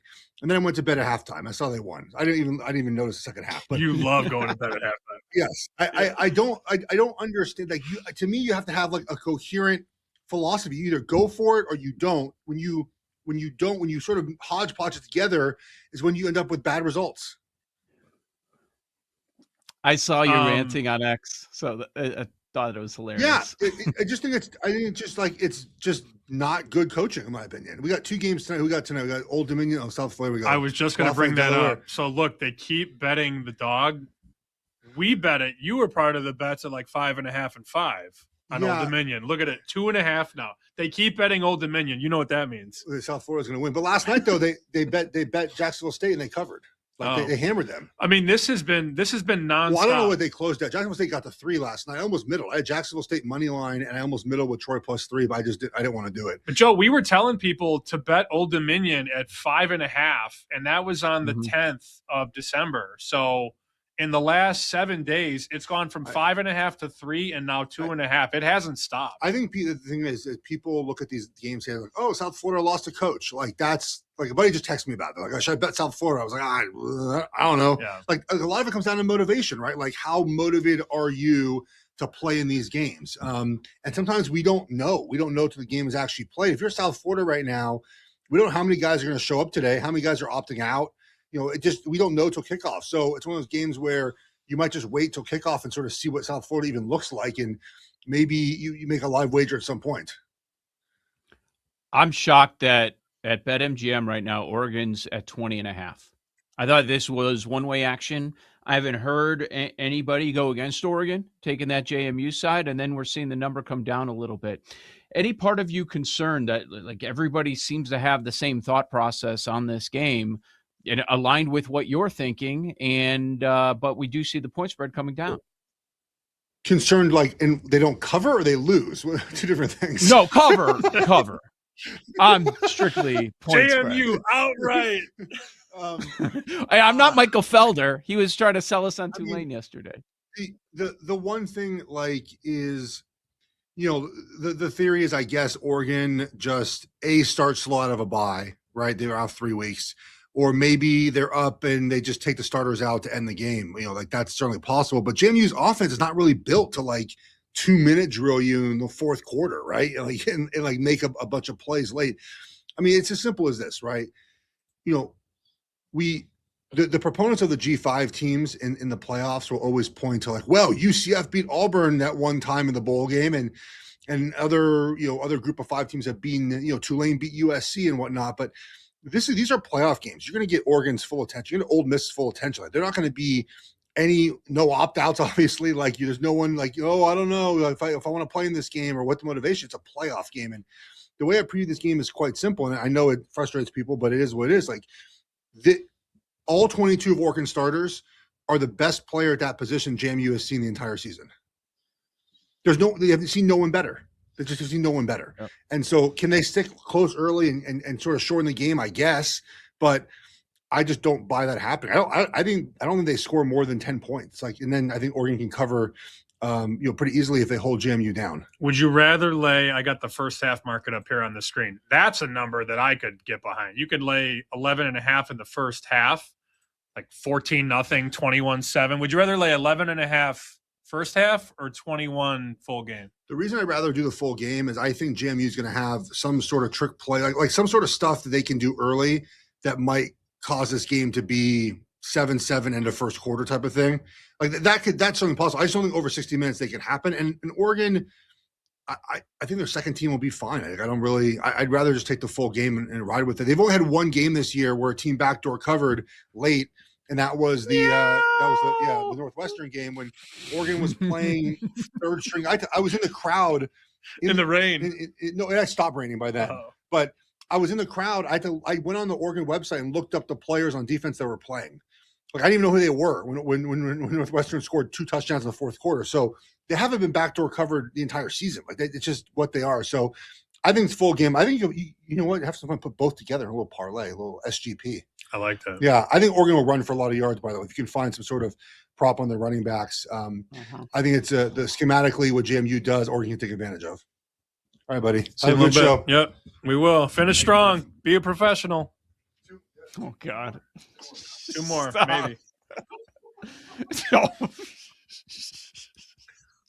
Waiting for the shots. Waiting for the shots. I knew they'd be coming in at some point. That was a popular question. I don't know. It could be referring to a number of things. That was the popular question that I saw yesterday. I'm sure you saw it as well. In regards to chicken dinner, how often? I don't know. Like, I want to tell people a schedule or here's what we're thinking. I don't know. And then we're starting it at a rough time. Glad to see that a lot of people say that they're going to be supporting us. So we're looking forward to that venture. But I don't know. We're starting it right before Christmas. So whatever we do in the first week, it does not mean it's going to be the schedule forever. So I've thought about this, and obviously we'll have conversations off the air about this. The last thing I want to do is go full throttle 3-4 shows a week and then stop in February. Well, you and I also need time to build out things, and we're going to have to learn some pretty high-tech software because we're going to be doing a lot of this by ourselves because we won't have, a crew. But I think, we have to get the merch situation figured out. That's on me. I've had 2 months to figure out a new merch place, and I've just been so What's busy. going on? What happened? Teespring is a piece of trash, and they stopped sending people their merch that they ordered. So, yeah, they changed ownership, and it's been a nightmare. So I had to take the store offline, and I haven't had the time to create a new online store to buy chicken dinner gear, which, by the way, we need a moon hoodie. We need a hoodie with just a moon on it in every color. Yes, I mean, that's so easy. We could do multiple moon hoodies. I got another bartender design. We'll figure all that out. But I think it's just a slow build. And then that way we're not doing all this content and then we just drop off and do 1 a week or 2 a week. I think it's a slow build. And then maybe by August, we're doing some sort of content Monday through Friday. Not necessarily a full show, but I can do stuff with Murray. You can do stuff with the guys at Hawthorne, like whatever it looks like. I think full episodes, I think 2 90-minute shows a week is enough, personally. Yeah. We're still obviously mapping that out and figuring that out. What we do know is 9 segments a day, not necessary. Those that have been, subscribed to the podcast, it's like, I'm sure when our show is over and they get the podcast up, it's like, whoa, it's like, bam, they've got the 9 segments. They've got the hour. Then they got the full show. Like, they're getting spammed with 13 audio pieces in their feed. Like, no, that's not going to be the plan. That's not what we're doing. We all have lives, and it's just unnecessary. We appreciate those that would listen for like full shows or a ton of it on a regular basis, but it also isn't necessary. If I'm subscribed to a podcast and they do like every day, I fall way behind and I end up just never catching up. I think the perfect scenario is to figure out a blend between YouTube and audio, which we've also discussed. Think about all the commercials during this show. I mean, you have 15 minutes of commercials an hour. You're not going to have that on the new thing. If we do it right, you'll have, the occasional commercial drops on YouTube, but that's 10 minutes of content and then 1 minute of commercials that you could technically skip through on YouTube. And then on the podcast, we'll do a live read or 2, get those spots in there on audio only. It's going to be more us. I mean, think about it. More us, less commercials, less interruptions. I think it's a good thing. Yeah. So we're figuring it out. To answer the question, we don't quite know yet, but it's not going to be as frequent as this is. That we do know. And I don't think that's a bad thing either. I just don't. Like, time is limited for everybody, and it's football season, so I hope that you give us a chance, because that's tough. Near the end of football season to be jumping into this space with so much competition out there. So we are looking forward to that, and thank you so much for everybody that has reached out in any way. Since we are talking a little college football here, I wanted to get to Joel Klatt. Just had Jeff in the room. You guys both Fox Sports guys. I like Joel. He rubs some people the wrong way. I saw a lot of people ripping on him, like, who does this guy think he is? He's got all these takes. Da, da, da. I think he's very good at what he does. I like listening to him. You don't have to agree all the time, but that's the beauty of what we do. That's okay. You're allowed to disagree. I think we live in a world sometimes where people get just all bent out of shape. They're like, it's okay. The idea is you're at a bar having a conversation with your buddy about sports. You're supposed to disagree a little bit. We're not saying embrace debate, not going that far, but it's not a bad thing. And maybe it opens up different ideas. Klatt was under fire over the last 24 to 48 hours. Here's what he said on his show. We're not looking for a Cinderella. Nobody cares in football about James Madison or the equivalent of George Mason going. Didn't George Mason go to the Final Four or something like that?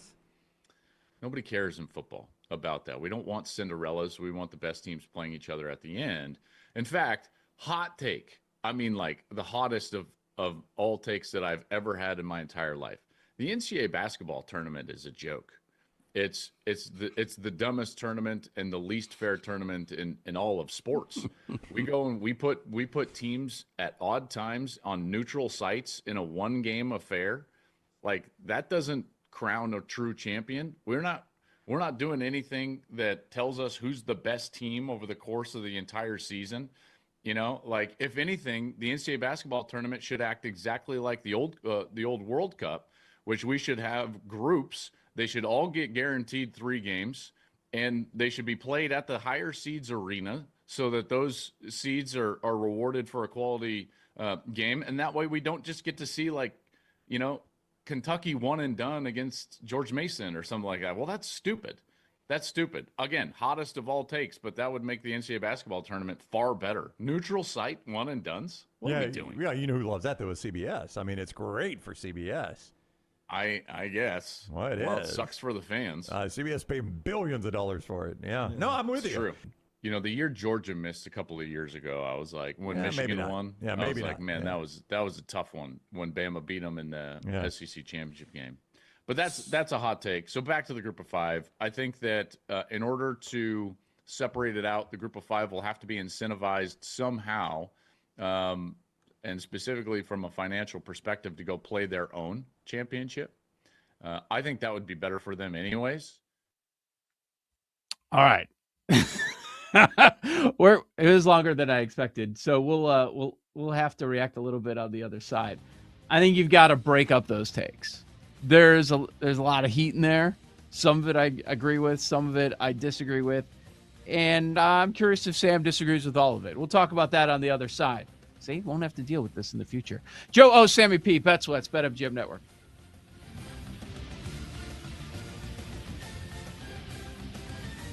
You're listening to Bet Sweats with Joe O and Sammy P on the BetMGM Network.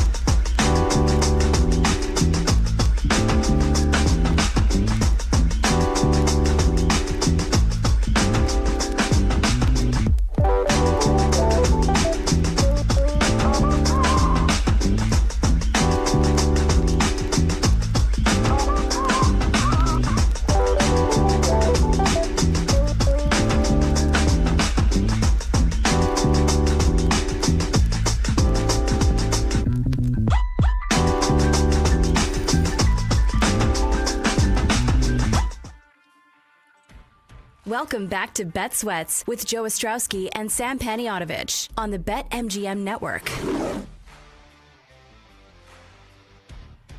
Yeah, it happened. We talked about this idea at the start of the show during headlines. We have some breaking news in the NFL. We'll get back to our reaction on the Clat stuff that we were playing right before the break. Joe Sammy P. Follow Sam on X at SP Shoot. I'm at Joe Ostrowski and other social media platforms as well. They did it. They benched Tua. McDaniel comes out. He's like, no, we are not tied at the hip. They benched Tua after Monday night's awful performance on the road in Pittsburgh. Just looked terrible, and they're going to Quinn Ewers. Quinn Ewers, the Dolphins starting quarterback. Okay, Schefter reports this. It will be Ewers' first start, and that is Sunday against the Cincinnati Bengals. And the Bengals are getting bet as we speak. 2.5. That was the number at 10:30 a.m. Eastern. 2.5. Right. It is now 4.5. We didn't do this yet, so I don't mind saying it because things have changed. I wrote down Miami as a possible live dog in that game. Now I am scratching that just off. wait. Oh, I was going to say, just wait. You might get 5.5. You might get 6. I'm not betting on Quinn Ewers against Burrow. It's not a thing. It's not happening. He's in a good spot. It's a bad defense. So the matchup, maybe they score some points, but we'll see. Let's see where that number ends up going, right? Depends on the number. It always does. All right. We played that Joe Klatt clip before the break. I feel like we've got to break that up. There was a lot there. First, it started with the idea of college football Cinderellas. Nobody wants it. Throughout JMU, Tulane, all that. Okay, that's one thing. And then I think took a crazy left turn when he went into his thoughts on college basketball. First, let's deal with the Cinderella idea in college football. Tulane, JMU, that whole thing. Nobody wants it. Why are we doing it? That's his take. Like, if we're not doing it, look at the doors that are open. We definitely have Notre Dame in the playoff. What do you think of the G5 teams getting in and that opinion? I'd be okay with one. Let's give the best G5 team a crack to get killed by somebody. Whatever. Let's just put them in. Let's reward a great season. But we don't need both. I think it's very funny because if you took James Madison and Tulane and combined their rosters and had that team face Notre Dame would still kill them. Ooh. Oh, yeah. So that's sort of that's where I'm at. Like, I'd much rather have Notre Dame in the playoff than have these two. I don't know that it's fair to say nobody cares because clearly all the G5s care about some sort of representation, but we don't need two. Yeah, I don't want any of it. I don't know that I'll ever get my way. I want the best teams, whether it's 12, whether it's 16. Truly give me the best teams. That's what we're doing here, right? Like that's the whole idea. The ones that earn it too. So yeah, I don't like that we basically have buys. We have buys with the teams that are the best. It's like they just give them buys. I'm more traditional than most when it comes to my college football. I would just like to see number 1 play number 2. Yeah. And that's not what people want because fans are a fan of more games, more drama, more teams. I got a coworker at Fox who's been pushing for 2014 playoff for 6 months, and I think it's stupid. I want no part. 24? If you took Indiana and Georgia right now and just had them play for the title, I think that'd be an outstanding football game. And they would both be deserving of a berth in a national championship. The old BCS, 1 and 2. I think this is a great year for Indiana, Georgia. Ohio State had a chance, lost to Indiana. So now Indiana plays Georgia. Bang. There's your championship. My 10 toes down last week was we're going to have 16 next year, and then soon after that, we're going to have 24 or 28. So it's not a crazy idea. I think that's where we're going to be. We'll see. And I think that's a joke. Klatt says that Yeah. the NCAA tournament is a joke. I think a 2018 college football playoff would be a joke. Yeah, 24, 28, it's all a joke. We're getting 16. There's no doubt about that. Yeah, his idea on the NCAA tournament being a joke, he's talking to college football fans, so many of them college basketball fans as well. Yeah, I thought that was a little crazy. You tell him, Joel. You tell him, Joel. I understand his opinion that we're not crowning the best champion, but I think all of us go into the madness understanding that in most years, we're not going to get the best team in college basketball that year. That's just how it's set up. It's hard to win six games in a row. I think the Thursday, Friday first round of the NCAA tournament is the best betting day of the year. Mm-hmm. So if he's trying to prove that point to some college football lifers and college football diehards, fine.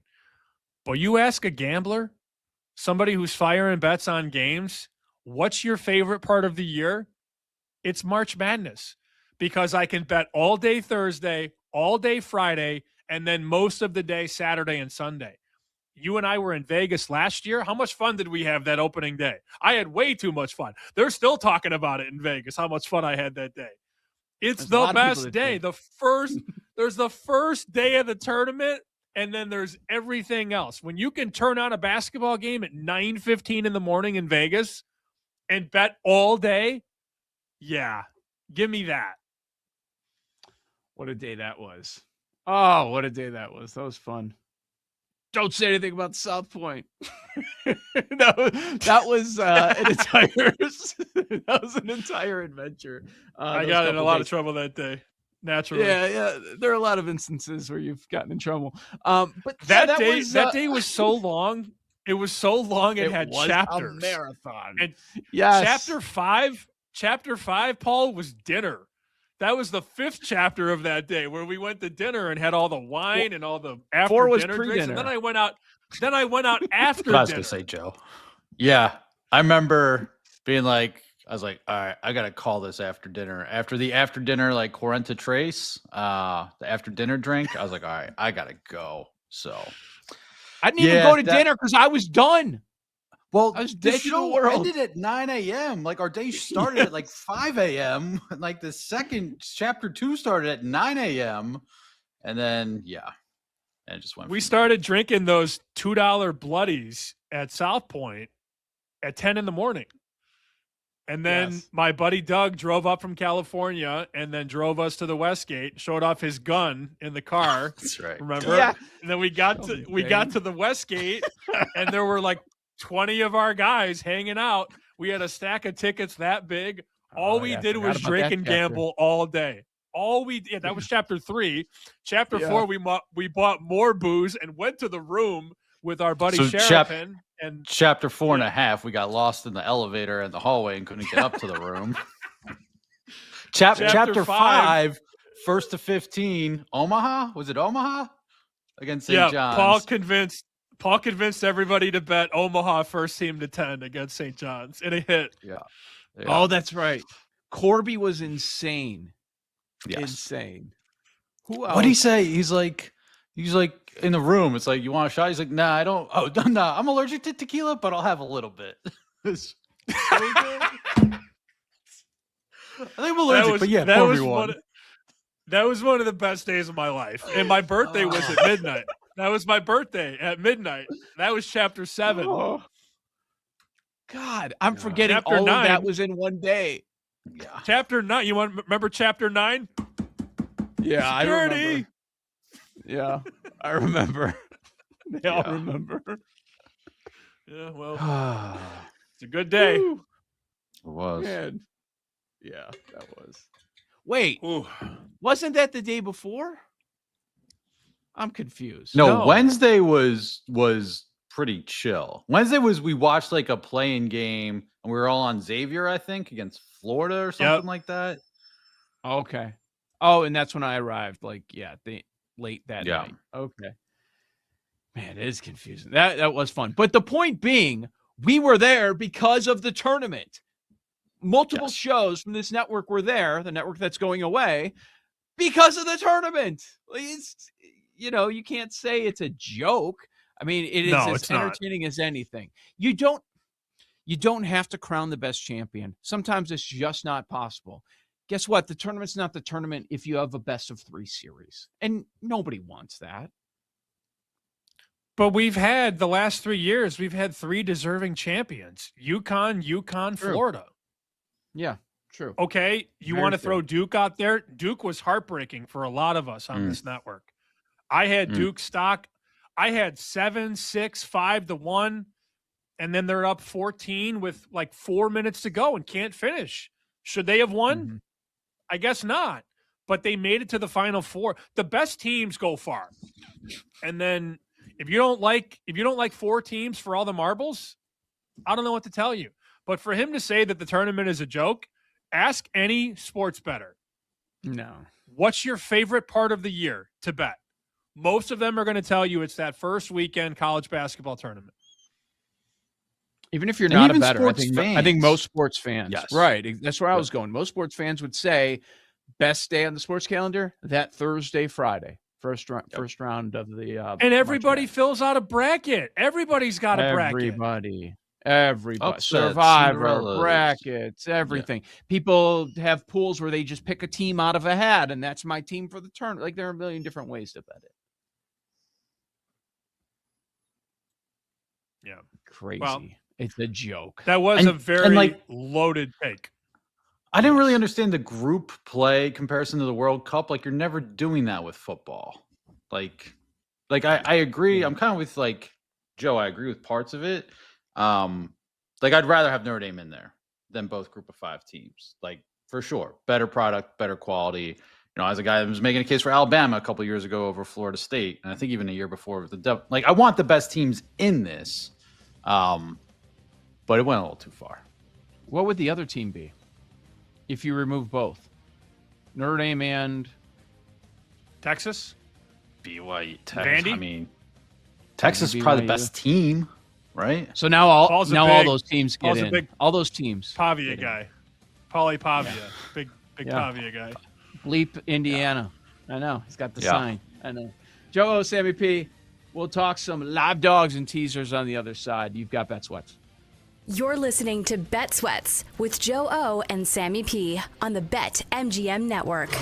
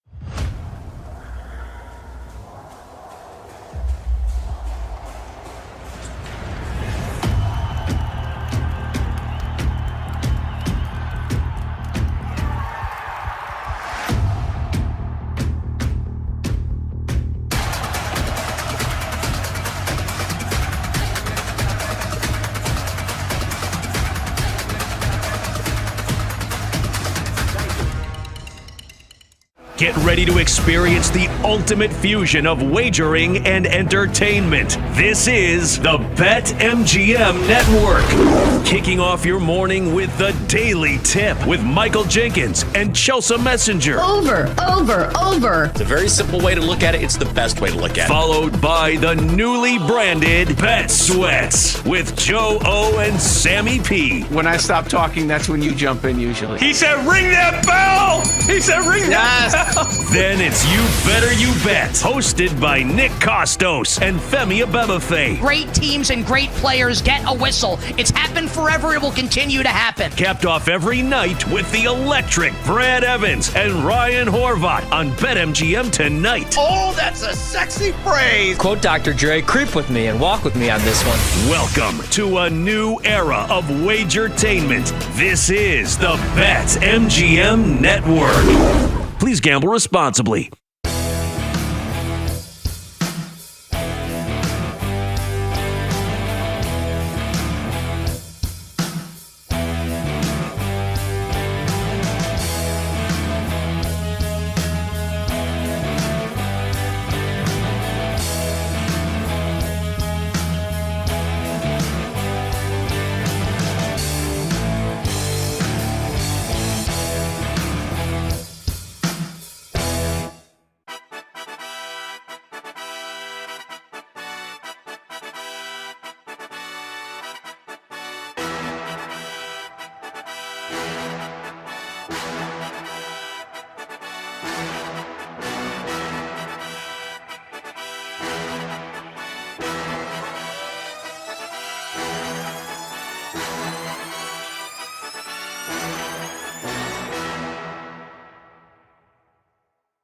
Get ready to experience the ultimate fusion of wagering and entertainment. This is the BetMGM Network. Kicking off your morning with the Daily Tip with Michael Jenkins and Chelsea Messenger. Over. It's a very simple way to look at it. It's the best way to look at it. Followed by the newly branded Bet Sweats with Joe O and Sammy P. When I stop talking, that's when you jump in usually. He said, ring that bell! He said, ring that bell! Then it's You Better You Bet, hosted by Nick Costos and Femi Abebefe. Great teams and great players get a whistle. It's happened forever. It will continue to happen. Capped off every night with the electric Brad Evans and Ryan. Right. Unless Paul it's like convinced something them to to open him, up though. at 7:30. Yeah, he open showed up. early They for handed him me. a Chris Modello, sat there, got the fade done. They come to Paul. Yeah, he's got two barbers that come to his house and cut his hair at home. It's pretty good. It looks Think good. about that. Maybe What'd you there's tell a her? business idea there. What'd What? you say? Oh, my girl Vero, she already knows. It's a 2 on the sides and clean it up and yeah, that. Just straight across or I never can really decide on the back. Like, do you go straight across or do you curve it? I feel like I change my mind like every time. I'm like, I don't know what looks good. I can't see it. Wait, you tell me whatever. Yes. Yeah. Make me look good. Right. And I think she did. Don't you guys agree? She did. Oh yeah. Well, that's why it stood It's the out. first thing. First thing I noticed. It's a little short. It's a little tight. I love Paul's impression of the stylist. Like, yes, thank you. Maybe that's your next calling. That's it. So yeah, because firefighter's out. Hairstylist. Every I've also time I kind get of my been- hair cut, it always crosses my mind that I would hate this job. Like, this seems like a horrible Really? job. I just hear the conversations, especially when it's like the old guy hitting on a younger girl, and I'm just like, how do they deal with this all day? Okay, hold on a second. Where do you go that there's like an older guy cutting a younger girl's like hair? No, Or reverse. vice versa. Reverse, Paul. Yeah. Oh yeah, that makes more sense. That makes a lot more sense. Oh my Take it back now, y'all. One hop this time.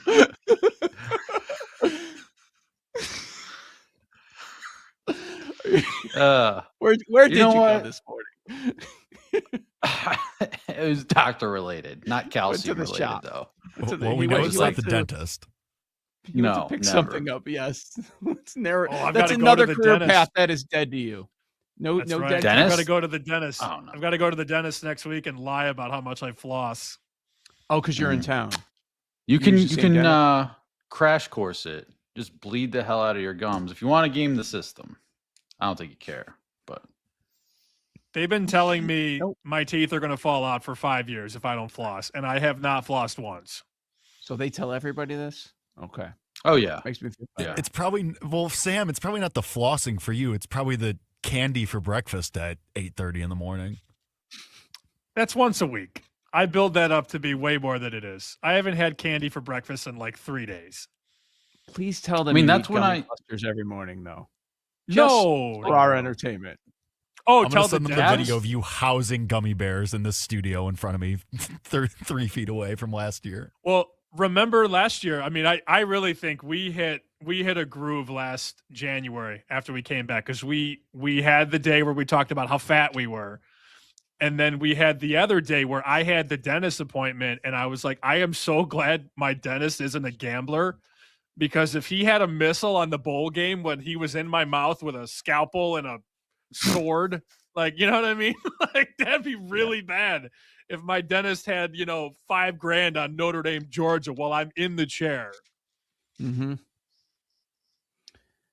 Yeah, it sucks. And then you're gonna have to come back. But hey, here's the good thing: you can stay for a while if you need a follow-up appointment with some cavity that they end up making up. yeah, All I've had one my whole life. Now you have 5. Like, no, you're Mhm. fired. Mm-hmm. Yeah. Now with Dr. Cha. Yeah. You're fired. Never No, with Dr. Cha is a straight shooter. Yes. Yeah. He tells you the truth. We had the same Yep. dentist. Yeah. North side of the city. All right. Let's get to live dogs and teasers. A lot of times you ask, well, does this team really qualify as a live dog? Because it ends up being a short number.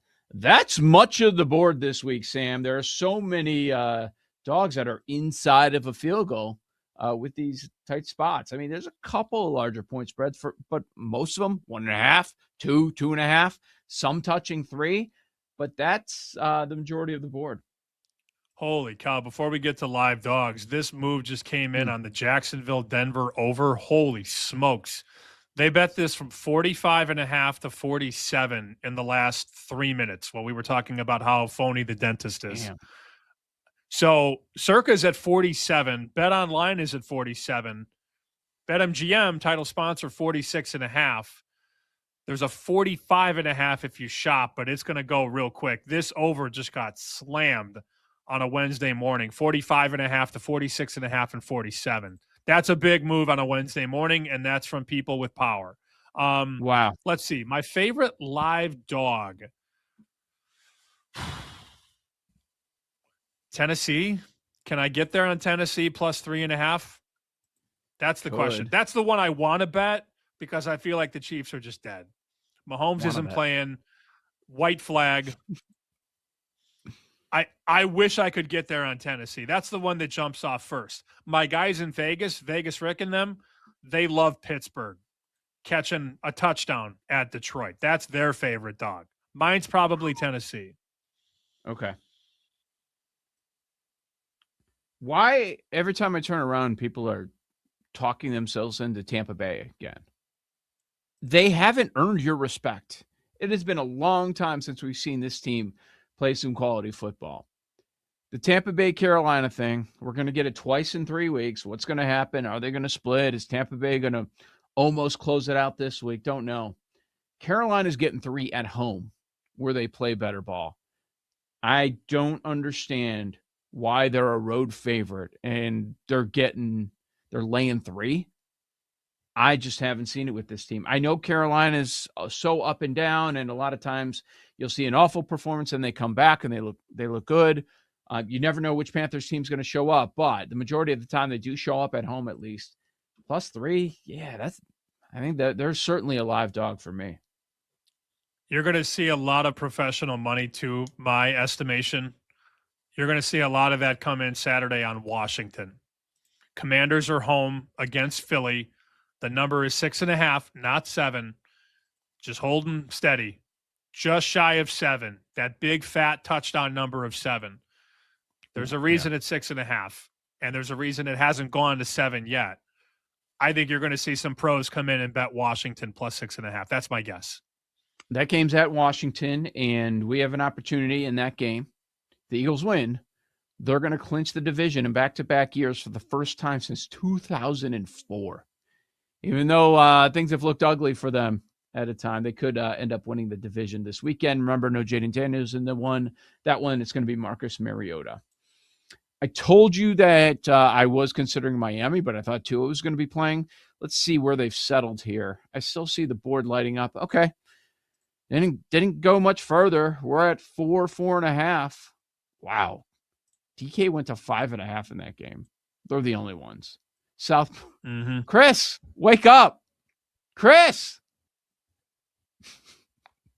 Did he not move yet? 2.5. Oh, wow, he didn't. Yeah. He's 2.5. It's very funny. For those that don't know what we're talking about, the South Point, they're dear friends of us there. They are late to move a lot of times. So news will break and then everybody will move and you see the whole world at 4 and South Point is 2.5. And my joke is, well, Chris is still sleeping. It is 8:11 in Vegas right now. They also may have just taken it down the board, off the board rather.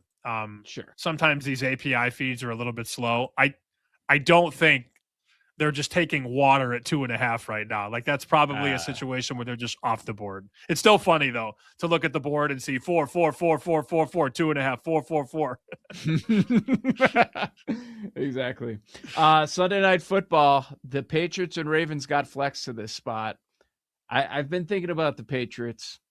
I'm close to there. I want to see, man, I'm curious what kind of effort we're going to get out of them. I think pretty good. The idea that the Ravens are fixed because they beat the Bengals 24-0, I think people are going a little bit too far on that. And don't forget that I know they gave it up at home, but New England did jump out to a 21-0 lead on Buffalo.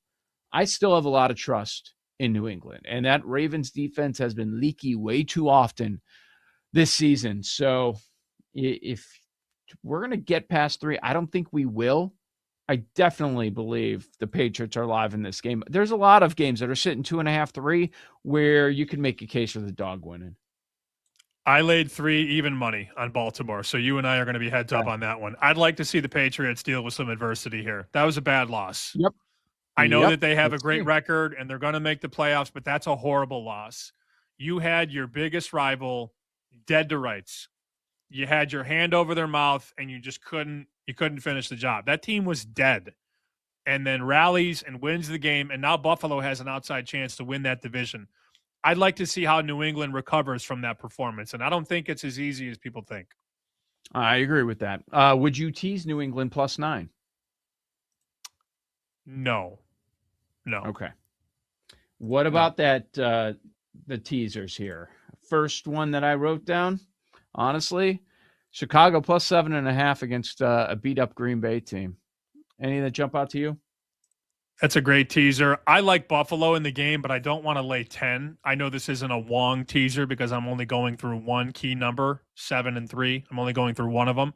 But Buffalo 10 down to -4 is probably a winner. I know it's a little mathematically uneasy for some people. Oh, well, he didn't go through 7 and 3. Those aren't the only teasers that win, okay? That's to get Buffalo under a touchdown. I mean, how many points is Cleveland going to score in this game? 17? Buffalo's going to have at least 30. So that's sort of where I'm at.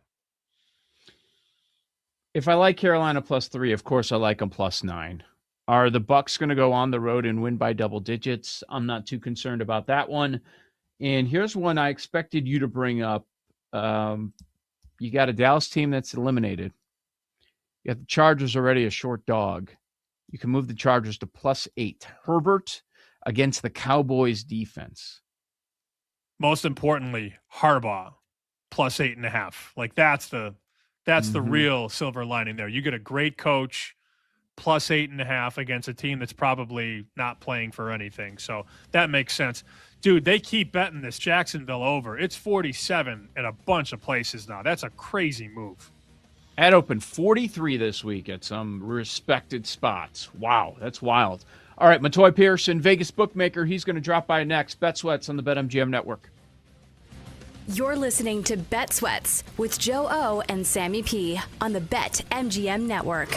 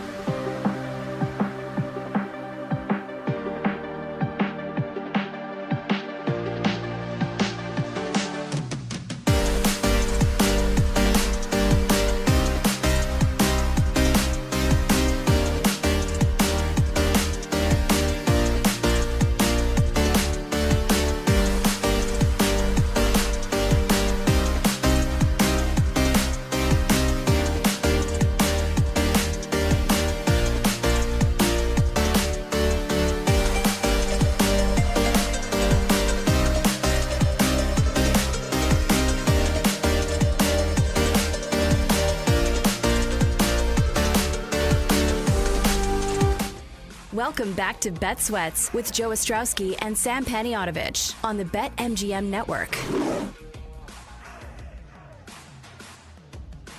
Joe Ostrowski, Sam Paniotovich, weekdays 9 a.m. to noon Eastern Time. This is Bet Sweats on the BetMGM Network.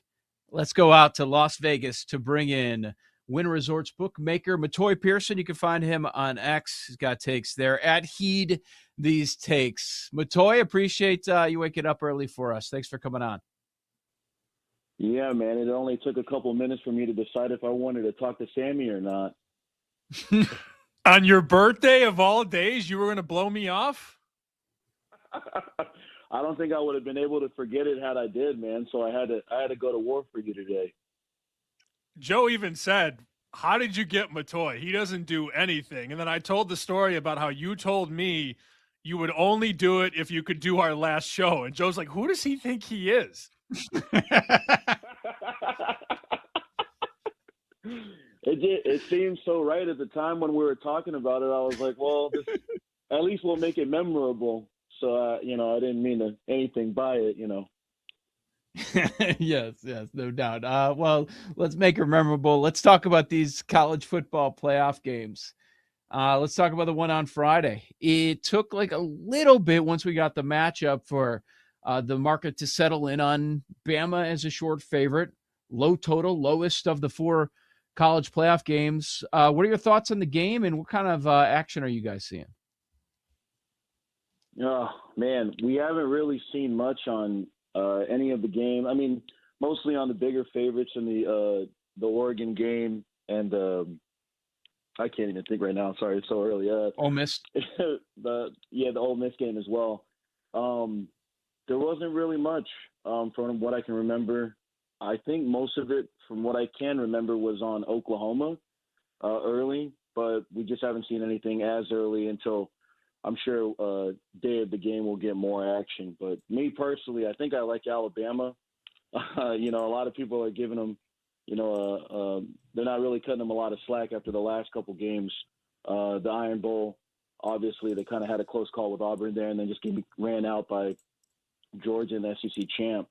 I think for a couple of weeks, I think DeBoer probably be ready to come back and beat the Oklahoma team that got him during the regular season that kind of, put him on that downward spiral heading into the playoffs now. I think the committee is so wild and so petty for not only keeping Notre Dame out, but then pitting the two teams that beat Notre Dame against each other in the first game. It's classic pity, right? A&M's taking on Florida, or Miami, Florida, rather. I have your numbers here. You're equal on a neutral. You have Miami and A&M the same, but the first number we saw was 5.5. Obviously a bad number. We're down to 3.5. Is that fair? Yeah. From what I've seen as well, I probably should have came and took a stab at Miami. We're probably having more of a time in the trading room laughing at the matchup itself for me before I even got the chance to chase the steam. I don't know. I mean, it's so old now since everyone's kind of had their crack at the jokes about the matchup in itself. I kind of like the matchup. A&M was building up so much steam coming in, and no one really cares about them anymore after the loss to Texas. I'm pretty excited to watch it, and I think the number right is right where it should be. Which quarterback do you like better? Oh, in that matchup? Mm-hmm.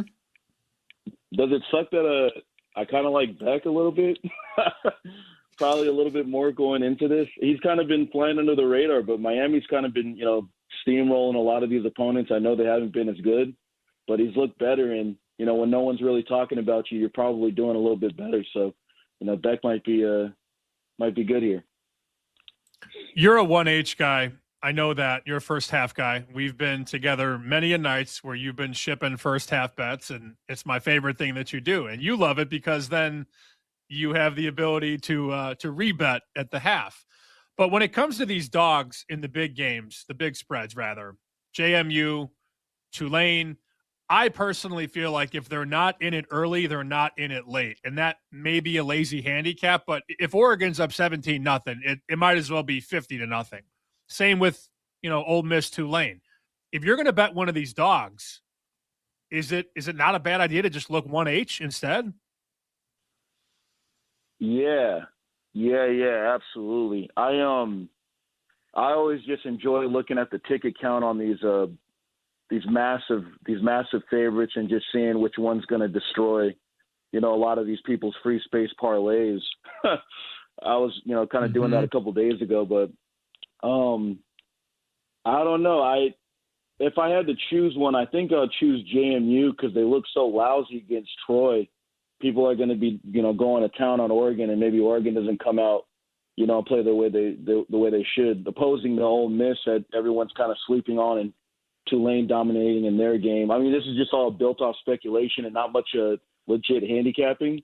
But if I were to pick one, I think I'd pick James Madison against Oregon to kind of keep it close before they get steamrolled in the second half. Every Saturday, Sunday as well, you always see this game day steam, and it's been a while. These numbers have been out there, so they've been massaged a little bit. Do you see any of the games, whether it's the one on Friday or the 3 on Saturday, where you could see some sort of a move where you expect there to be late money on a specific side? Oh, man, I think one of the massive favorites is probably going to get steamed a decent amount, and it might not be in everyone's best ability to chase that steam on the favorite. So if I were to guess, it'd be one of the favorites to kind of go, maybe a few more points than it should, and not get there in the end. So if I were to guess, it'd be one of the big favorites in the Ole Miss Tulane or JMU Oregon game. I was laughing so hard when you, Alan, and I were texting. The news was coming out about Michigan and all the stuff there. We weren't laughing at that, but we were laughing at the steam, the adultery steam on Texas. I mean, the news came out and they just blasted Texas. 7.5, 8 now, Mo, on Texas, Michigan. Yeah, I can't even. Well, as far as the texts go, I mean, that was as memorable as it gets, just in general, for chasing any steam. I think it's going to keep going. I mean, it's really going to be based on. I think it's just going to be based on how many of these players stay at Michigan or even care. Unfortunately for the program on how that's going. But yeah, man. I mean, if you can, or if you still care personally, you could still bet it up to whatever number, man. If these players even care or not. With Matoy Pearson, Wynn Resorts bookmaker here on BetSweats, Joe O, Sammy P with you. What about those the 4 teams in the playoff that are not playing? Your team's on bye this week. So most people take a look at it, and they've got the 1 and the 2, Ohio State, Indiana, maybe on a different level. How do you view it? If you're going to make a difference between the top 2 and then the other 2 teams, is there a big gap, or do you view those 4 teams as all being pretty close? Oh man, it's unfortunate. I think most viewers probably have Texas Tech as the odd team out, just because they're quote unquote unproven. They look good. I think I personally would just question how good the Big 12 was for them to kind of dominate and get through that and be the 4 seed there. But they'll have to prove themselves in a tougher part of the bracket. I think they're with Oregon and Indiana, so we'll see what they're made of in that next round. But the one that I think a lot of people are going to be excited to watch is that Georgia-Ohio State. I think they're the cream of the crop still. I think Indiana's somewhat unproven. I don't think they could have played in a better spot to play Ohio State in that Big Ten championship. So, to be number 1, there's a lot of pressure that comes with it, and they'll find out how it is in this playoff, coming up. You are a huge FCS guy. You love it. Are we shipping anything in the Montana game or in Illinois State Nova? I think it's a tradition unlike any other where I shove on the semis and get destroyed. So it's only my honor to probably give out Montana State money line in this Brawl of the Wild 2 deal. I think I make the number right where it is, so it's not anything special on how much I like it. It's just I picked Montana State or Mercer to win the national champion. One team still hasn't only scored 0 in their game, and they're still alive. So if I had to pick a team, it'd be Bobcats to get to the champion and then possibly win the champ against, Illinois State or Nova. Wow. So are you, in your role over at Wynn Resorts, are you able to just, for the most part, ignore the NFL, like let some of the other traders deal with that and you just focus on college? Good question. Yeah, I still haven't, tried my hand at the NFL numbers just yet. We got a couple younger guys that are making the NFL numbers. So I usually browse through it, every day just to kind of see where we're at and then, focus how we're going to be doing day of because, obviously we'll take more money day of than any other day. So, yeah, it was just more college and, now going through bowl games and, letting some of the younger guys handle the NFL until day of before me and my buddy Kyle take it over. What's your favorite story over the years, you and I having a bet together? There's got to be one that sticks out, right? I mean, the only one I can even think of is the Colorado State first half when we're at the UNLV game. Just the photos that were involved. I think it was Colorado State, New Mexico. We were down 11-0 off rip. I thought we had them right where we wanted them, but unfortunately we didn't have them right in any place where we wanted them. So I think that was probably the one I can remember the most, just because of the memes that came behind it. And I think we ended up leaving like at the end of the first half anyway. But Here's what happened, Joe. One. I put like $3,000 into Circa, and I was playing, $200-$300 a game because I was like, all right, I'm going to be in control on this trip. I'm going to bet a little. I'm going to put in all this money, and I'm going to do, small bets. And then Matoy and I start drinking, and we get to the arena. It's the WAC. I think it's the WAC championship or the Mountain West. I can't remember at this point. And he goes, I love Colorado State first half. I'm like, okay. So I bet a dime on it, of course, money line. And we're watching the game, and Alan Berg is taking pictures of us watching the game. And like Mo said, Colorado State goes down 11-0, and nobody's saying anything. We're both silent. After the free throw to make it 11-0, Mo, you look at me and you go, "We got him right where we want him." I lost it, dude. I lost it. I think we had a couple chances on the way back. I think we were so focused on the first half. We stopped listening to everyone that was around us. We had a pretty decent crew. I think not just us. I think it was like more people bet it too. So I was like, well, I'm going to try to run out of here before anyone says anything to me. And, I think we drank a little bit too much to stop caring about the game anyway. So, yeah, man, that was that was pretty intense to be down 11-0 out the gate in any game, especially that one. Man. Yeah. It's like, oh, we're done. I know that as soon as Sam started with, well, we were drinking. I'm like, oh, I know. So he makes the bet and he's like, hey, look at this. I already can tell he's showing you the phone. It's like, oh, damn. On the first half. That's good stuff. We went hard, Mo. We went hard. Yeah. Well, I mean, once he told me he bet a dime on it, I was like, well, there's no going back now, regardless of the result. So we were having a blast I think we were at the office bar before we ended up going to the Thomas and Mack. So we walked from the bar to the Thomas and Mack. I was like, man, everyone was pretty invested on that walk and not as invested on the walk back. I'm sure. Matoy, we appreciate you coming on. We've talked for a long time about getting you on the show. We're happy you're able to make time for us today. All right. Yeah, no, I appreciate it. Thank you, guys. Happy birthday. Enjoy it tonight. Birthday boy. Right on. All right, guys. Thank you. Matoy Pearson at Heed These Takes on X. He's over at Wynn Resorts. It's a good thing you scheduled him today. I'm taking a wild stab at it that I don't think he'll be available tomorrow morning. Odds are not good, dude. Yeah. I forgot. So I was going to tell a different story about betting games with him and sweating games because he was out in Boston a couple times when they were doing the win bet at the Encore in Boston. But that Colorado, I mean, we were so jazzed up, and he had me convinced Colorado State was the bet of the day. And I was like, all right, he's my guy. He knows his stuff. 11-0 run in our eyeball to start the game. And he looks at me and goes, we got him right where we want him. The last thing you wanted to hear. You're sitting there stewing in silence. Somebody funny, had to though. say something. I did laugh. Yep, no doubt. That's what it's about. All right, Lightning Bets next. Joe O, Sammy P, BetSwits.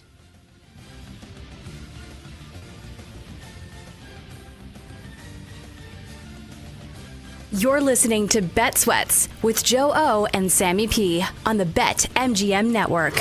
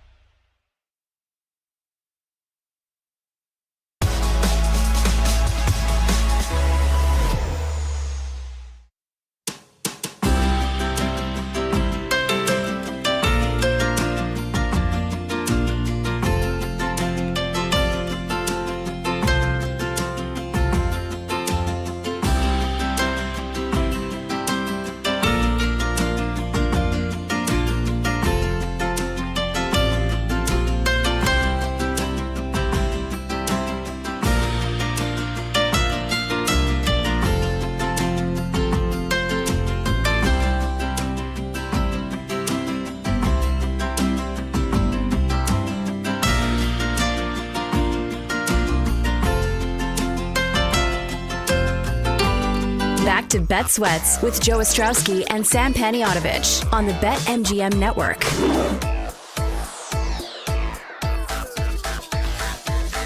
Sam in New York, schedule changed a little bit this week. Usually spending Thursdays there. It's a Wednesday there. Your last time, at least for this football season, being there. You got Bear Bets right after the show, and I'll be hanging out here. Sammy P, Bet Sweats, BetMGM Network. A few things we want to get to during this lightning bets before we get to our favorite plays of the day. Looking forward to tomorrow's show and talking about that Rams-Seahawks game, among other things. That's going to be a lot of fun. Great start to Week 16 in the NFL. All right, Sam, reviews. There's a lot of people, remember at the time, like honestly for 2 months, we were telling people, just subscribe, because we thought we were getting the feed. We were told we were getting the feed, and in the end, we're not getting the feed. So now we're telling people to subscribe somewhere else, to subscribe to Chicken Dinner via podcast. And also YouTube, don't forget that. Because there will be a video component to our new show. Since these people don't want it, well, other people will.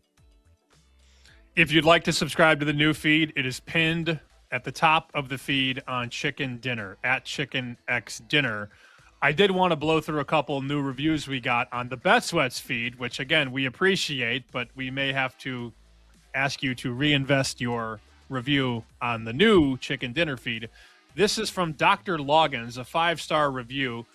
I met Sam through his first hit with DP, that's Stan Patrick. Followed him to Joe and the rest of the show. It's my morning go-to from 8 to 11. Entertaining till the end, professional sarcasm, and vaguely Hulk-like always angry. Move over Mufasa, Citizen Kane, Scarface. There's a new on-screen death worth witnessing. Godspeed, gentlemen. We are about to die. Salute you. All right. Interesting. And then one more. This is from ConRM34. Here's the thesis. It's a longer review, which I appreciate. I'm going to just read the main point. Joe O and Sammy P is the #1 podcast I look forward to every day, and I continue to strengthen my knowledge of sports betting and how to read the markets because of them. Losing the show hits home for me. I'm a Southwest suburb guy, White Sox guy, and I live in Champaign, Illinois. So I felt a real bond listening to the show. Let's get Joe, Sam, Paul, Jake, and hell, even Gertch out to beautiful Champaign for a brew at Murphy's and a black lie shot at Bentley's Pub. Go Bills in the Super Bowl. Love it. I saw that one as well. That was one of my favorites that we've gotten. When people get the show and they have their little mentions which tell you that they are listening on a regular basis and pick up on certain things, puts a smile on our faces. So good stuff. Appreciate that, fellas. It is very helpful to read these reviews, and I hope that you come with us and jump ship and join the Chicken Dinner YouTube and Apple or Spotify. You know, we were also yesterday, Joe and I have been talking a little bit more off the air these days. Not that we don't generally, but we talk 3 hours a day. We don't need to talk off the show. We text, but we don't talk. We've been talking a little bit more about what's next. And I said, you know, we have to talk to the guys. So if we could have the whole crew full screen now, that would be outstanding. Get everybody in here. Joe, I think it was just like putting them all on the spot. And, you know, we can't pay you guys, but you're more than willing to come with. Jake, why don't you go first? You coming? I'll follow you anywhere, Sam and Joe. Anywhere you guys are going. I told you. I said go to Jake first because I think that's positive. The others are going to be negative. Gertz just turns his camera off. He just goes away. We have nothing for you. We have no money. We hope to build. We hope to build something. You're all invited, but we can pay you in Raisinets. Love a good Gertz, you want to go or you want me to go? Gertz, you go first. I'm in. I'm in. I don't have anything else to do, so why not? That's in. Let's go. We got Gertz. Gertz is bringing the Johnny Walker. Exactly. Gertz knows he's getting a segment.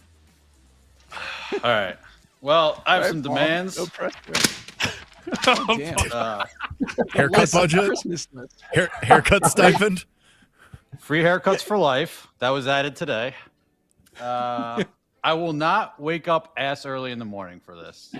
No, I'm done You with think that. we are? So, Say, who do you think we're you're gonna talking continue to? so far, so good. So far, so good. All right, this is big. Henceforth, you will address me as El Pollo or Senor El Pollo. Why? Why is that a demand? I have a follow-up question. Do we have Yeah. to keep a straight face when we address you as such?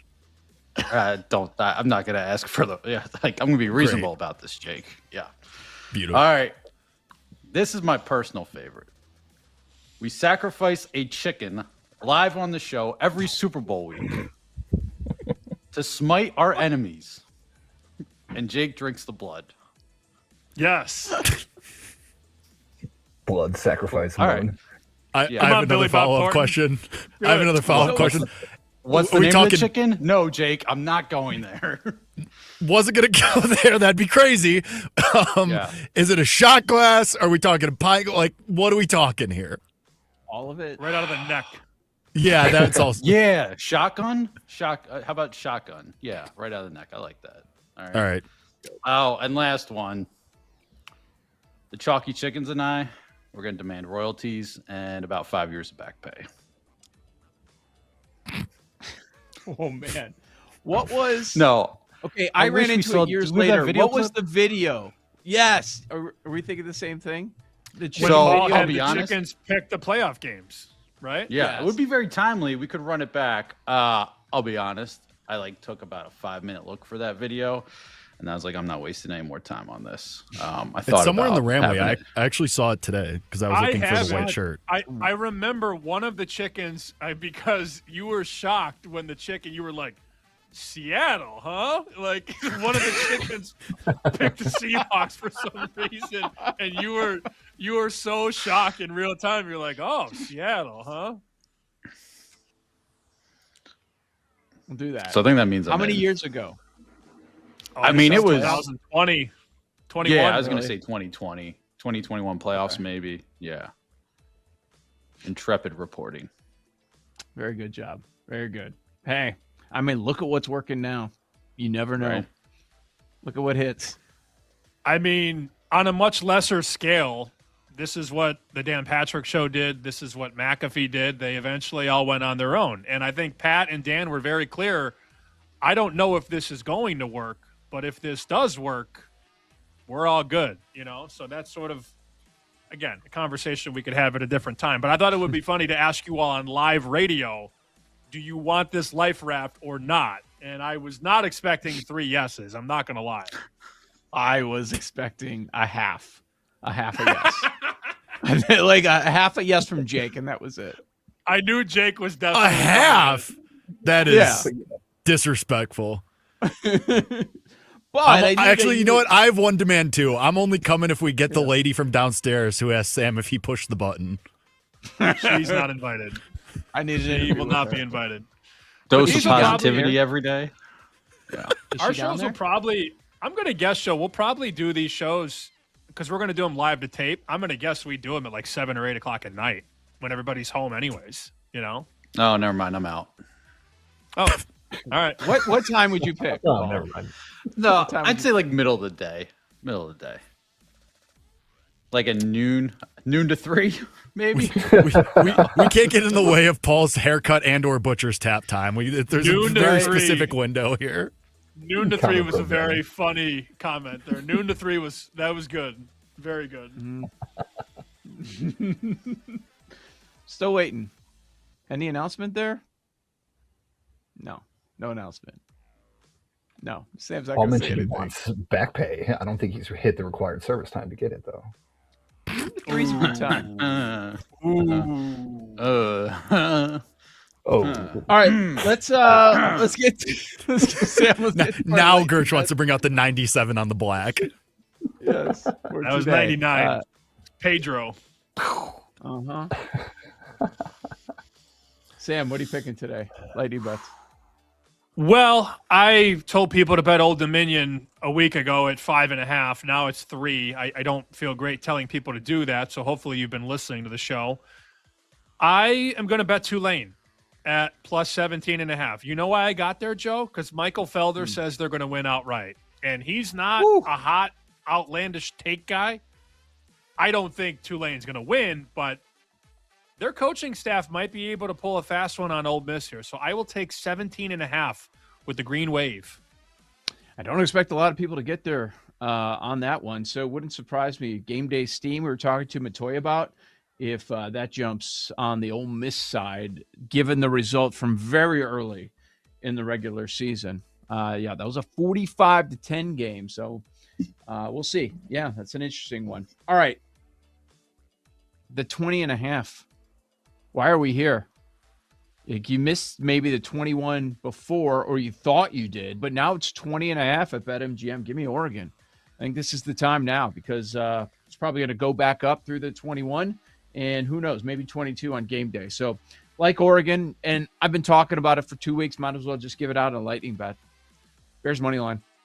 Bears against the Packers. We're 1 across the board now. The 1.5s are going away. We've been talking about the idea that the Bears actually close the favorite. Decent possibility that happens. We'll see about the injury report, but I'm going to be on the Bears side. I know I am. So let's go Bears money line there. Paul? I need to see what people outside of Chicago are saying because every single person I've heard this week has said Bears. And I think that makes sense being in Chicago. I wonder, like, I don't want to make a bet on the Packers, but I'm interested. Doesn't to it see feel where that... like this week a lot of people, I'm saying outside Chicago, national people that were kind of wavering on the Bears are like, I don't know, this, that. And then for some reason this week it feels like, okay, they're for real. Like they caved in. And I wonder why that's the case. I really, Paul, like, I can't wait to see the 10 minutes before kickoff picks on TV. That's what I need to see. Yeah. Curious. I've got Jake, some bonus bets to burn them for tomorrow. So, Jake, you go ahead. Okay. Just final thoughts. Chicken blood moon. I feel like now I definitely have to come Saturday, right? So I'll be there. See you Saturday morning. Yes. Good. Tailgate. Tomorrow morning, 9 a.m. Eastern, BetSweats, BetMGM Network. Thanks for listening to Bet Sweats. If you missed anything on today's show, make sure to listen back on the Odyssey app or wherever you get your podcasts on the BetMGM Network. Make it legendary.